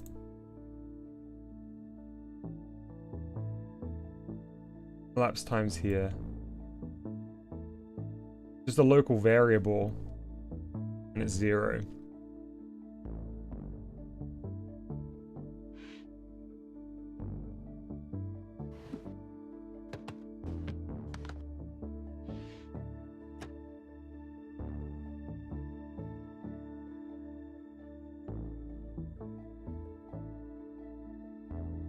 So this would be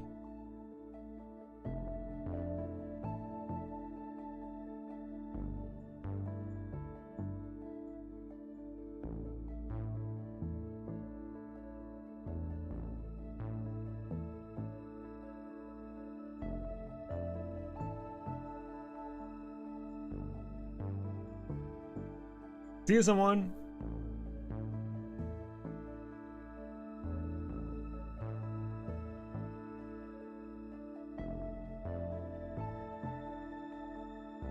CPU not found in Gadget.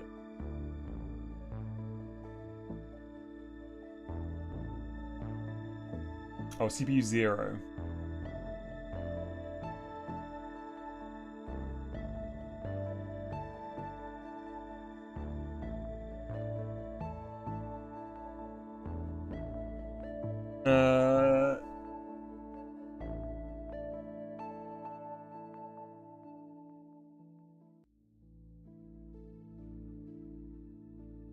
So that was a local variable as well, was it?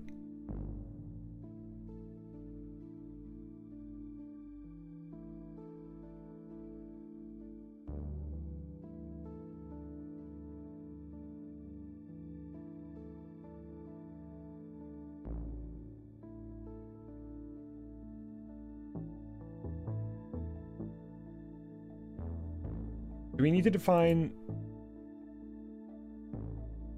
a bunch, huh?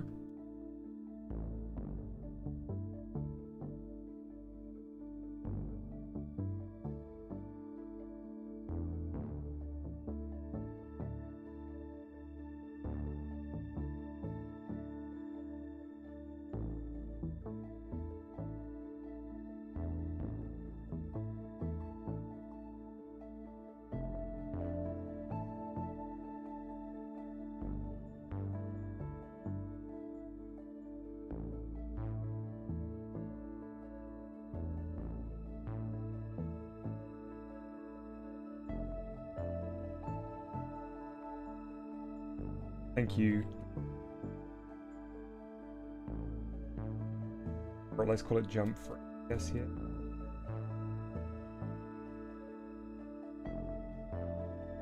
I don't know what those are going to be.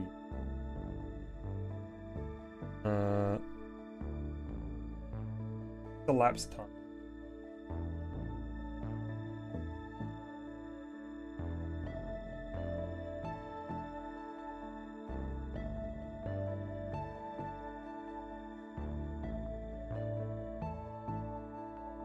CPU time.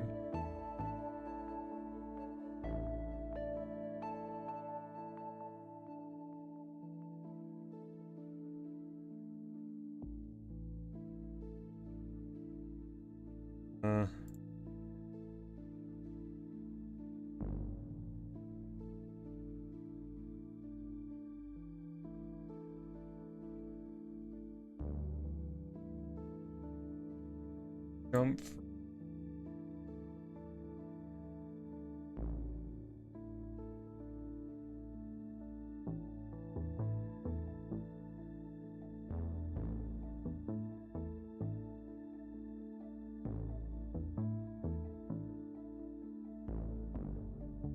But all we've said is jump frame is 0.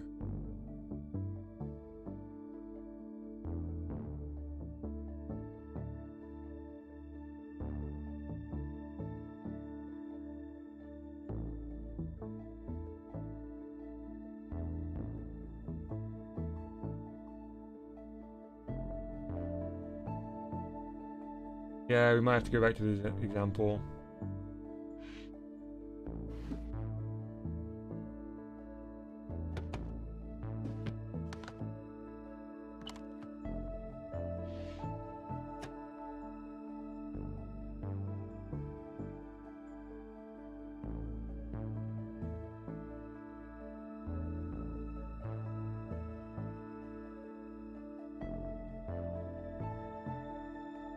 Walk frame is just 0.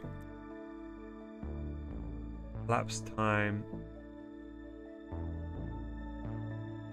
0. FPS is 10. Okay, we can use 10. I know there's so many variables up here. That's just the sprite sheet, so that's fine. We've already got that. Position, we're doing it each time we have a frame appear.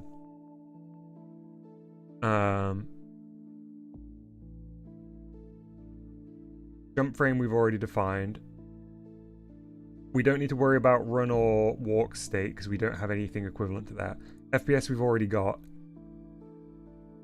How many frames the walk and run animations have? That one we might need to define. So, oh well,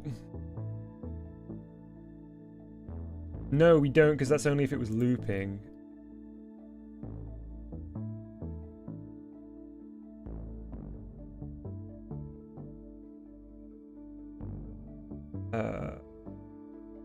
That we don't need out. Lapse time we've already got.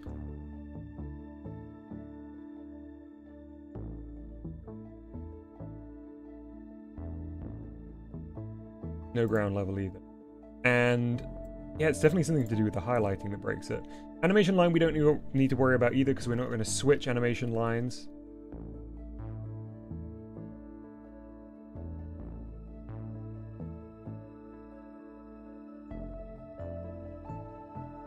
When enough time has passed since the last frame has been displayed, show the next frame. If, then show that. Do we need that second part on ours? Because it's not,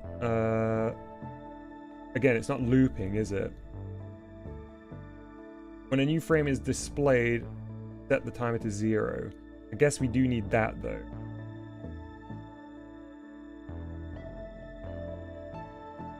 Draw sequence clear. Draw the current sprite. Okay, so we... Oops, sorry for the mic bump. I've already got that, but I just thrown it at the top, so maybe we need to change the order of that.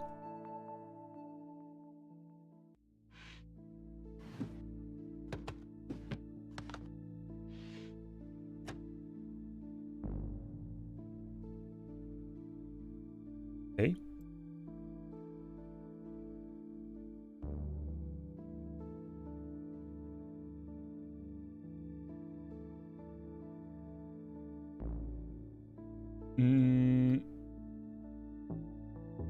Where's my clear?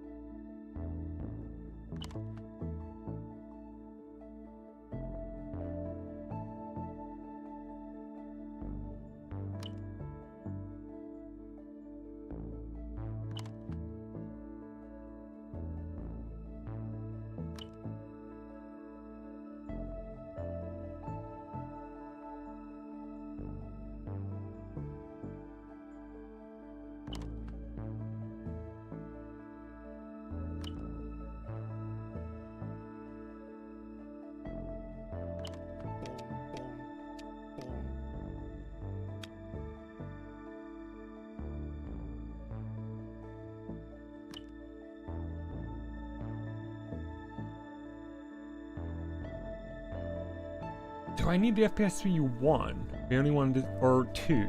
We want to display 2 frames every second.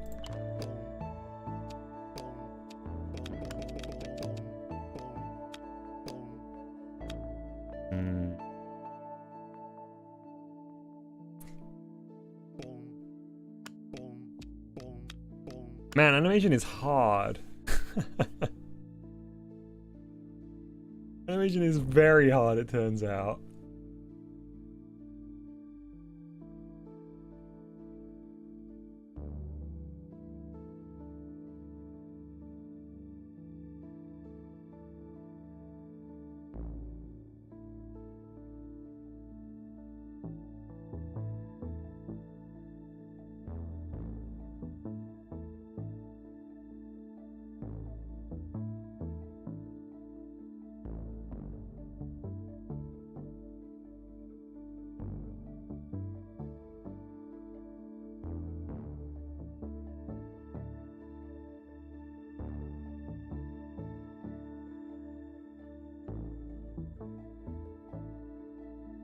guess I can just get rid of that commented.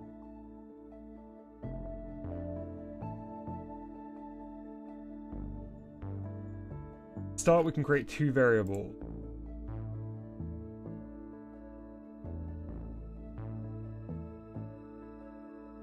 Jump, false, or frame 0. Okay. Following along.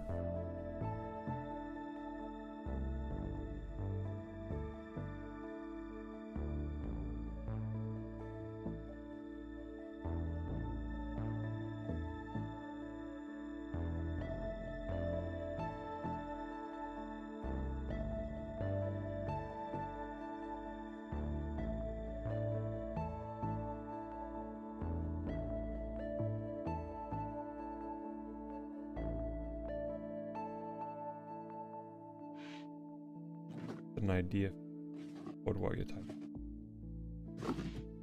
When the player tries to jump, set jump equals true. So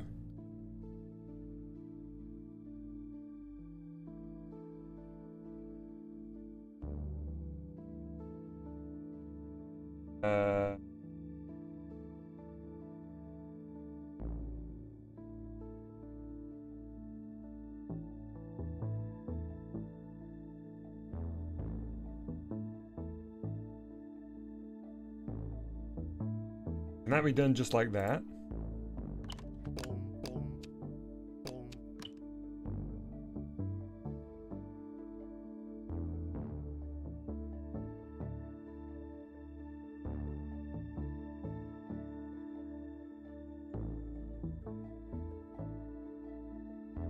Okay, apologies, Scrubs.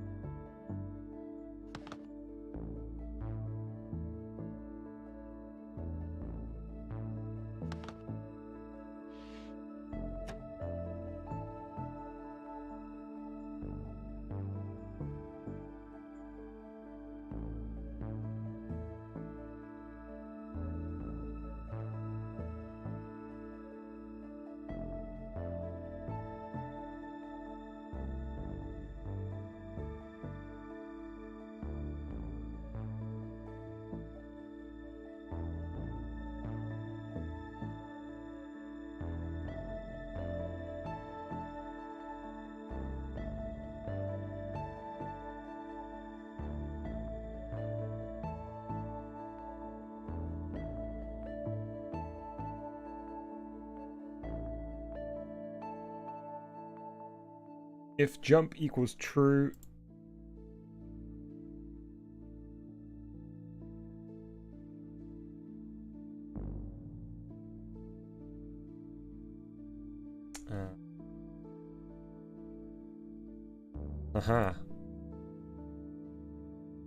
jump equals true, then frame equals frame plus 1.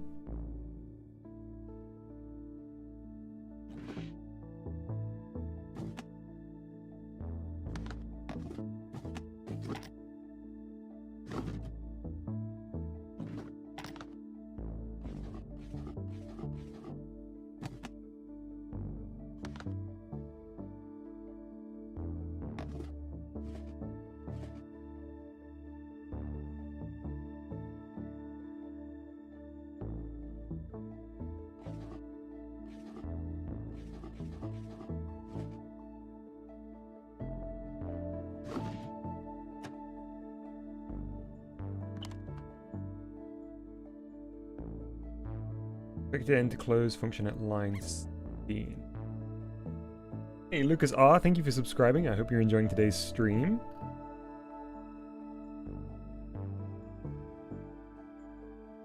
Wait.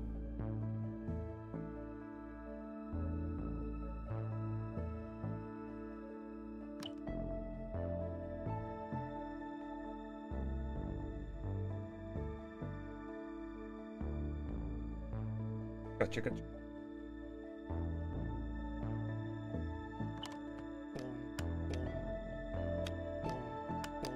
Okay, so we didn't get an error, but it's not progressing, but I guess we haven't told it to.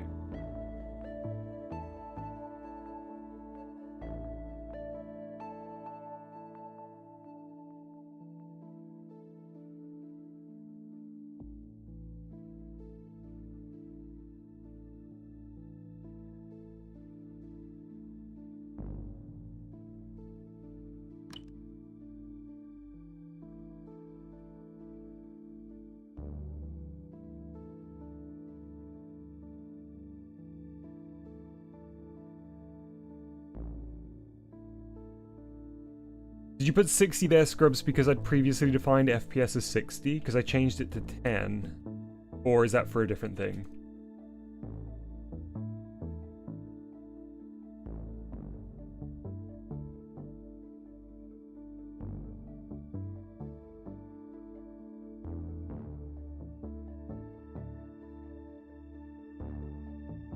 Oh, you can see at.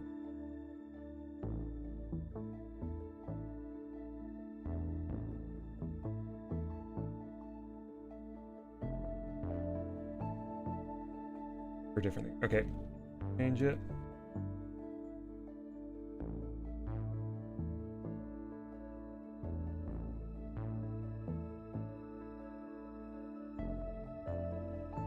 Okay. And then we need another end.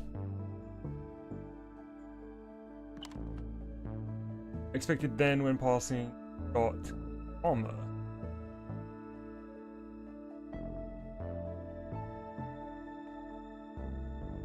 Right.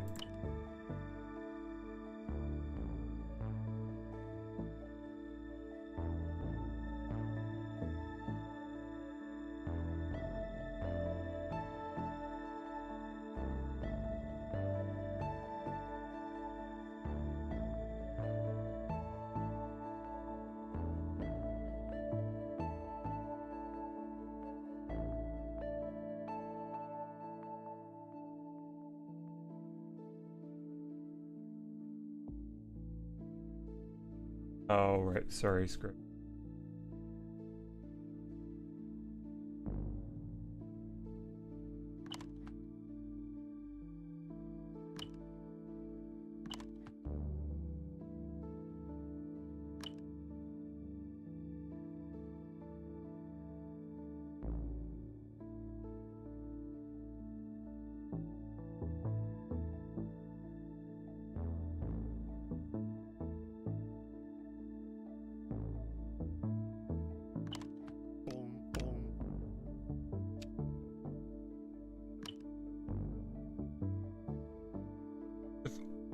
Quotes.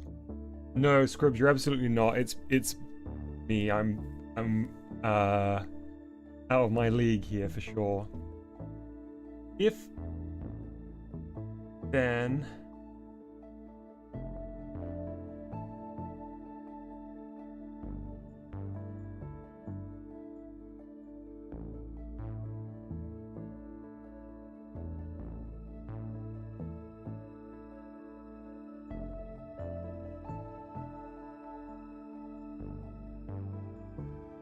oh wait.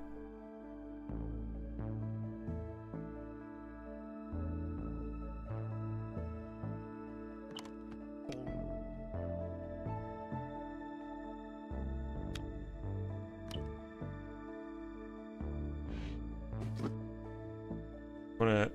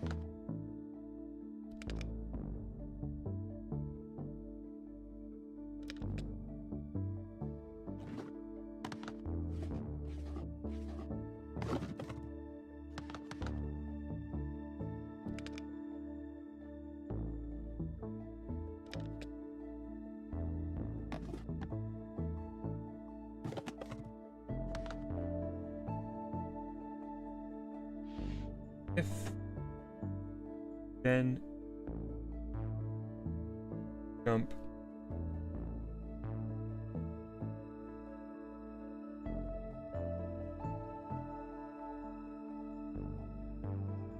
Frame 0.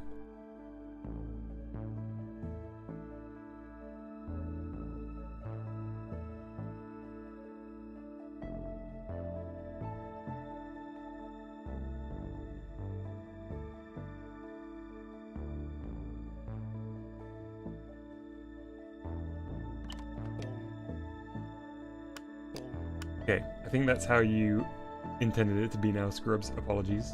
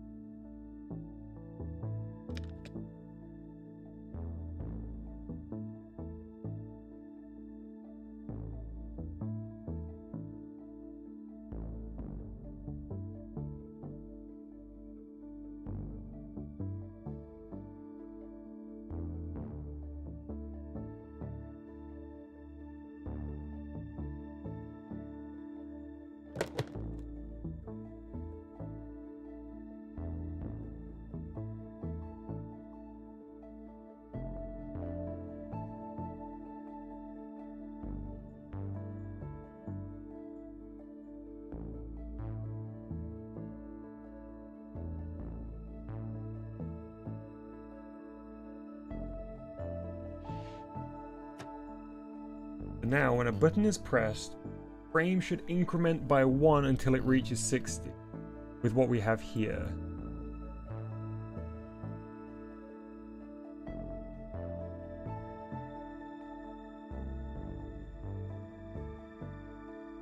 Oh, do we need to... Frame...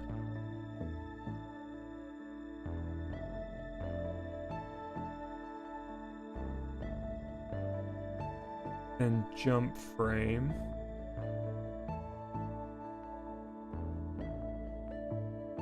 Jump equal to true, then frame equals frame plus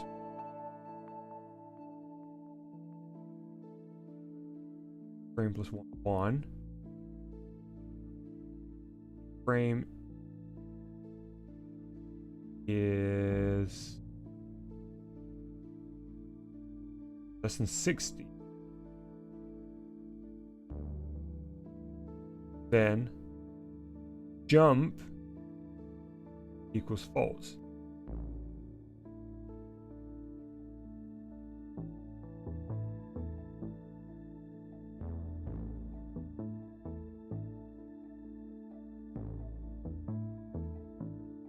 Oh, should I add? Is that what I should add next?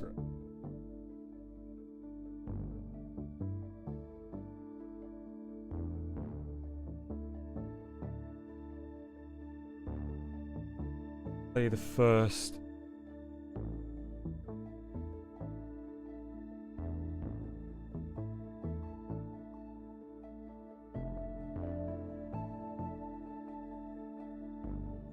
Oh, not segment display. Whoops.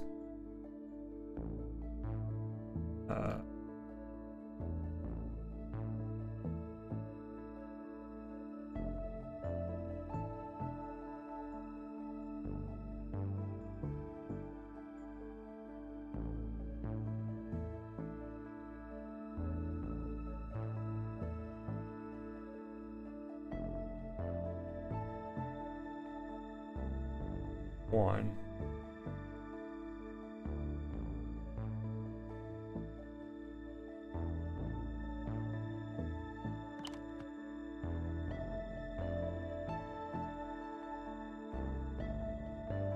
Complete statement, expected assignment or function call.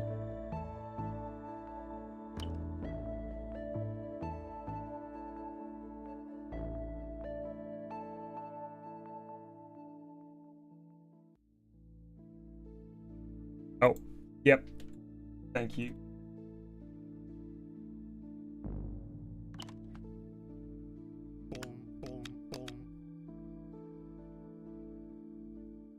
Okay, let me move everything over because I don't know whether this is not working because I've half moved the thing or what.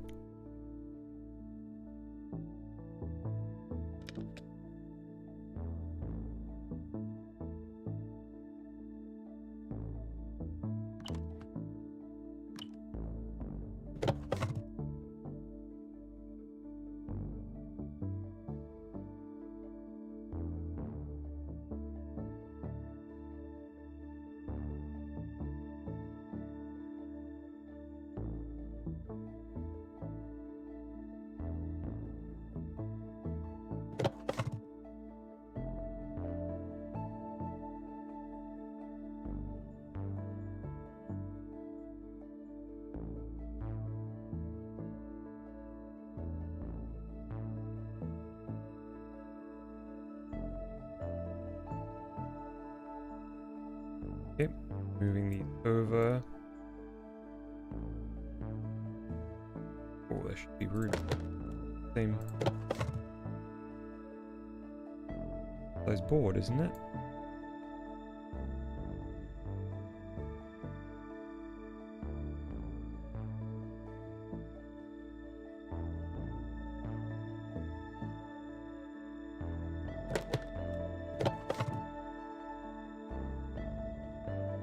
The rounded corner is really making that much of a problem.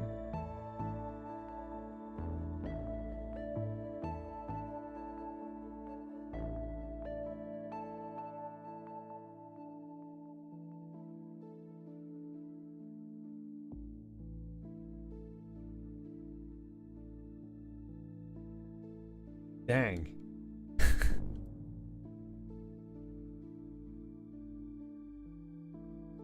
Oh no.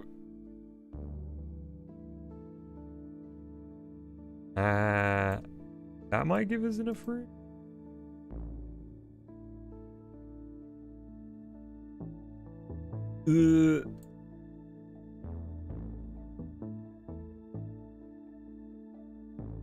Oh.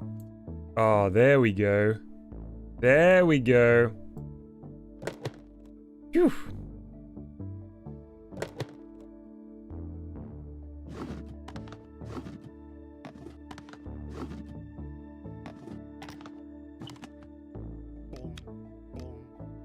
Ooh. Ooh, okay. So let's see what's actually happening here.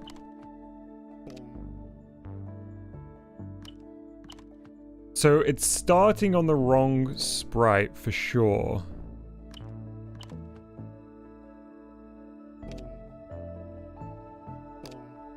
I think we need to comment this out first.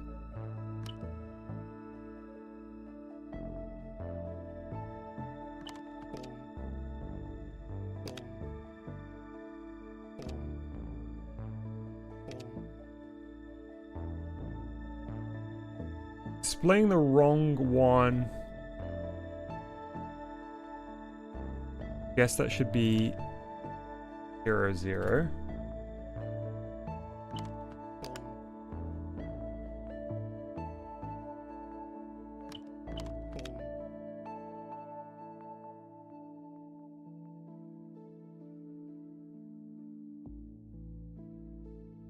Oh wait. Oh wait.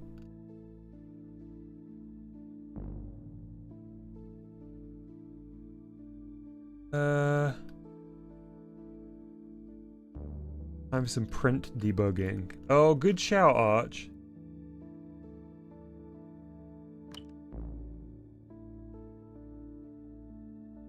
Man, I wish I could change the size of this window so we could see it without it wrapping, because it's otherwise too small.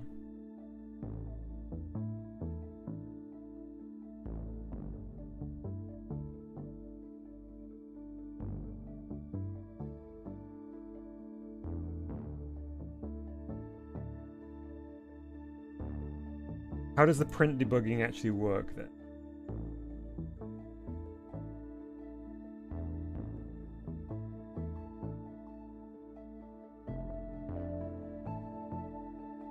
Yeah, it does, Lucian. It behaves a little weird. I forget there's some kind of like specifics of how to actually do it.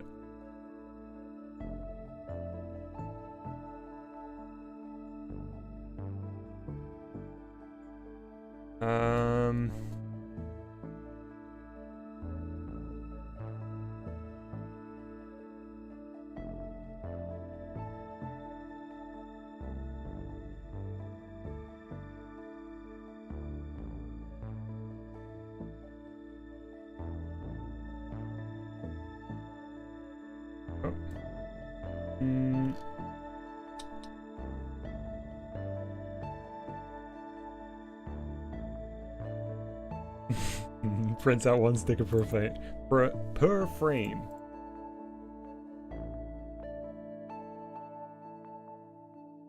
I think this is going to help us.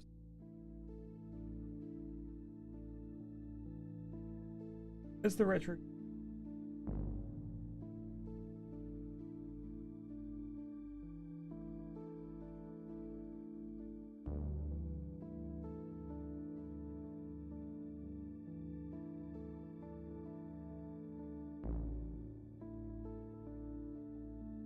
Print bracket framework.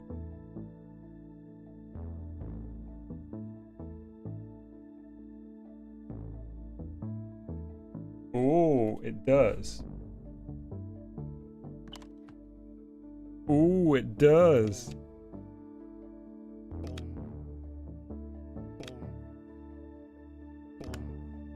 We are seeing it go to 60 and back.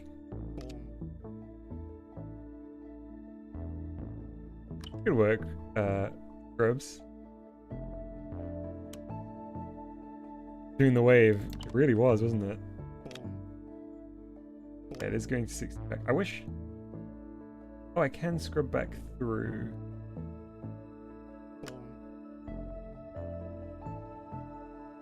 Oh, but it flies away. Probably fix first frame thing. So, if I uncomment this, the first frame is correct. You can see it there, but it stays there all the time.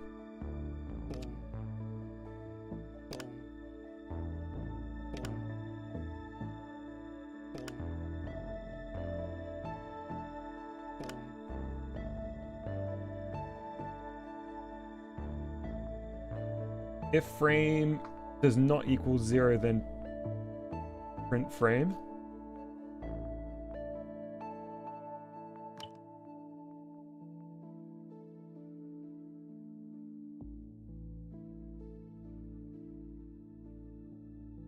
Oh, I don't even know how to do the is.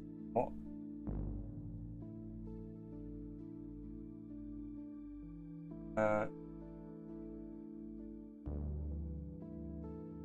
Oh, exclamation. Much.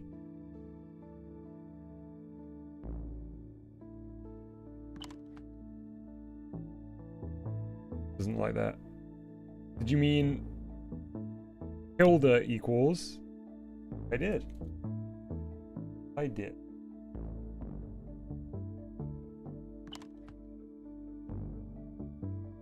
Corrected then when passing if statement. Then, sorry.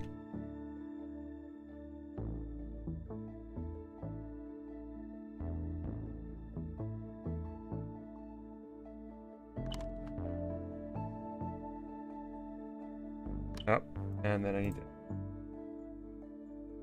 to... I'll get there one day.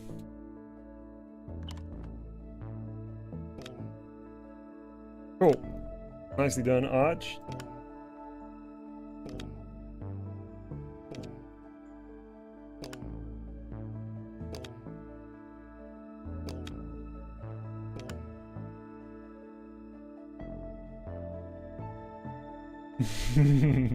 Lucian says tilde equals. What kind of language is this?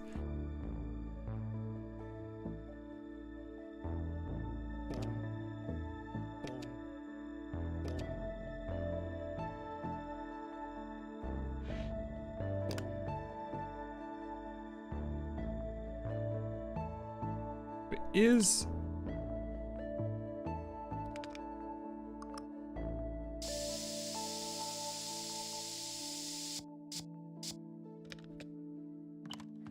No, it shouldn't be yellow. It's got to be purple.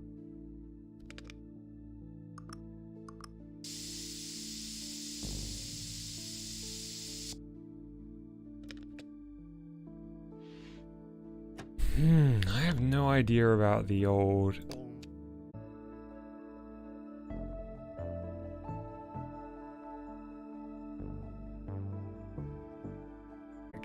Could I possibly...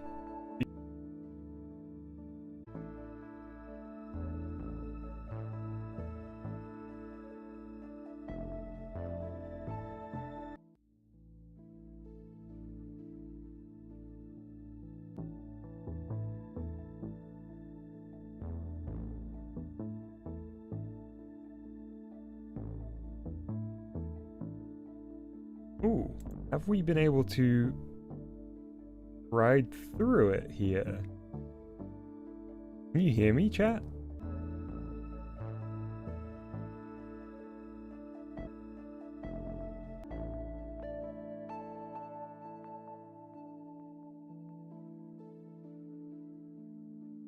Okay, folks, I think my connection is currently back, but I doubt that it will stick around for very long. So I guess I'm gonna say my goodbyes now, just in case this is coming through.